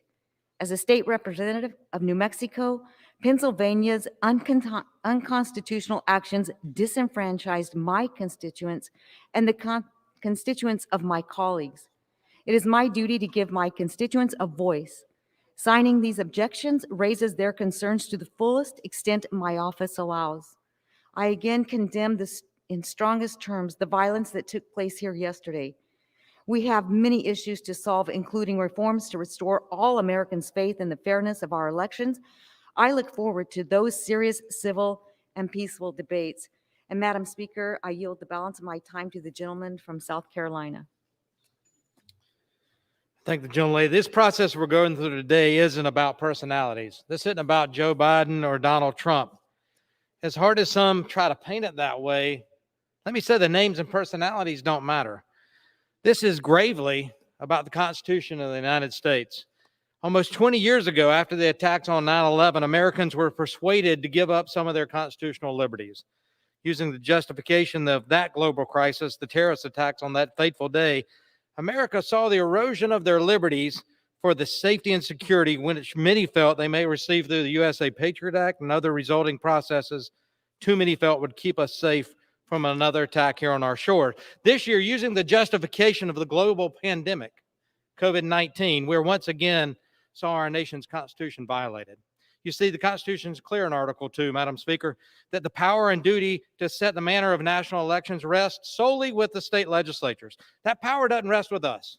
That power doesn't rest in the hands of unelected county election officials, secretaries of state, or Supreme Courts, but rather in the hands of the state legislatures which pass laws setting the manner of elections held in their states. This year, using the extraordinary circumstances of the COVID-19 pandemic, we witnessed these duly passed laws circumvented and usurped time and again, not by having the laws changed in the respective state legislative bodies, but those laws arbitrarily and unilaterally changed by county clerks, secretaries of state, and in this case, the Pennsylvania an unelected or an elected Supreme Court, which is supposed to interpret the law, not make law. And when those non-legislative entities change the laws without getting the General Assemblies to change the law, in my opinion, the resulting ballots cast, either by mail or in person, those ballots were illegal under the law. Illegal ballots should not be counted, and therefore the resulting electoral votes should be considered invalid. What bothers me is that so many of you are okay with that. That so many Americans, because their person won, you're okay with the manner in which that victory was gained. It's politics. Look, I get it. But we didn't swear an oath to play politics. We swore an oath to the United States Constitution. As George Washington said, the Constitution is the guide which I will never abandon. I yield back. Gentlewoman, therefore the gentleman's time has expired. For purpose does the gentlewoman from Pennsylvania seek recognition? Madam Speaker, I rise in opposition to the objection. The gentlewoman is recognized for 5 minutes. Good evening. And first, I do want to acknowledge the devastating events of the last 12 hours and to express my deep appreciation for those who have worked to secure this building and safeguard our democracy. And on behalf of my colleagues, we are all grateful for your service. I ran for this office on a platform of civility and decency, and many of my colleagues and constituents know that I'm a third-generation veteran, and I grew up in a military household. What you may not know, though, is that I grew up in a divided household. Throughout my childhood, one parent voted Democrat and the other Republican. In my purple household, I learned that duty to country was far more important than party allegiance. And with each election, my father would say, "And when the election is done, we salute smartly and we carry on." Now I live in and I serve in a community that has a lot in common with the home that I grew up in. It too is a purple place that honors civility and decency. Pennsylvania's 6th district is in many ways a microcosm of the Commonwealth and of our nation. Our voter registration in Chester County is 40-40-20 RD and I. Voters across my district commonly split their ticket, some voting for President-elect Biden while also voting down ballot for Republicans for our state legislature. What some of my colleagues are arguing today is that those ballots, those very ballots, are illegitimate. My colleagues cannot honestly believe that. In fact, just this week, they joined me on the House floor to be sworn into this hallowed body, and they trusted that the votes cast in their favor were legitimate, and they're right. If those votes counted, so too must the votes for President-elect Biden. We have also heard today concerns about mail-in ballots, and I'm not a lawyer, but I am an engineer and therefore a student of numbers. It wasn't just Democrats who voted by mail. It was not a free-for-all, as was described earlier. 600,000 Republicans in Pennsylvania across the state voted by mail. By questioning the election results, you're telling those Pennsylvanians that the hours they spent online to cast their ballot or the trip that they took to the post office in the middle of a pandemic just didn't matter. Alan Novak is a man who served as the chair of the Republican Party in Pennsylvania for nearly a decade. I'll say that again. The chair of the Republican Party of Pennsylvania for a decade is one of those voters I'm talking about in Pennsylvania. He lives in my district, and he split his ticket. He voted for me as his member of Congress and also for President Trump. And he eloquently said, "What makes America great, exceptional, and enduring is our commitment to government of laws, our orderly constitutional process that settles our election disputes and our peaceful transfer of power with respect and civility." He goes on to say that it is easy when it's pretty and the outcome is not controversial. But when it's not pretty and there's controversy, it's more important that we respect, honor, and abide by our revered and tested process for the orderly transfer of power. Perhaps that's maybe all that we can agree on, and it is the need for grace, respect, and civility. So I ask my colleagues across the aisle, are you willing to disenfranchise people like Mr. Novak and the more than 400,000 people in the Pennsylvania 6th? Perhaps some of the independent and pragmatic spirit that is so prevalent amongst voters in my community comes from the history of the place that we call home. Many Americans have visited Philadelphia and our historic sites, but very few make it out to my community, which is the home of Valley Forge. Here, General George Washington led the Continental Army to winter quarters. The war had not been going well for our young soldiers, and that winter was harder still. It was bitterly cold, food shortages and smallpox were abundant, and many people died. We remember what happened there because it was a test of our endurance, a demonstration of devotion to mission and to our country over ourselves. Coming out of that awful winter experience, our troops emerged better trained, united, and ultimately victorious. In those harsh, dark times, they found their common ground and their fortitude. Just like then, it is in these trying moments where we learn who our leaders truly are. They're the ones who don't just represent the people or give orders or ready us for a fight. They are those who educate, who speak truth. They inspire confidence and unity rather than sowing division and strife. There is a striking parallel between our nascent country and what they endured in Valley Forge and what we're enduring right now. A hard winter of division, illness running rampant, and an uncertain future. Today, our country's resolve is being tested, and I know that we will pass this test together and be made stronger. We now have the opportunity and the responsibility to do that tonight by upholding the will of the people, by voting to certify the results of this electoral college, and by moving forward with a servant heart and a common resolve to preserve this great experiment that is the United States of America. And with that, I yield back, and thank you, Madam Speaker. Gentleman's time has expired. Thank you. What purpose does the gentleman from Texas seek recognition? Madam Speaker, I rise in support of the objection. Gentleman is recognized for 5 minutes. It's with great pride and profound sense of responsibility that I object to the 2020 election in the state of Pennsylvania. I'm very proud to stand alongside fellow patriots who have pushed back against a fraudulent and criminal election process, a process that was the antithesis to the very rule of law that governs these United States. At the same time, standing here tonight is surreal because this is a critical juncture that will undoubtedly determine the survivability of this great republic. Our free and fair election process, and by extension, the people's trust in legitimacy, is what has separated us as a nation, a process that we've shared with the world its moral force, a process that now sadly has been bastardized by those more interested in the maintenance of power than they are in the free and open voice of the American people. If I remember correctly, Democrats were calling for transparency in 2000 and 2004 when George W. Bush was elected, and again in 2016 when President Trump took office. Where are you now? I ask this: what do you have to lose by having a thorough investigation to determine the validity of these votes? Why not encourage an investigation to relieve the concerns of half the people in this country? If you are so convinced that Biden was elected legitimately, what do you have to fear? If there was no fraud, simply show us the proof, investigate it, validate it. This isn't about one candidate versus another. This is about upholding the principles that are indispensable to the existence of the democratic republic that we are so fortunate to call home. I have no doubt that there was widespread election fraud this past November, and I am not alone. I stand here today speaking for 75 million Americans whose voice was unconstitutionally silenced. To you, the silenced, I say this: I will continue to fight for you. You have been heard. For more than 240 years, tyranny has sought to extinguish the light of freedom. As Ronald Reagan said before, freedom is a fragile thing. It is never more than one generation away from extinction. The Constitution and the Bible on which it stands is stronger than the cheap tyrannical tactics of those who seek to destroy it. And I yield back to the gentleman, Mr. Budd from North Carolina. I thank my friend from Texas.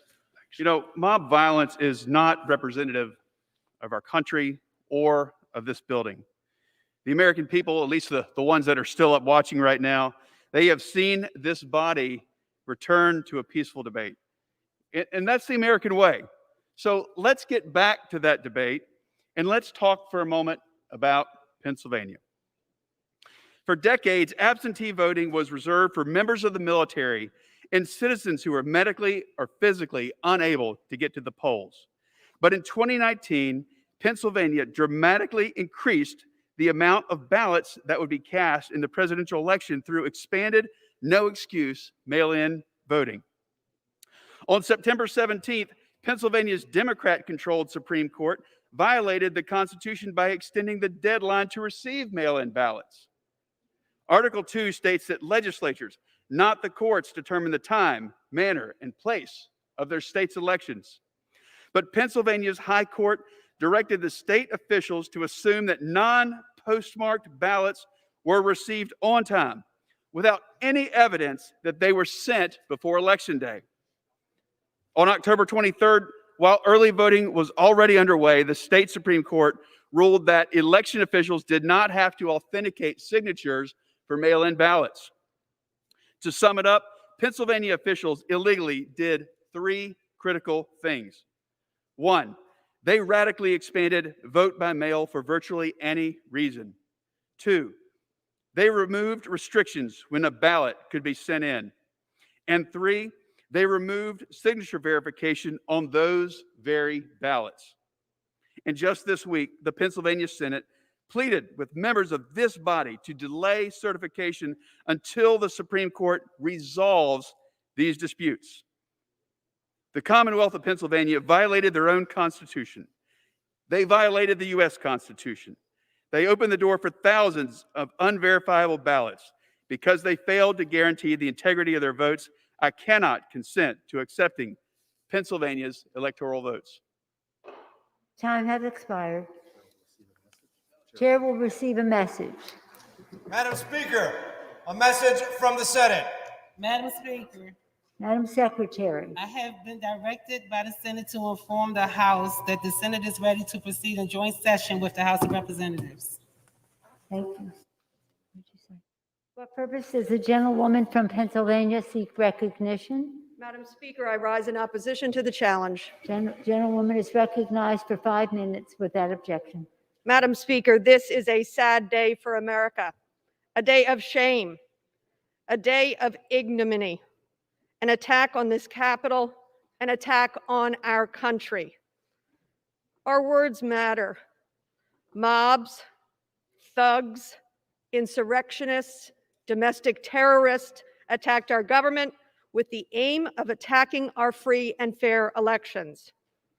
Make no mistake, these terrorists came armed with false flags, armed with hate, armed with weapons, and tragically armed with lies force-fed to them by those at the highest level of government, including some from the legislative and, yes, the executive branches. Incited by the one at the highest level of government, they attacked people, property, this Capitol, this cathedral of democracy. Words matter. In his last words to our nation and to all of us here, our dear colleague John Lewis wrote last July, "Democracy is not a state, it is an act, and each generation has an obligation to preserve its institutions." Democracy is a series of acts by you and by me, by citizens, one building upon the other and another. Not acts that we have heard and seen and suffered today, words and acts to incite violence, acts that tear at the very fabric of our democracy. Yet, Madam Speaker, I have hope. We too are armed. We are armed with the facts. We are armed with the truth. We are armed with the love of our country. We are armed with our sworn oaths, and we are armed with our precious Constitution. We have faced tyranny and insurrection before. We are here tonight to herald to America and to the world, we will defend our democracy and we will endure. When I came into work this morning as I was preparing to come to the floor, I read Tom Friedman's op-ed, which began with the words from the Gospel of Mark. "For what shall it profit a man if he gain the whole world but lose his soul? For what shall it profit any man?" I urge my Republican colleagues to have the courage to uphold their oath, courage like that of Congresswoman Margaret Chase Smith, a lifelong Republican and the first in her party to speak out against McCarthyism. Putting duty over fear, she said, and I quote, "I don't want to see the Republican Party ride to political victory on the 4 horsemen of calumny, fear, ignorance, bigotry, smear. Surely Republicans are not that desperate for victory," end quote. For today we have seen the cost of victory by such means. It shook the very walls of this building. Our colleagues know there is no truth to this challenge. For what shall it profit a man? Madam Speaker, it has been my solemn honor to participate this sad day. I pray for our country, and I yield back. Thank you, gentleman. What purpose does the gentlewoman from Florida seek recognition? To support the objection of the electoral certification of the state of Pennsylvania. Without objection, the gentlewoman is recognized for 5 minutes. Thank you, Madam Speaker. As a new representative here, I did not envision my first speech on the House floor to be this here tonight, but rather a tribute to our first responders and frontline workers who have been a shining light in an otherwise tough year for us all. After the events tonight, I am especially grateful for our men and women who put service above self, confronting lawlessness and danger while protecting this very chamber, its members, and our constitutional republic. As a member of the People's House and the wife of a first responder, thank you to our law enforcement here today. But especially after tonight's unacceptable breach of the People's House, I am furthermore resolved in the fact that we, as representatives of the people, must take a stand for every American's right to a free and fair election as guaranteed by the Constitution. Article 1, Section 4, Clause 1 of the Constitution explicitly rests the time and manner of our elections in the hands of our state legislatures. However, state law in the 2020 election was modified or circumvented without approval of the state legislatures. These actions are in clear violation of the Constitution, specifically Article 2, Section 1, Clause 2, which grants state legislatures the sole authority to establish how state presidential electors are appointed. These changes, along with other election irregularities throughout the 2020 election, require me, as a member of this body, to object to the certification of these electoral votes, just as my colleagues across the aisle have objected to every Republican presidential election over the last 20 years. Tonight, as we undertake the very serious responsibility of debating these states' electoral certifications, I want to urge my colleagues to listen earnestly and with an open mind, remembering that just 3 days ago, we swore an oath to the United States Constitution, not a political party. Our constituents are counting on us. Our country is counting on us. Our children are counting on us, and we cannot let them down. In December, 25 of my freshman colleagues and I sent you, Madam Speaker, a letter imploring you to investigate these election irregularities. And to date, we have not received a response. That brings us to today. My colleagues across the aisle have repeatedly invoked our founding father, Benjamin Franklin, who famously said, "We have a republic if we can keep it." I say, let's keep it. And it is with that sentiment in mind that I ask my colleagues to defend the power vested in this legislative branch by the U.S. Constitution and reject the certification of the electoral votes of the state in question. It is our responsibility to have courage in the face of adversity and bring integrity back to this process. And with that, I yield the balance of my time to the gentleman from the great state of Texas. From the great state of Florida. As Americans, we believe governments receive their just powers from the consent of the governed. That sacred transaction can only happen legitimately in a free and fair election. Election integrity is the very lifeblood of our unrivaled system of self-government. The law and the Constitution give Congress not only the authority, but I believe the responsibility to serve as the last check on the integrity of our presidential elections. We either believe, according to statute, that every elector was lawfully certified and regularly given, or we don't. States certainly have broad delegated powers to administer federal elections, but they still must operate within the bounds of the Constitution. Despite receiving numerous petitions, and to the detriment of the country, I might add, the Supreme Court failed to answer the most important question of the 2020 election. Can entities outside of the state legislatures make election law? The plain language of Article 2 of the Constitution answers the question unequivocally, no. The decisions made today in these chambers are of the utmost consequence, and the horrible precedent that will be established if we don't act will have lasting impact on our beloved republic. This proceeding is not just about the integrity of this election, Madam Speaker. It's about ensuring the integrity of all future elections. I take no pleasure or pride in making my objection today, nor do I wish for any state electors to be disqualified. However, based on the law, the Constitution, and my conscience, I cannot support certifying votes from any state that violated the Constitution. This decision is not about loyalty to a president, Madam Speaker. It's about my fidelity to the Constitution and the oath that I swore. I yield back. The gentlewoman's time has expired.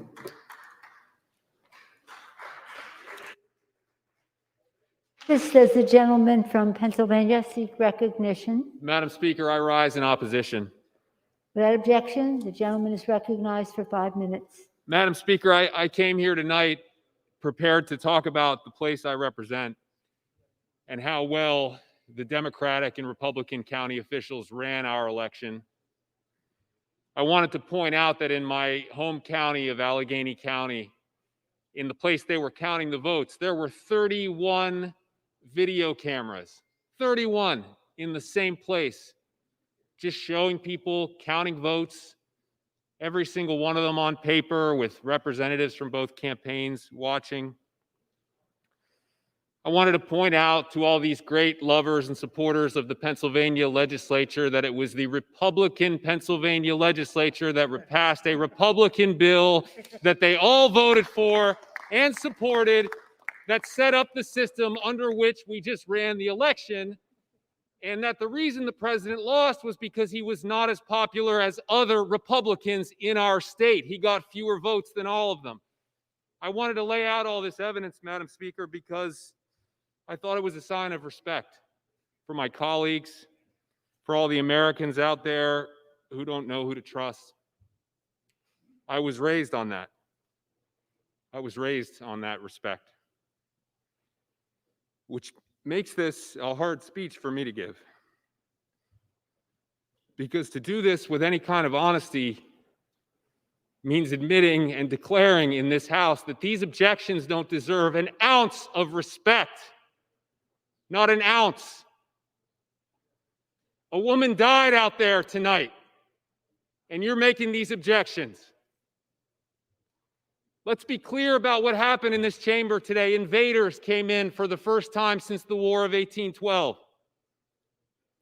They desecrated these halls and this chamber and practically every inch of ground where we work. And for the most part, they walked in here free. A lot of them walked out free. And there wasn't a person watching at home who didn't know why that was, because of the way that they look. House will be in order.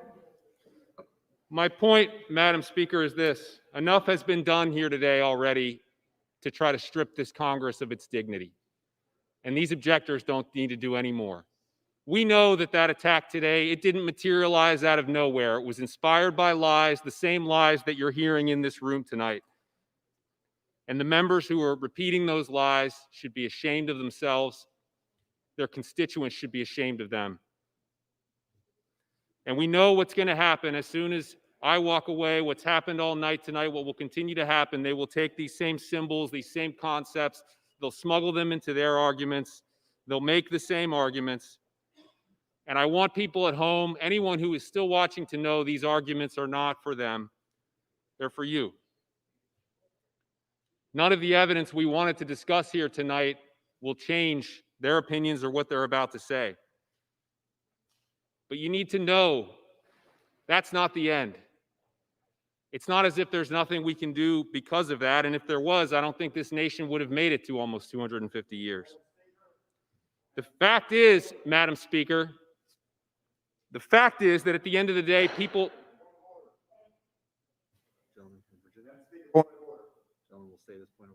Gentleman will say his point of order. Yes, ma'am. Point of order. The gentleman said that there were lies on this floor here today, looking over this direction.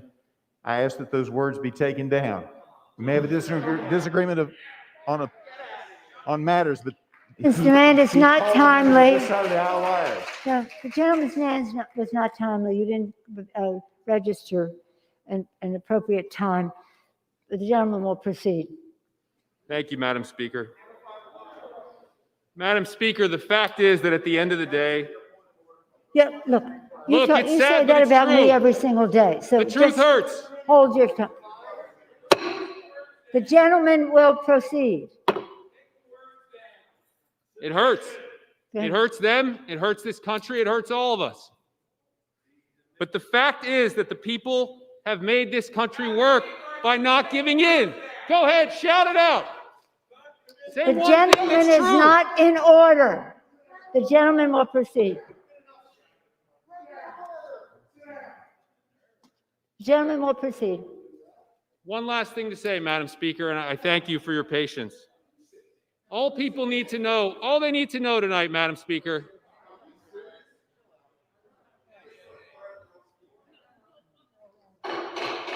There'll be order in the House. There'll be order in the House.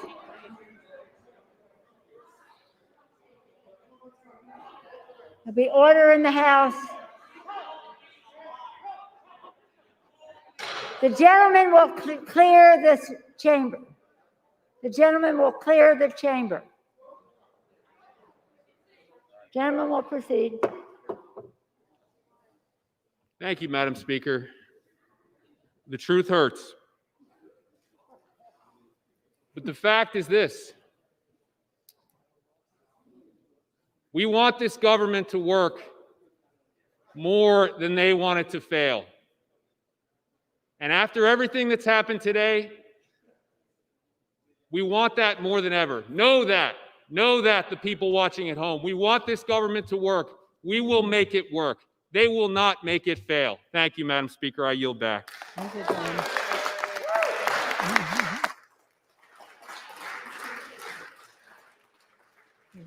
Who's next? Who's, who? Parliamentary inquiry. Pennsylvania, okay. When is the appropriate time to ask that the words be stricken and taken down? Exactly when the words are spoken. You are late. It's gotta be- For what purposes, the gentleman from Louisiana seek recognition? Are you seeking recognition? Who seeks time to speak on the objection? Gentleman from Louisiana? I rise, Madam Speaker, in support of the objection. Gentleman is recognized for 5 minutes without objection. Thank you, Madam Speaker. My. Let us take a deep breath, shall we? Madam Speaker, the cornerstone of the strength of our American Republic is not only the peaceful transition of power, but it's the peaceful transition of a lawful power. And it's within the parameters of our oath, indeed, is our duty to inquire if we suspect that perhaps our elections have been compromised. Much has been said about what we do not know. What we do not know calls for investigation. What we do know is that in the disputed states, governors, secretaries of state, or local election commissions acted in violation of the election clause of the U.S. Constitution, wherein state legislatures are granted the sole authority to determine how presidential electors are appointed. It's that simple. State executive officials usurp the constitutionally vested authority of state legislatures within several of the sovereign states. Now, why are we involved in Congress? Because the founders gave us a narrow role. If we suspect that an election was compromised in a sovereign state, then we have a role in the seating of those electors and the counting.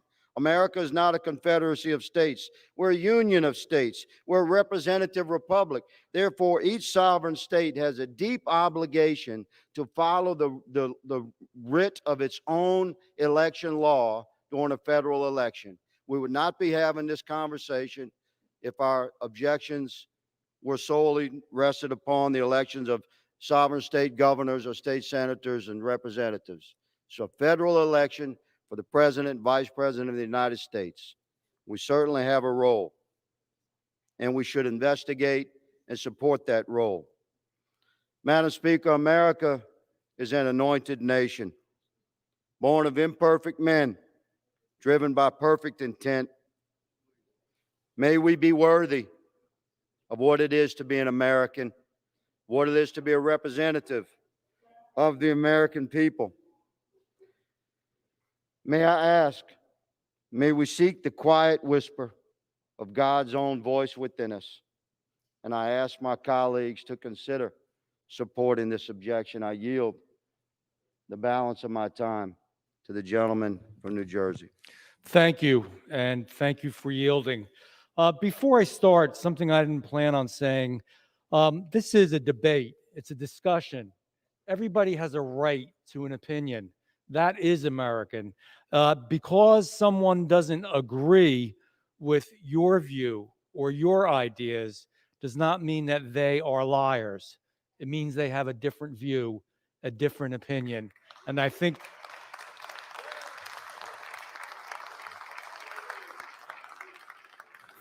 for God's sake, as people watch this or see it or hear it, they expect more from us than that. We can disagree at a certain level.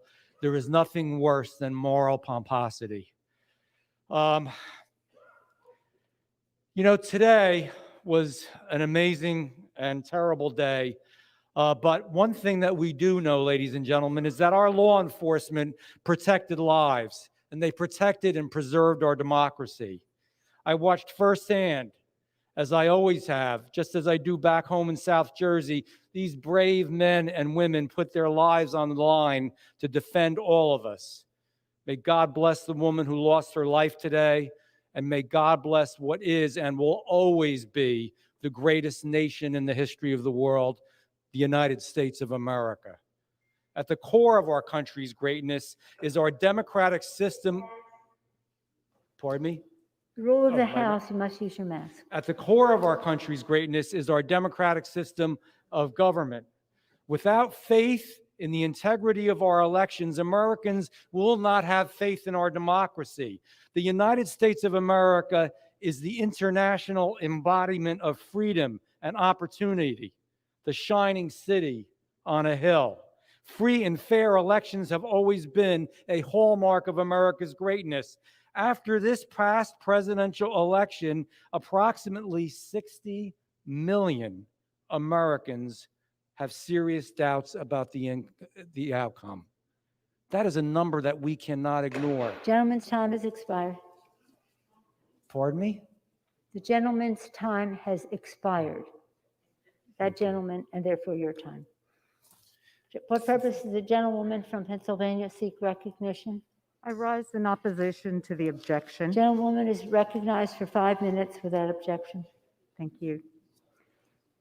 I started this day disheartened that our colleagues were going to drag us through this cynical political charade of objecting to duly certified electoral college votes. But I was ready and eager to defend Pennsylvania's elections and the will of Pennsylvania's voters. Never did I expect to be answering calls from family and friends concerned for my safety, or to have to barricade myself in an office. But most important of all, never did I expect to see our Capitol overrun by armed insurrectionists intent on disrupting our government at the urging of the president. What happened here today has made me heartsick for our country, but it only strengthens my resolve to uphold the rule of law and to protect the decision of Pennsylvania's voters. Earlier this week, we raised our hands and swore an oath to bear true faith and allegiance to the Constitution of the United States. But today, those who are blocking the counting of electors from Pennsylvania are showing that their allegiance lies not to the Constitution or to their constituents, and many would argue not even to the Republican Party, but to their own political fortunes and the outgoing president. Pennsylvania's voters, not members of Congress, are tasked with choosing Pennsylvania's presidential electors, and particularly not congressmen from other states. The people have spoken, and Pennsylvania certified our electors. We must respect our oath here by rejecting this unfounded objection to Pennsylvania's electoral votes and not substitute Congress's judgment for that of the people of Pennsylvania. Legal challenges to elections are serious matters, and that's why there is a place to consider those challenges in courtrooms before impartial judges. And Pennsylvania's legal process has worked. The pseudo-legal arguments that are being raised by the objectors here today are not new. Over the past 2 months, the president and his allies have filed more than 20 lawsuits to challenge the Pennsylvania election. Those challenges have been rejected in federal courts, state courts, appellate courts, and the United States Supreme Court.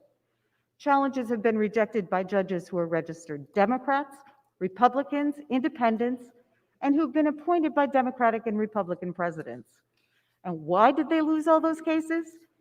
As Third Circuit Judge Bibas, a Trump appointee, wrote, "Free, fair elections are the lifeblood of our democracy. Charges of unfairness are serious, but calling an election unfair does not make it so.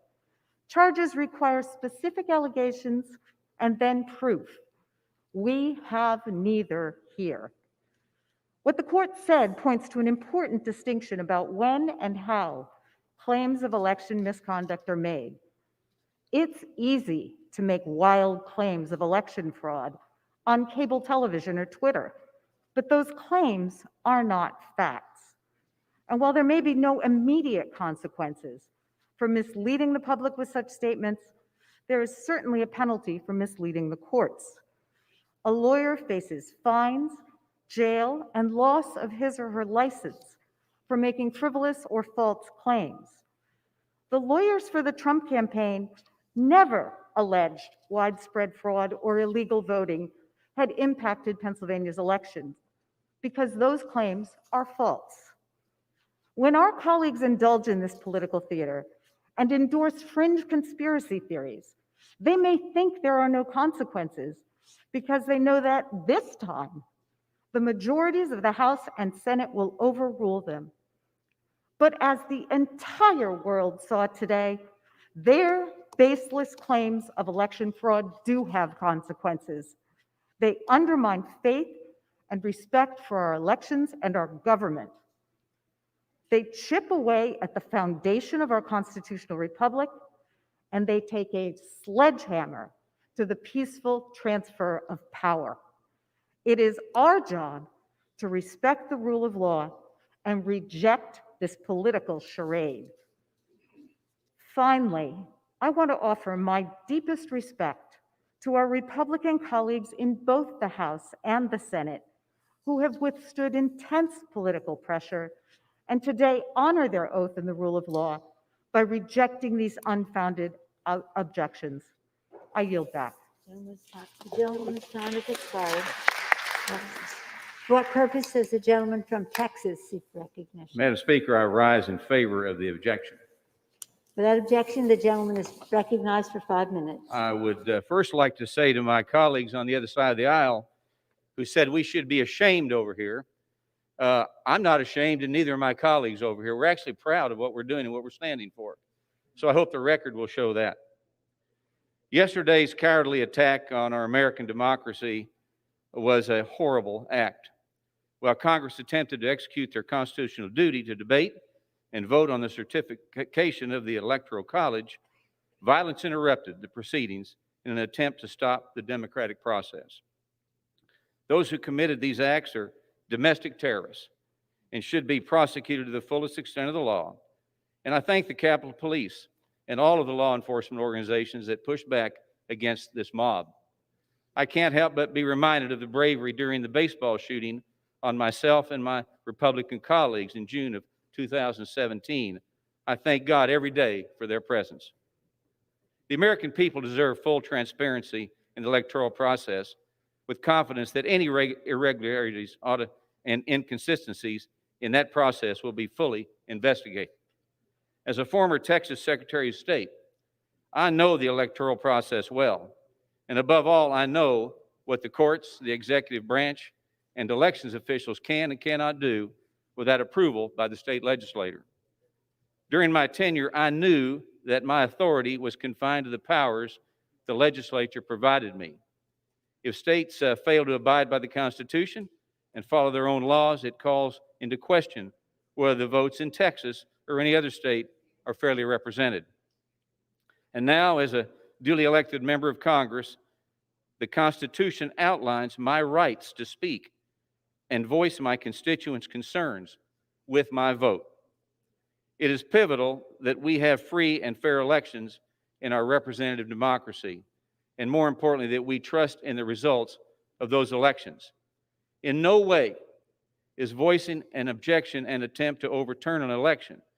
And when this process is complete and all objections have been heard, I acknowledge that we will have a peaceful transfer of power on January 20th. Faith in our system must be restored, and Americans must be confident that their vote matters and only lawful votes will be counted. This is a sad day in our nation's history, but a solemn reminder that our country will not falter and will not fail. In God we trust. I yield the remainder of my time to my colleague, Congressman Cawthorn. Hello, everyone. As I said in my convention speech, I want a new generation of Americans to be radicals for freedom and for liberty, but not radicals for violence. I am bitterly disappointed by the protests that happened yesterday. The actions of a violent few were cowardly and pathetic, and I am not afraid to call it out. The Republican Party is a party of limited government. It is the big tent party. It's not the party of destruction. Madam Speaker, the oath I took just days ago demands that I speak out in defense, not of one president or another, but defense of a hallowed document that has safeguarded this republic for over 200 years. The Constitution grants power solely to state legislatures to determine how elections are carried out. When other officials who are not vested with constitutional authority usurp their role and grind the Constitution under their heel, I must object. Our nation is a nation of resilience. In Valley Forge, George Washington prayed for a republic to be formed from the ashes of a monarchy. At Gettysburg, Americans gave their lives to defend a very simple idea, that the American democracy that had been earned with the blood of their forefathers would not perish due to internal divisions. Then on the islands of Iwo Jima and Okinawa, American servicemen gave their lives to defend this nation's freedom from fascism. And what unites each and every generation of Americans is the idea that those who submit themselves to the authority of government ought to have a voice in that same government. We are Americans here in this chamber and in this country. But what does it really mean to be an American? It means believing in the rule of law. It means speaking up in defense of our founding principles and in defense of the Constitution. Being an American means that you are proud of your country, but that you never beat your chest. And being an American means that sometimes you must stand alone while others sit. Now, obviously I can't stand, but trust me, if I could stand, I would stand in defense of our Constitution today. Thank you all.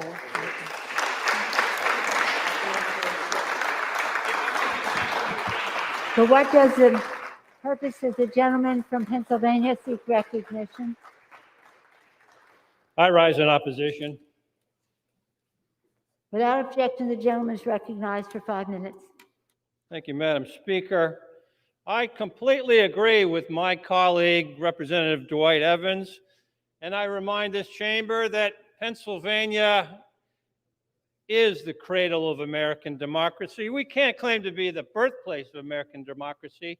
That would be a disservice to James Otis Jr., who in 1761 stood up in a Massachusetts courtroom and argued against the king's writs of assistance. But Pennsylvania is the cradle of democracy. It is where we hosted the signing of the Declaration of Independence and the American Constitution. And it was Pennsylvanians who immediately went to battle to defend this idea of democracy. They went right after Bunker Hill to the siege of Boston. American riflemen were instrumental at the transformational battles of Trenton and Saratoga in victory. And it's Independence Hall where these documents got signed, the Declaration and the Constitution. And you heard my colleagues You heard Representative Houlihan talking about the privations at Valley Forge, all in support of creating democracy. You heard Representative Boyle quoting John Adams about democracy only dies by suicide. You heard Representative Dean quoting John Lewis, our hero, who said democracy is not a state, it is an act. You heard Representative Wild talking about this stunning assault on our democracy. If it seems like we get a little prickly in Pennsylvania about assaulting on democracy, you're right, we do. Pennsylvania is the cradle of democracy. And you heard how foolish and empty these challenges are. Representative Lamb said it, 31 cameras filming the place where the count was happening, resulting in thousands of hours of videotape. You can see it on YouTube, proving there was no fraud. You heard Representatives Doyle and Brendan Boyle talking about Act 77, how the Republicans in Pennsylvania were falling all over themselves to pass this law for mail-in voting because they thought it would help them. And you heard Representative Scanlon explaining why there were no allegations of fraud made in court, because a lawyer going into court, lying to the court, gets his or her ticket to practice law punched. They can be disbarred.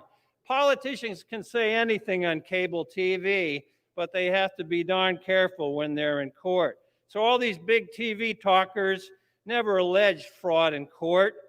Let me tell you about one court case. It was a case where they brought on their best legal talent. It was a case where they drew as a judge a staunch, principled, conservative Republican, Judge Matthew Brann. He called this case strained legal arguments without merit and speculative accusations. He called it like Frankenstein's monster, haphazardly stitched together case. Judge Brann said he, quote, has no authority to take away the right to vote of even a single person, let alone millions of citizens. And on appeal, Judge Bibas, a Trump appointee writing for the Third Circuit, agreed. He said, calling an election unfair does not make it so. Charges require specific allegations and then proof. We have neither here, he said. So we have judges, dozens and dozens of them, federal judges, state judges, Democrats, Republicans, turning away these challenges. All they ever wanted was evidence. And here's the number one rule when you go to court. Don't forget to bring the evidence with you. This objection, in all seriousness, reflects the most profound disrespect to our American judiciary. We Pennsylvanians understand democracy. It was in Pennsylvania that our founders signed the Constitution, and Article 2 makes it plain as day. We elect our president. We don't have a king. If you can undo a presidential election simply by alleging that something was amiss, then we don't have a democracy at all. We have something else entirely. And if we vote to sustain this objection, we are not upholding our Constitution at all. We are doing something else entirely. Let's vote no on this objection. Yield back.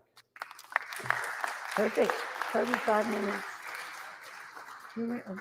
For what purpose does the gentleman of Ohio seek recognition? Madam Speaker, I rise in support of the objection. Without objection, the gentleman is recognized for 5 minutes. Thank you, Madam Speaker. Every one of us swore an oath to support and defend the Constitution of the United States against all enemies of foreign and domestic. I swore that oath in uniform, and in the first part of it is the same that we swear here in Congress. The last time we needed to defend our Constitution against a domestic enemy, we fought a civil war. And then at the conclusion of that civil war, we passed the 13th, 14th, and 15th Amendments that make clear that no state is so sovereign that they can deprive their citizens of equal protection of the laws. When it comes to election, that means one person gets one vote.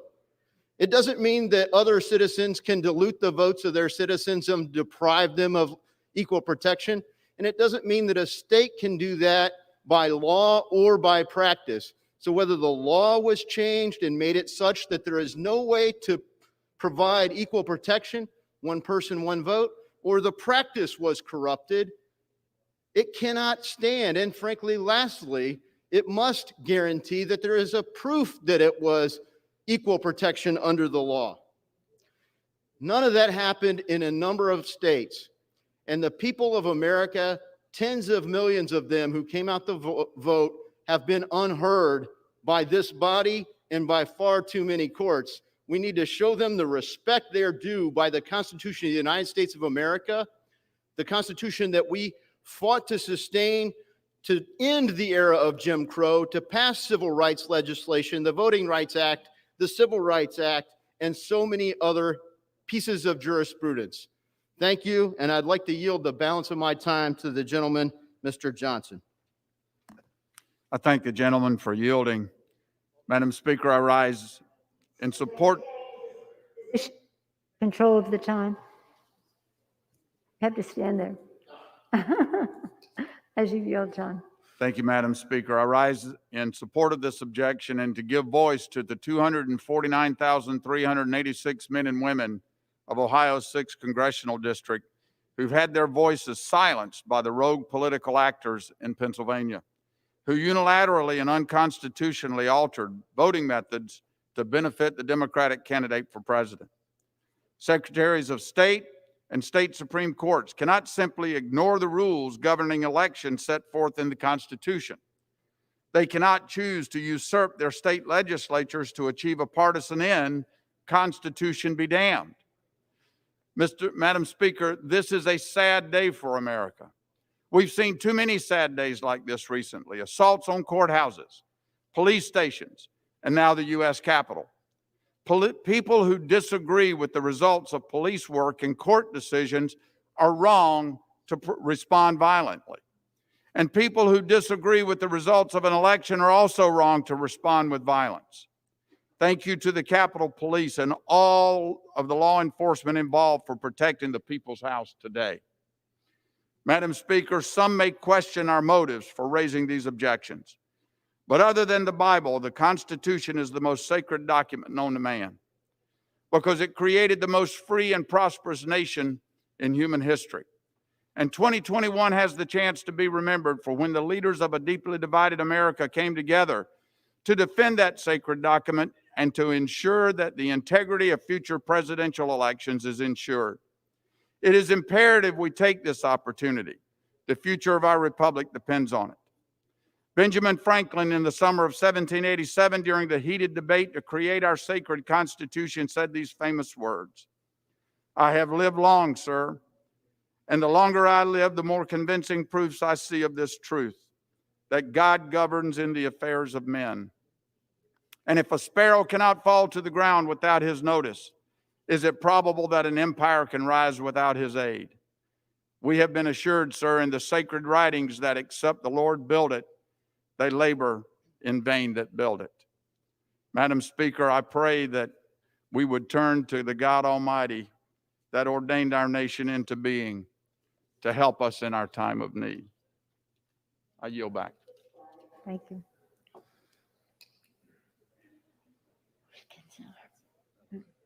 Is that he? What purpose does the gentleman from Illinois seek recognition? Madam Speaker, I rise in opposition. Without objection, the gentleman is recognized for 5 minutes. Madam Speaker, as a student of foreign policy, if somebody described to me the actions that we saw, I would have assumed we were in a failed nation or a banana republic. Storming past police, some carrying the flag of the Confederacy, a mob breached this House. But there is good news: the democracy held today. For the last few years, misinformation and fear has been fed into people for profit and power, and for too many years, leaders around the country said nothing and sometimes echoed those messages because of the belief that winning, no matter the cost, was worth everything. Today, we saw the result of ignoring these warning signs. People look to Washington to give hope. Instead, we simply amplify fears. People look to us for expertise on what can and can't be possible. Sometimes it's easier to say what makes people feel good instead of the hard facts. Today, some members of Congress argue that we can unilaterally pick the next president, that our glorious wisdom, armed with Twitter, we know better than the American people. Some have shown that if conspiracies are repeated enough, they become facts and they aren't disputed. Even here in this chamber after the events today, some speeches have been shockingly tone deaf. I've seen people applaud cheap political lines that are embarrassing. Power and cultural fights have divided us so much that they're the ultimate goal now, and sometimes the oath we swear to uphold feels like a prop. People have been lied to by too many for too long. So here's the truth. Joe Biden won this election. The effort will fail, and everybody knows it. For some out there, this isn't about making a statement for the betterment of our country. It's about avoiding the pain of leveling with the people and telling them the truth. The emperor has no clothes. I know many are disappointed in the result, but what legacy are we leaving? Have our kids seen the day where Ronald Reagan and Tip O'Neill had a beer over their differences, or have they learned that to lead you must tweet, and sometimes all in caps, because now this is Hollywood. Fame is the ultimate goal. But the first step that we can do to restore this is to reject the charade, and what happens next is up to us. We get threatened with primaries, we worry about the political implications, but our names will long be forgotten. The legacy of now will exist. The bottom line, if we ask men and women to be willing to give their lives for this nation, and we talk about their service with tears in our eyes, shouldn't we be willing to give up our jobs to uphold that Constitution? And with that, I yield my remaining time to Representative Herrera Butler from Washington. Thank you, Madam Chair. You know, is this an America that we want to give to our children? A country of lawlessness, of might makes right, of mob rule? Previous generations of Americans have laid down their lives to answer no to that question. I do not want to be the first generation of Americans so selfish as to answer yes. Nothing is more important to me than preserving this constitutional republic as a representative. Article 2 of the Constitution states, each state shall appoint in such manner as the legislature thereof may direct a number of electors. Meaning that it's the duty of the state legislatures to select their electors in the manner they stipulate. It's right here. The founders of our republic did not want to federalize elections, which is why they reserved the selection of electors to the state legislatures. Historically, when Congress intervened in the electoral process, it was in the Civil War, it was when states were sending multiple slates of electors. But that is not the case today. Of the 6 states actively being contested, 5 have Republican legislatures. 5 are controlled by one party. 5 have the authority to get together and to vote to change the elector that they sent to us. How many of the 6 did? Not one. Pennsylvania did not get together and vote as a body and send us a new slate of electors. They did not send us a bill or a resolution citing injustice at the state level. None of them. Are they cowards? Do they not know the Constitution? Have they not read it like you and I? Or are they merely passing the buck? Here's the reality. Look, I believe this was not a fraud-free election. I believe that there were problems in Pennsylvania and in Georgia, but the Constitution gives us the right to fix that at the state level, not throw out the Electoral College. We do not want to absolve the responsibility of the people in those states to hold their own lawmakers accountable. I, as a Washington State Congresswoman, don't know better than the people in Pennsylvania and Georgia. Folks, we can't vote to undermine the Electoral College today. We have to uphold it. With that, I yield. Thank you.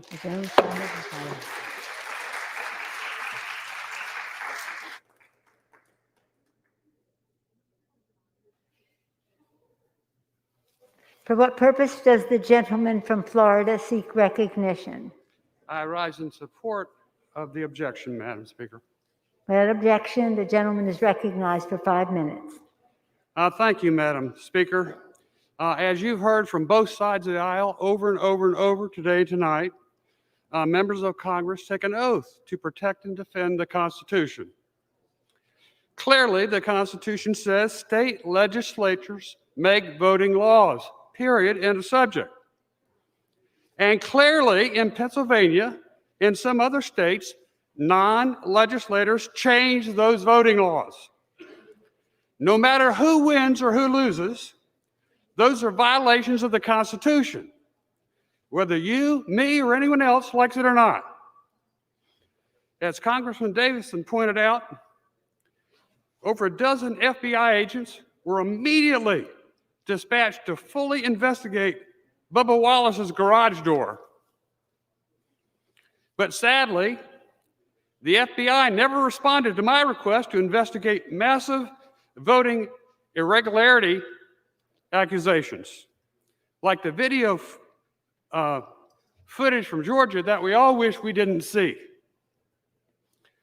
Neither has the Department of Homeland Security, the Department of State, the Postal Inspector General, the Director of National Intelligence, the CIA, and last of all, the U.S. Department of Justice. The right to vote is not only a constitutional right, it's also a civil right, and we must protect it. Running a fair and transparent election is not something America should run away from.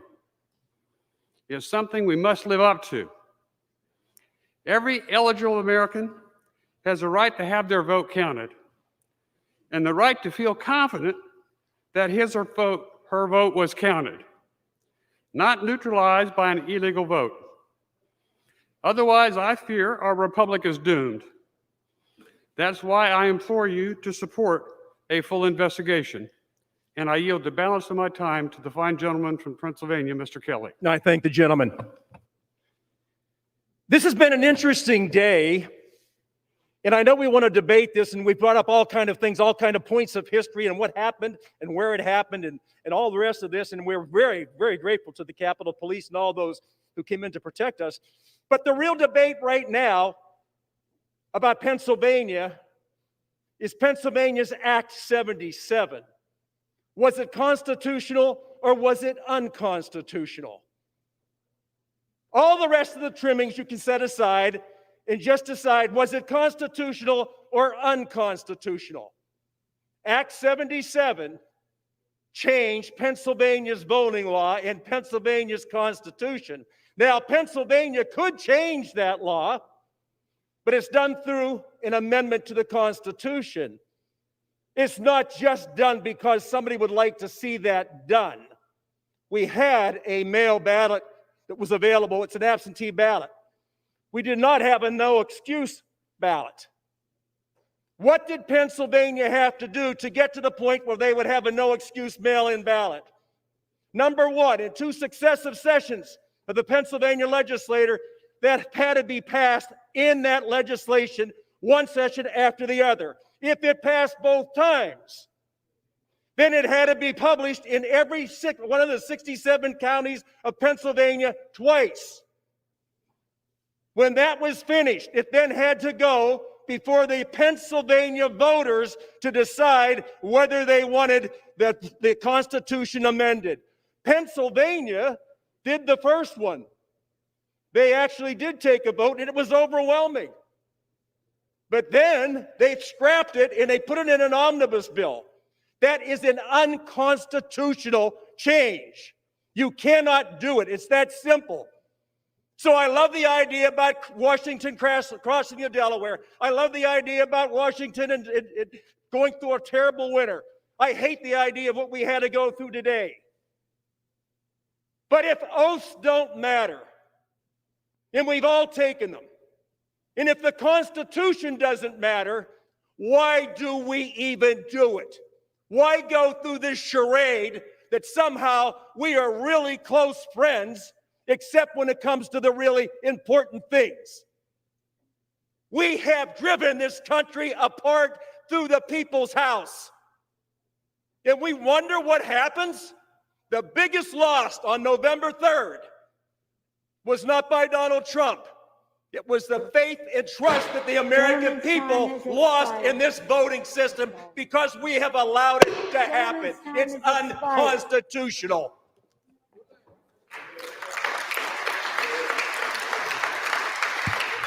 For what purpose does the gentleman seek recognition? I rise in opposition. Without objection, the gentleman is recognized for 5 minutes. 80 years ago today, Franklin Roosevelt delivered his 3rd inaugural address. Every realist knows, he said, that the democratic way of life at this moment is being assailed in every part of the world assailed either by arms or by the secret spreading of poisonous propaganda by those who would seek to destroy unity and promote discord in nations that are still at peace. Today, the principal threat to our democracy comes from a different but also poisonous propaganda of those who seek to destroy our unity and promote discord.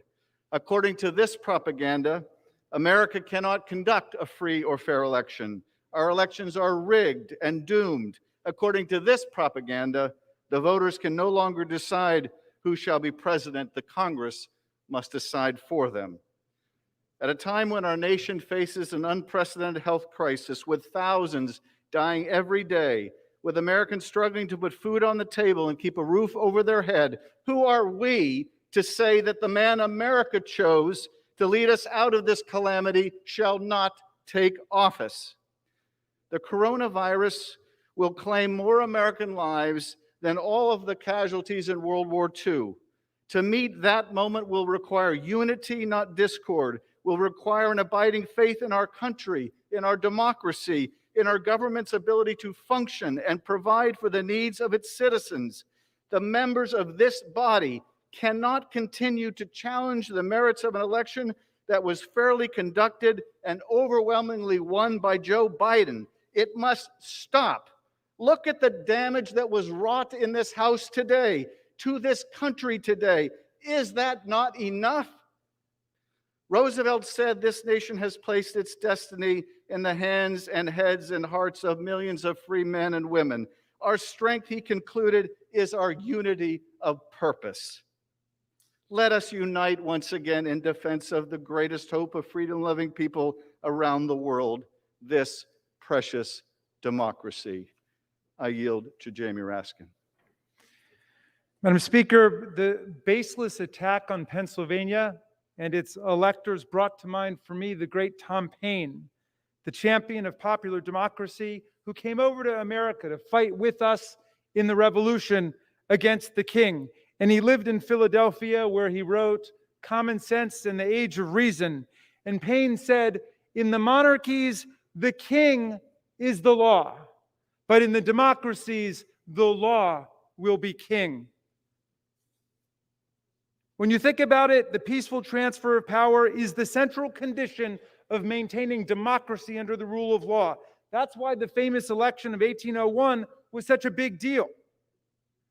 When John Adams relinquished the presidency to his passionate adversary and lifelong friend, Thomas Jefferson, it was the first peaceful transition of power between democracies in a democratic republic in the history of the world. And he said, as he rode back to Massachusetts from Washington, Adams said that he did this because we are a government of laws and not of men. We will betray this principle if we trade a government of laws for a government of men, or even worse, a single man or an impressionable and dangerous mob intent on violent sedition and insurrection against our beloved democratic republic. Here's Abraham Lincoln, right before the war. At what point then is the approach of danger to be expected? I answer, if it ever reaches us, it must spring up amongst us. It cannot come from abroad. If destruction be our lot, we must ourselves be its author and its finisher. Madam Speaker, my family suffered an unspeakable trauma on New Year's Eve a week ago, but mine was not the only family to suffer such terrible pain in 2020. Hundreds of thousands of families in America are still mourning their family members. Many families represented in the Congress are still mourning their family members who've been taken away from us by COVID-19, by the opioid crisis, by cancer, by gun violence, by the rising fatalities associated with the crisis in mental and emotional health. Enough, my beloved colleagues. It is time for America to heal. It is time for our families and communities to come together. Let us stop pouring salt in the wounds of America for no reason at all. Let us start healing our beloved land and our wonderful people. I yield back. Thank you, Ellen.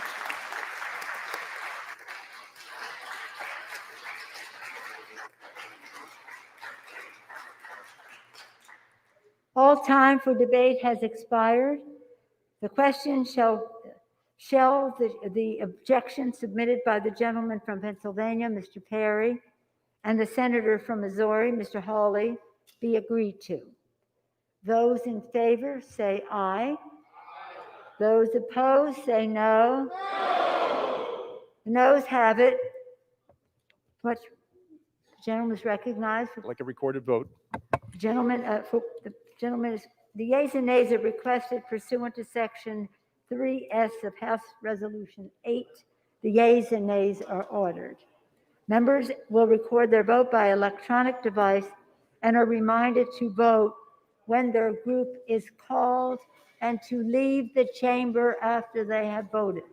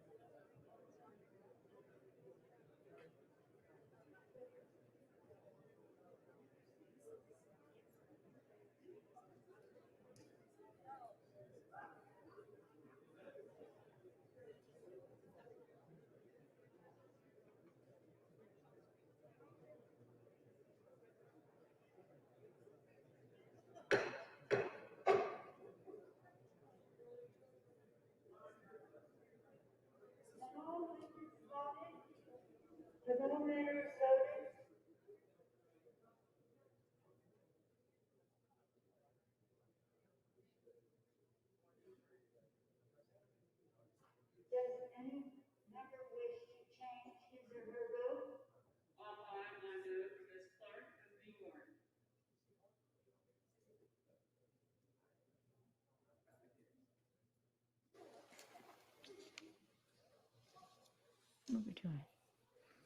On this vote, the ayes are 138, the nays are 232, 282.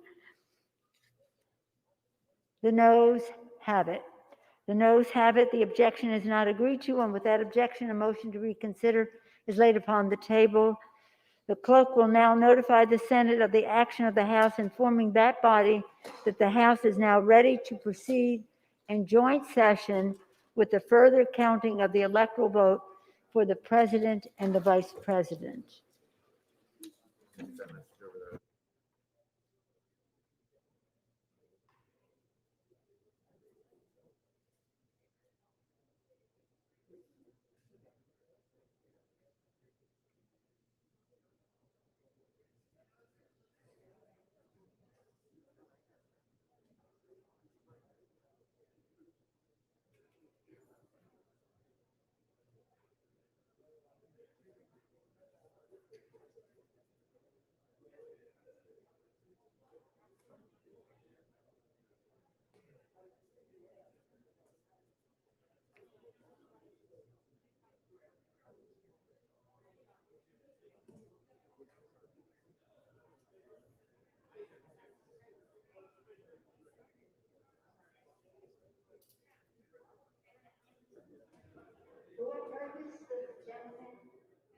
Maryland, seek recognition.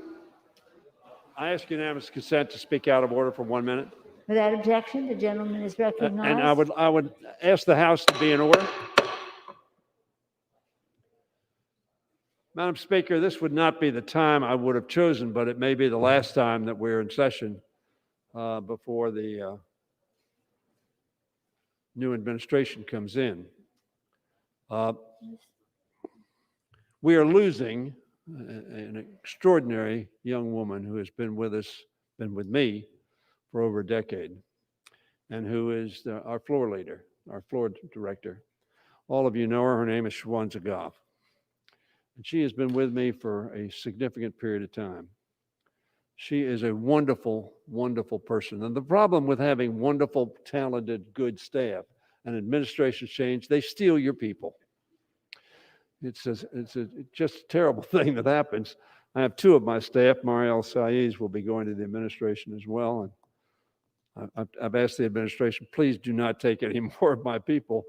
But Shwanza Goff has just been extraordinary. Those of you who have dealt with her understand how bright she is.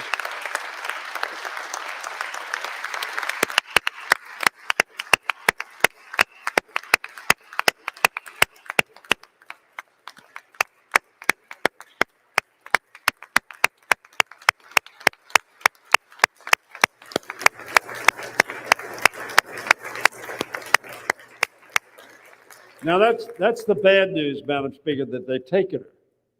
But the good news is she's going to be the administration's representative to the House of Representatives. So we're going to see a lot of Shwanza, and I'm sure she'll be talking to both of us on both sides of the aisle and urging us to vote one way or the other, or getting us information, or doing all sorts of things that we might ask her to do and that she would want to do for us. And I just wanted to say, Madam Speaker, and I know you share my view, those of us who have had an opportunity to work closely with Shwanza. I love Shwanza Goff. She is just a wonderful, wonderful spirit. She's smart. She knows the rules. She knows the floor. And she has facilitated, and I think Mr. McCarthy and Mr. Scalise's staff would say the same thing if I'd given them any notice that we were going to do this. But I thought we had some time. And so, Shwanza, I really do want to thank you. And we wish you the best of luck. We know you're not going far. I know we're going to see a lot of you. But we wish you great, great success in everything you do thereafter. I tell my staff, Madam Speaker, that they can go off the payroll. They cannot go off the staff. God bless you. Good luck.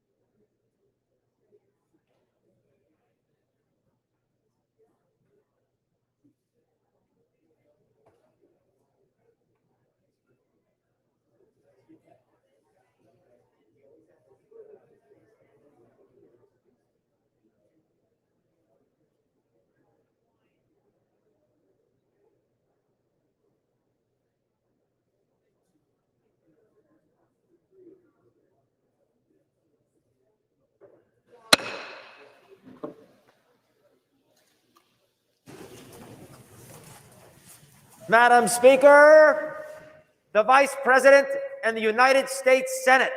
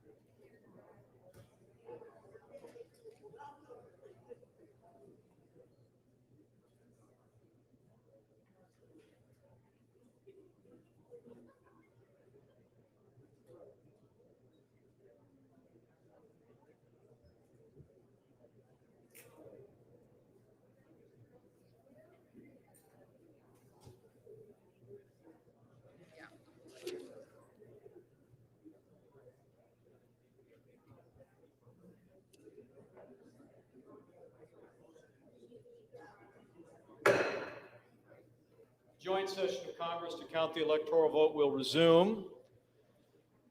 Tellers having taken their seats.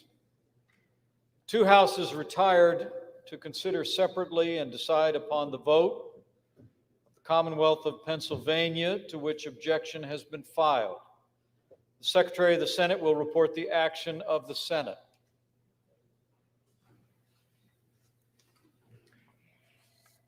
In the Senate of the United States, ordered that the Senate, by a vote of 7 ayes to 92 nays, rejects the objection to the electoral votes cast in the Commonwealth of Pennsylvania for Joseph R. Biden for president and Kamala D. Harris for vice president.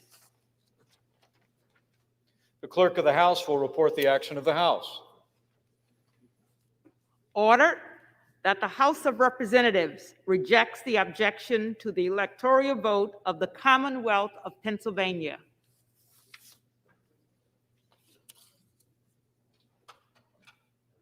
Pursuant to the law, Chapter 1 of Title 3, United States Code, because the two houses have not sustained the objection, the original certificates submitted by the Commonwealth of Pennsylvania will be counted as provided therein. Tellers will now record and announce the vote of the state of Rhode Island for president and vice president in accordance with the action of the two houses.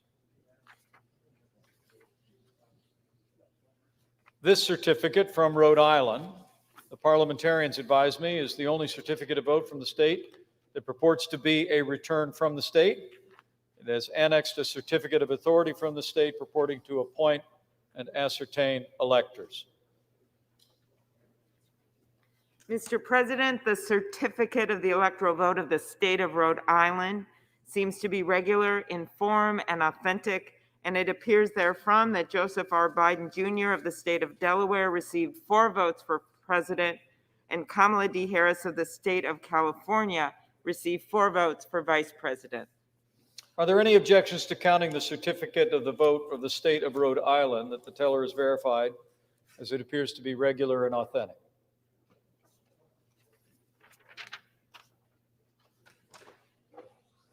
The certificate from South Carolina, the parliamentarians advise me, is the only certificate of vote from that state that purports to be a return from the state and has annexed to it a certificate of authority of the state purporting to appoint and ascertain electors. Mr. President, the certificate of the electoral vote of the state of South Carolina seems to be regular in form and authentic. And it appears therefrom that Donald J. Trump of the state of Florida received 9 votes for president, and Michael R. Pence of the state of Indiana received 9 votes for vice president. Are there any objections to counting the certificate of the vote of the state of South Carolina that the teller is verified, appears to be regular and authentic?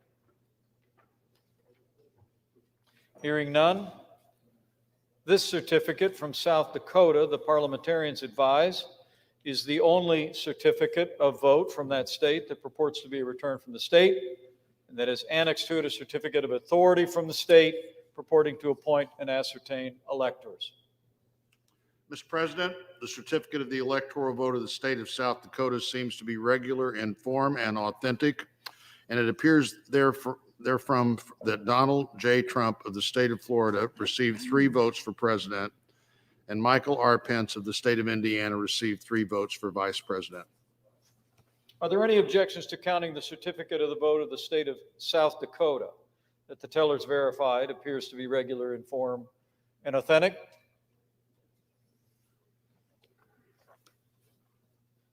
This certificate from Tennessee, the parliamentarians advise me, is the only certificate of vote from the state. It purports to be a return from the state, has annexed to it a certificate of authority of that state, purporting to appoint and ascertain electors.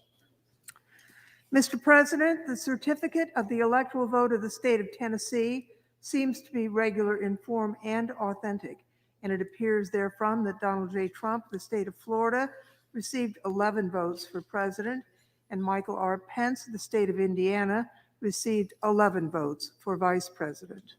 Are there any objections to counting the certificate of the vote for the state of Tennessee that the teller has verified as regular in form and authentic?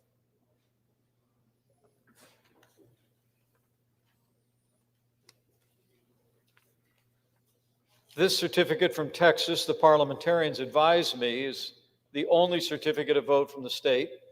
It purports to be a return from the state, has annexed a certificate of authority of that state, and purports to appoint, ascertain electors. Mr. President, the certificate of the electoral vote of the state of Texas seems to be regular in form and authentic, and it appears therefrom that Donald J. Trump of the state of Florida received 38 votes for president, and Michael R. Pence of the state of Indiana received 38 votes for vice president. Are there any objections to counting the certificate of the vote of the state of Texas that the teller is verified and appears to be regular in form and authentic? Hearing none, this certificate from Utah, the parliamentarians advise me, is the only certificate of vote from that state that purports to be returned from the state, has annexed a certificate of authority from the state purporting to appoint or ascertain electors. Mr. President, the certificate of the electoral vote of the state of Utah seems to be regular in form and authentic, and it appears therefrom that Donald J. Trump of the state of Florida received 6 votes for president, and Michael R. Pence of the state of Indiana received 6 votes for vice president. Are there any objections to counting the certificate of the vote of the state of Utah that the teller is verified to be regular in form and authentic? Hearing none, this certificate from Vermont, the parliamentarians advise me, is the only certificate of vote from the state, purports to be a return from the state, has annexed a certificate of authority from that state, purports to appoint or ascertain electors. Mr. President, the certificate of the electoral vote of the state of Vermont seems to be regular in form and authentic, and it appears therefrom that Joseph R. Biden Jr. of the state of Delaware received 3 votes for president, and Kamala D. Harris of the state of California received 3 votes for vice president. Are there any objections to counting the certificate of the vote of the state of Vermont that the teller has verified as regular in form and authentic?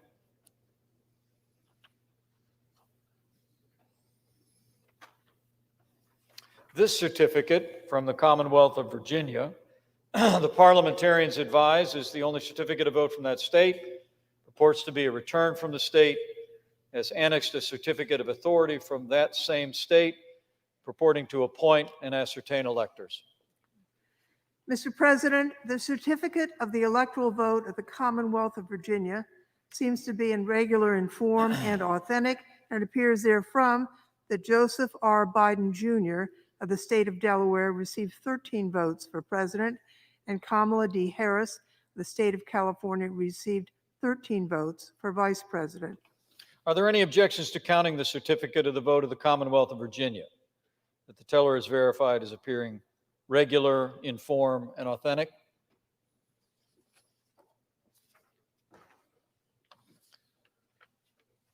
This certificate from Washington, the parliamentarians advise, is the only certificate of vote from that state, purports to be a return of the state, has a certificate of authority from the same state, purporting to appoint or ascertain electors.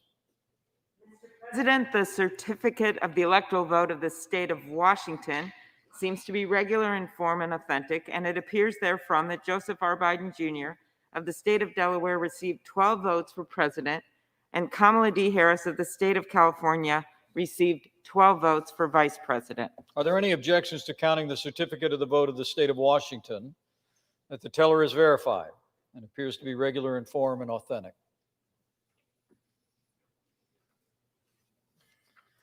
Hearing none, this certificate from West Virginia, the parliamentarians advise, is the only certificate of vote from that state, purports to be a return from the state, has annexed a certificate of authority from the state, purporting to appoint and ascertain electors.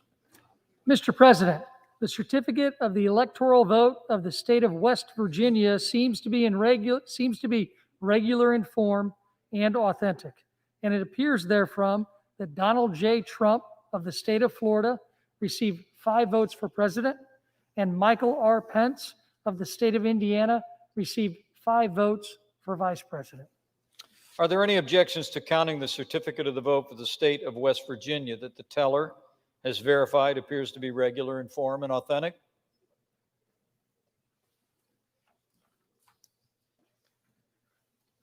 This certificate from Wisconsin, parliamentarians advise, is the only certificate from that state, purports to be a return from the state, and has annexed to it a certificate of authority from the state purporting to appoint or ascertain electors.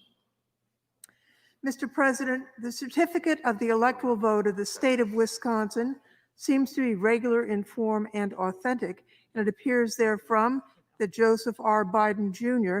of the state of Delaware received 10 votes for president, and Kamala D. Harris of the state of California received 10 votes for vice president.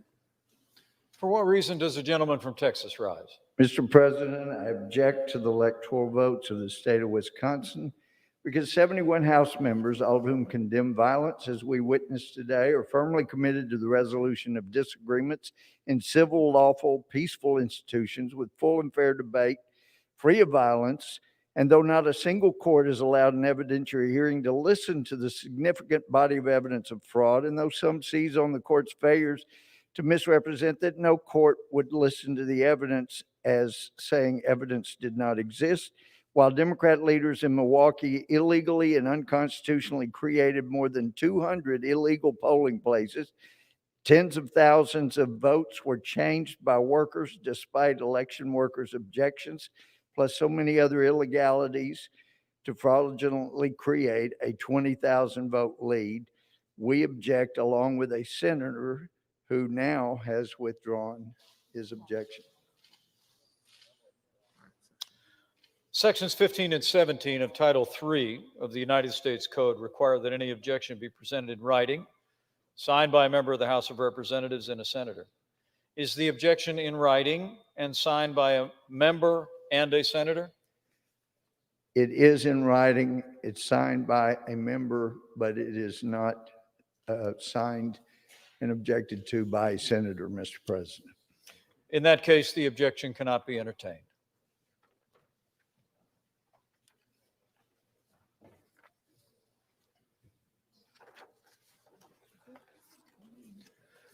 This certificate from Wyoming, the parliamentarians advise, is the only certificate of vote from that state.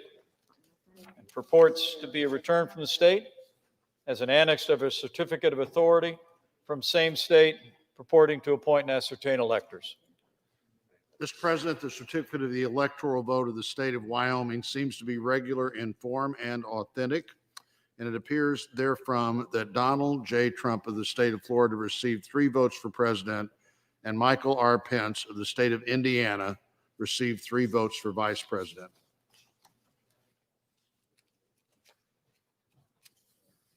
Are there any objections to counting the certificate of the vote of the state of Wyoming that the teller is verified, appears to be regular in form and authentic?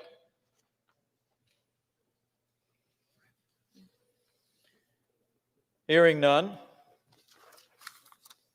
the chair advises members of Congress, the certificates having been read, the tellers will ascertain and deliver the result to the President of the Senate.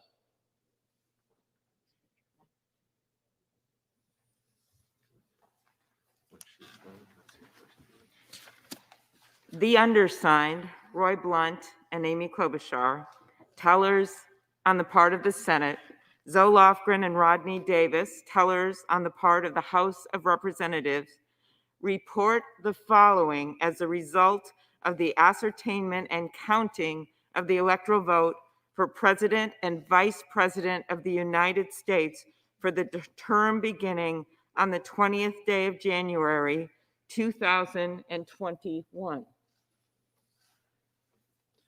The report we make is that Joe Biden and Kamala Harris will be the president and the vice president according to the ballots that have been given to us.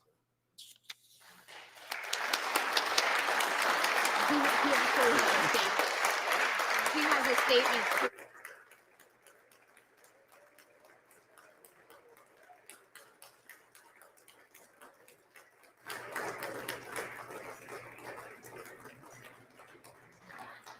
The whole number of electors appointed to vote for President of the United States is 538.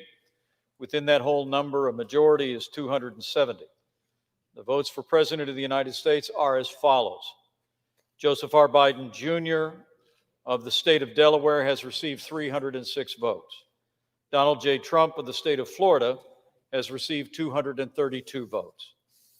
The whole number of electors appointed to vote for Vice President of the United States is 538. Within that whole number, a majority is 270. The votes for Vice President of the United States are as follows. Kamala D. Harris of the state of California has received 306 votes. Michael R. Pence of the state of Indiana has received 232 votes. The announcement of the state of the vote by the President of the Senate shall be deemed a sufficient declaration of the persons elected President and Vice President of the United States, each for the term beginning on the 20th day of January, 2021, and shall be entered together with the list of the votes on the journals of the Senate and the House of Representatives. The chair now recognizes, for the purpose of closing prayer, the 62nd chaplain of the United States Senate, Chaplain Barry C. Black.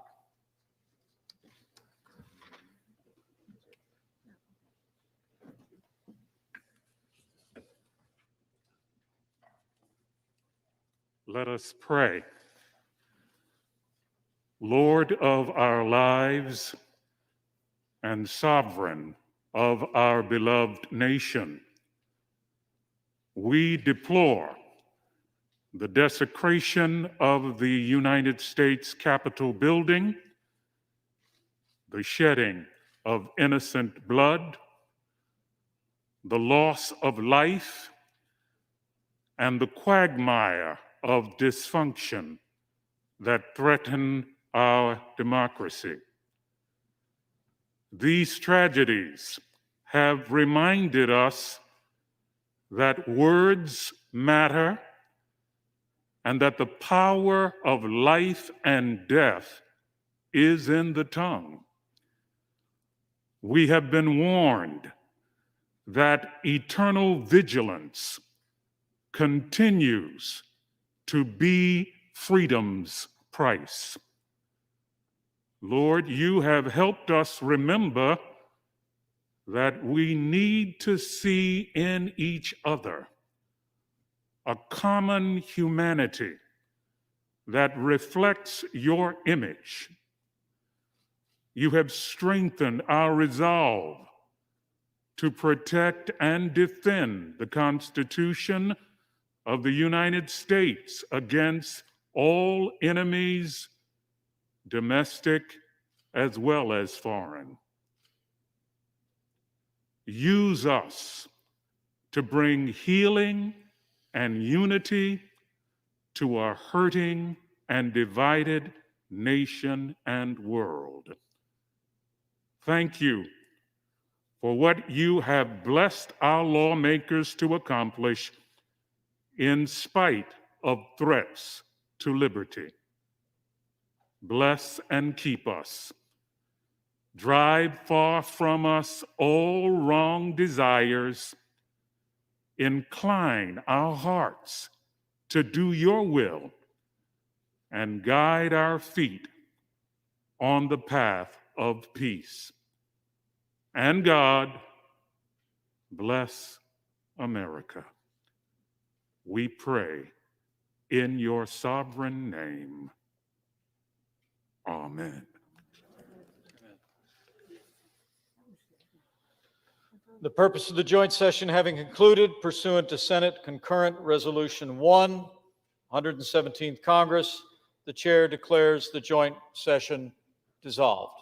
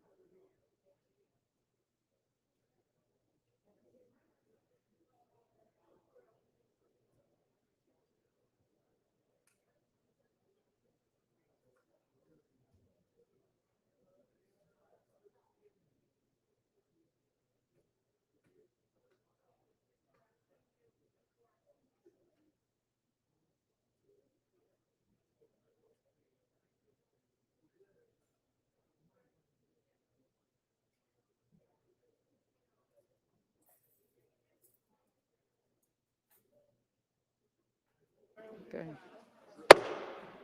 The House will be in order. Pursuant to Senate Concurrent Resolution 1, the electoral vote will be spread at large upon the journal. Pursuant to Section 5A1B of House Resolution 8, the House stands adjourned until 11 a.m. on Monday, January the 11th, 2021.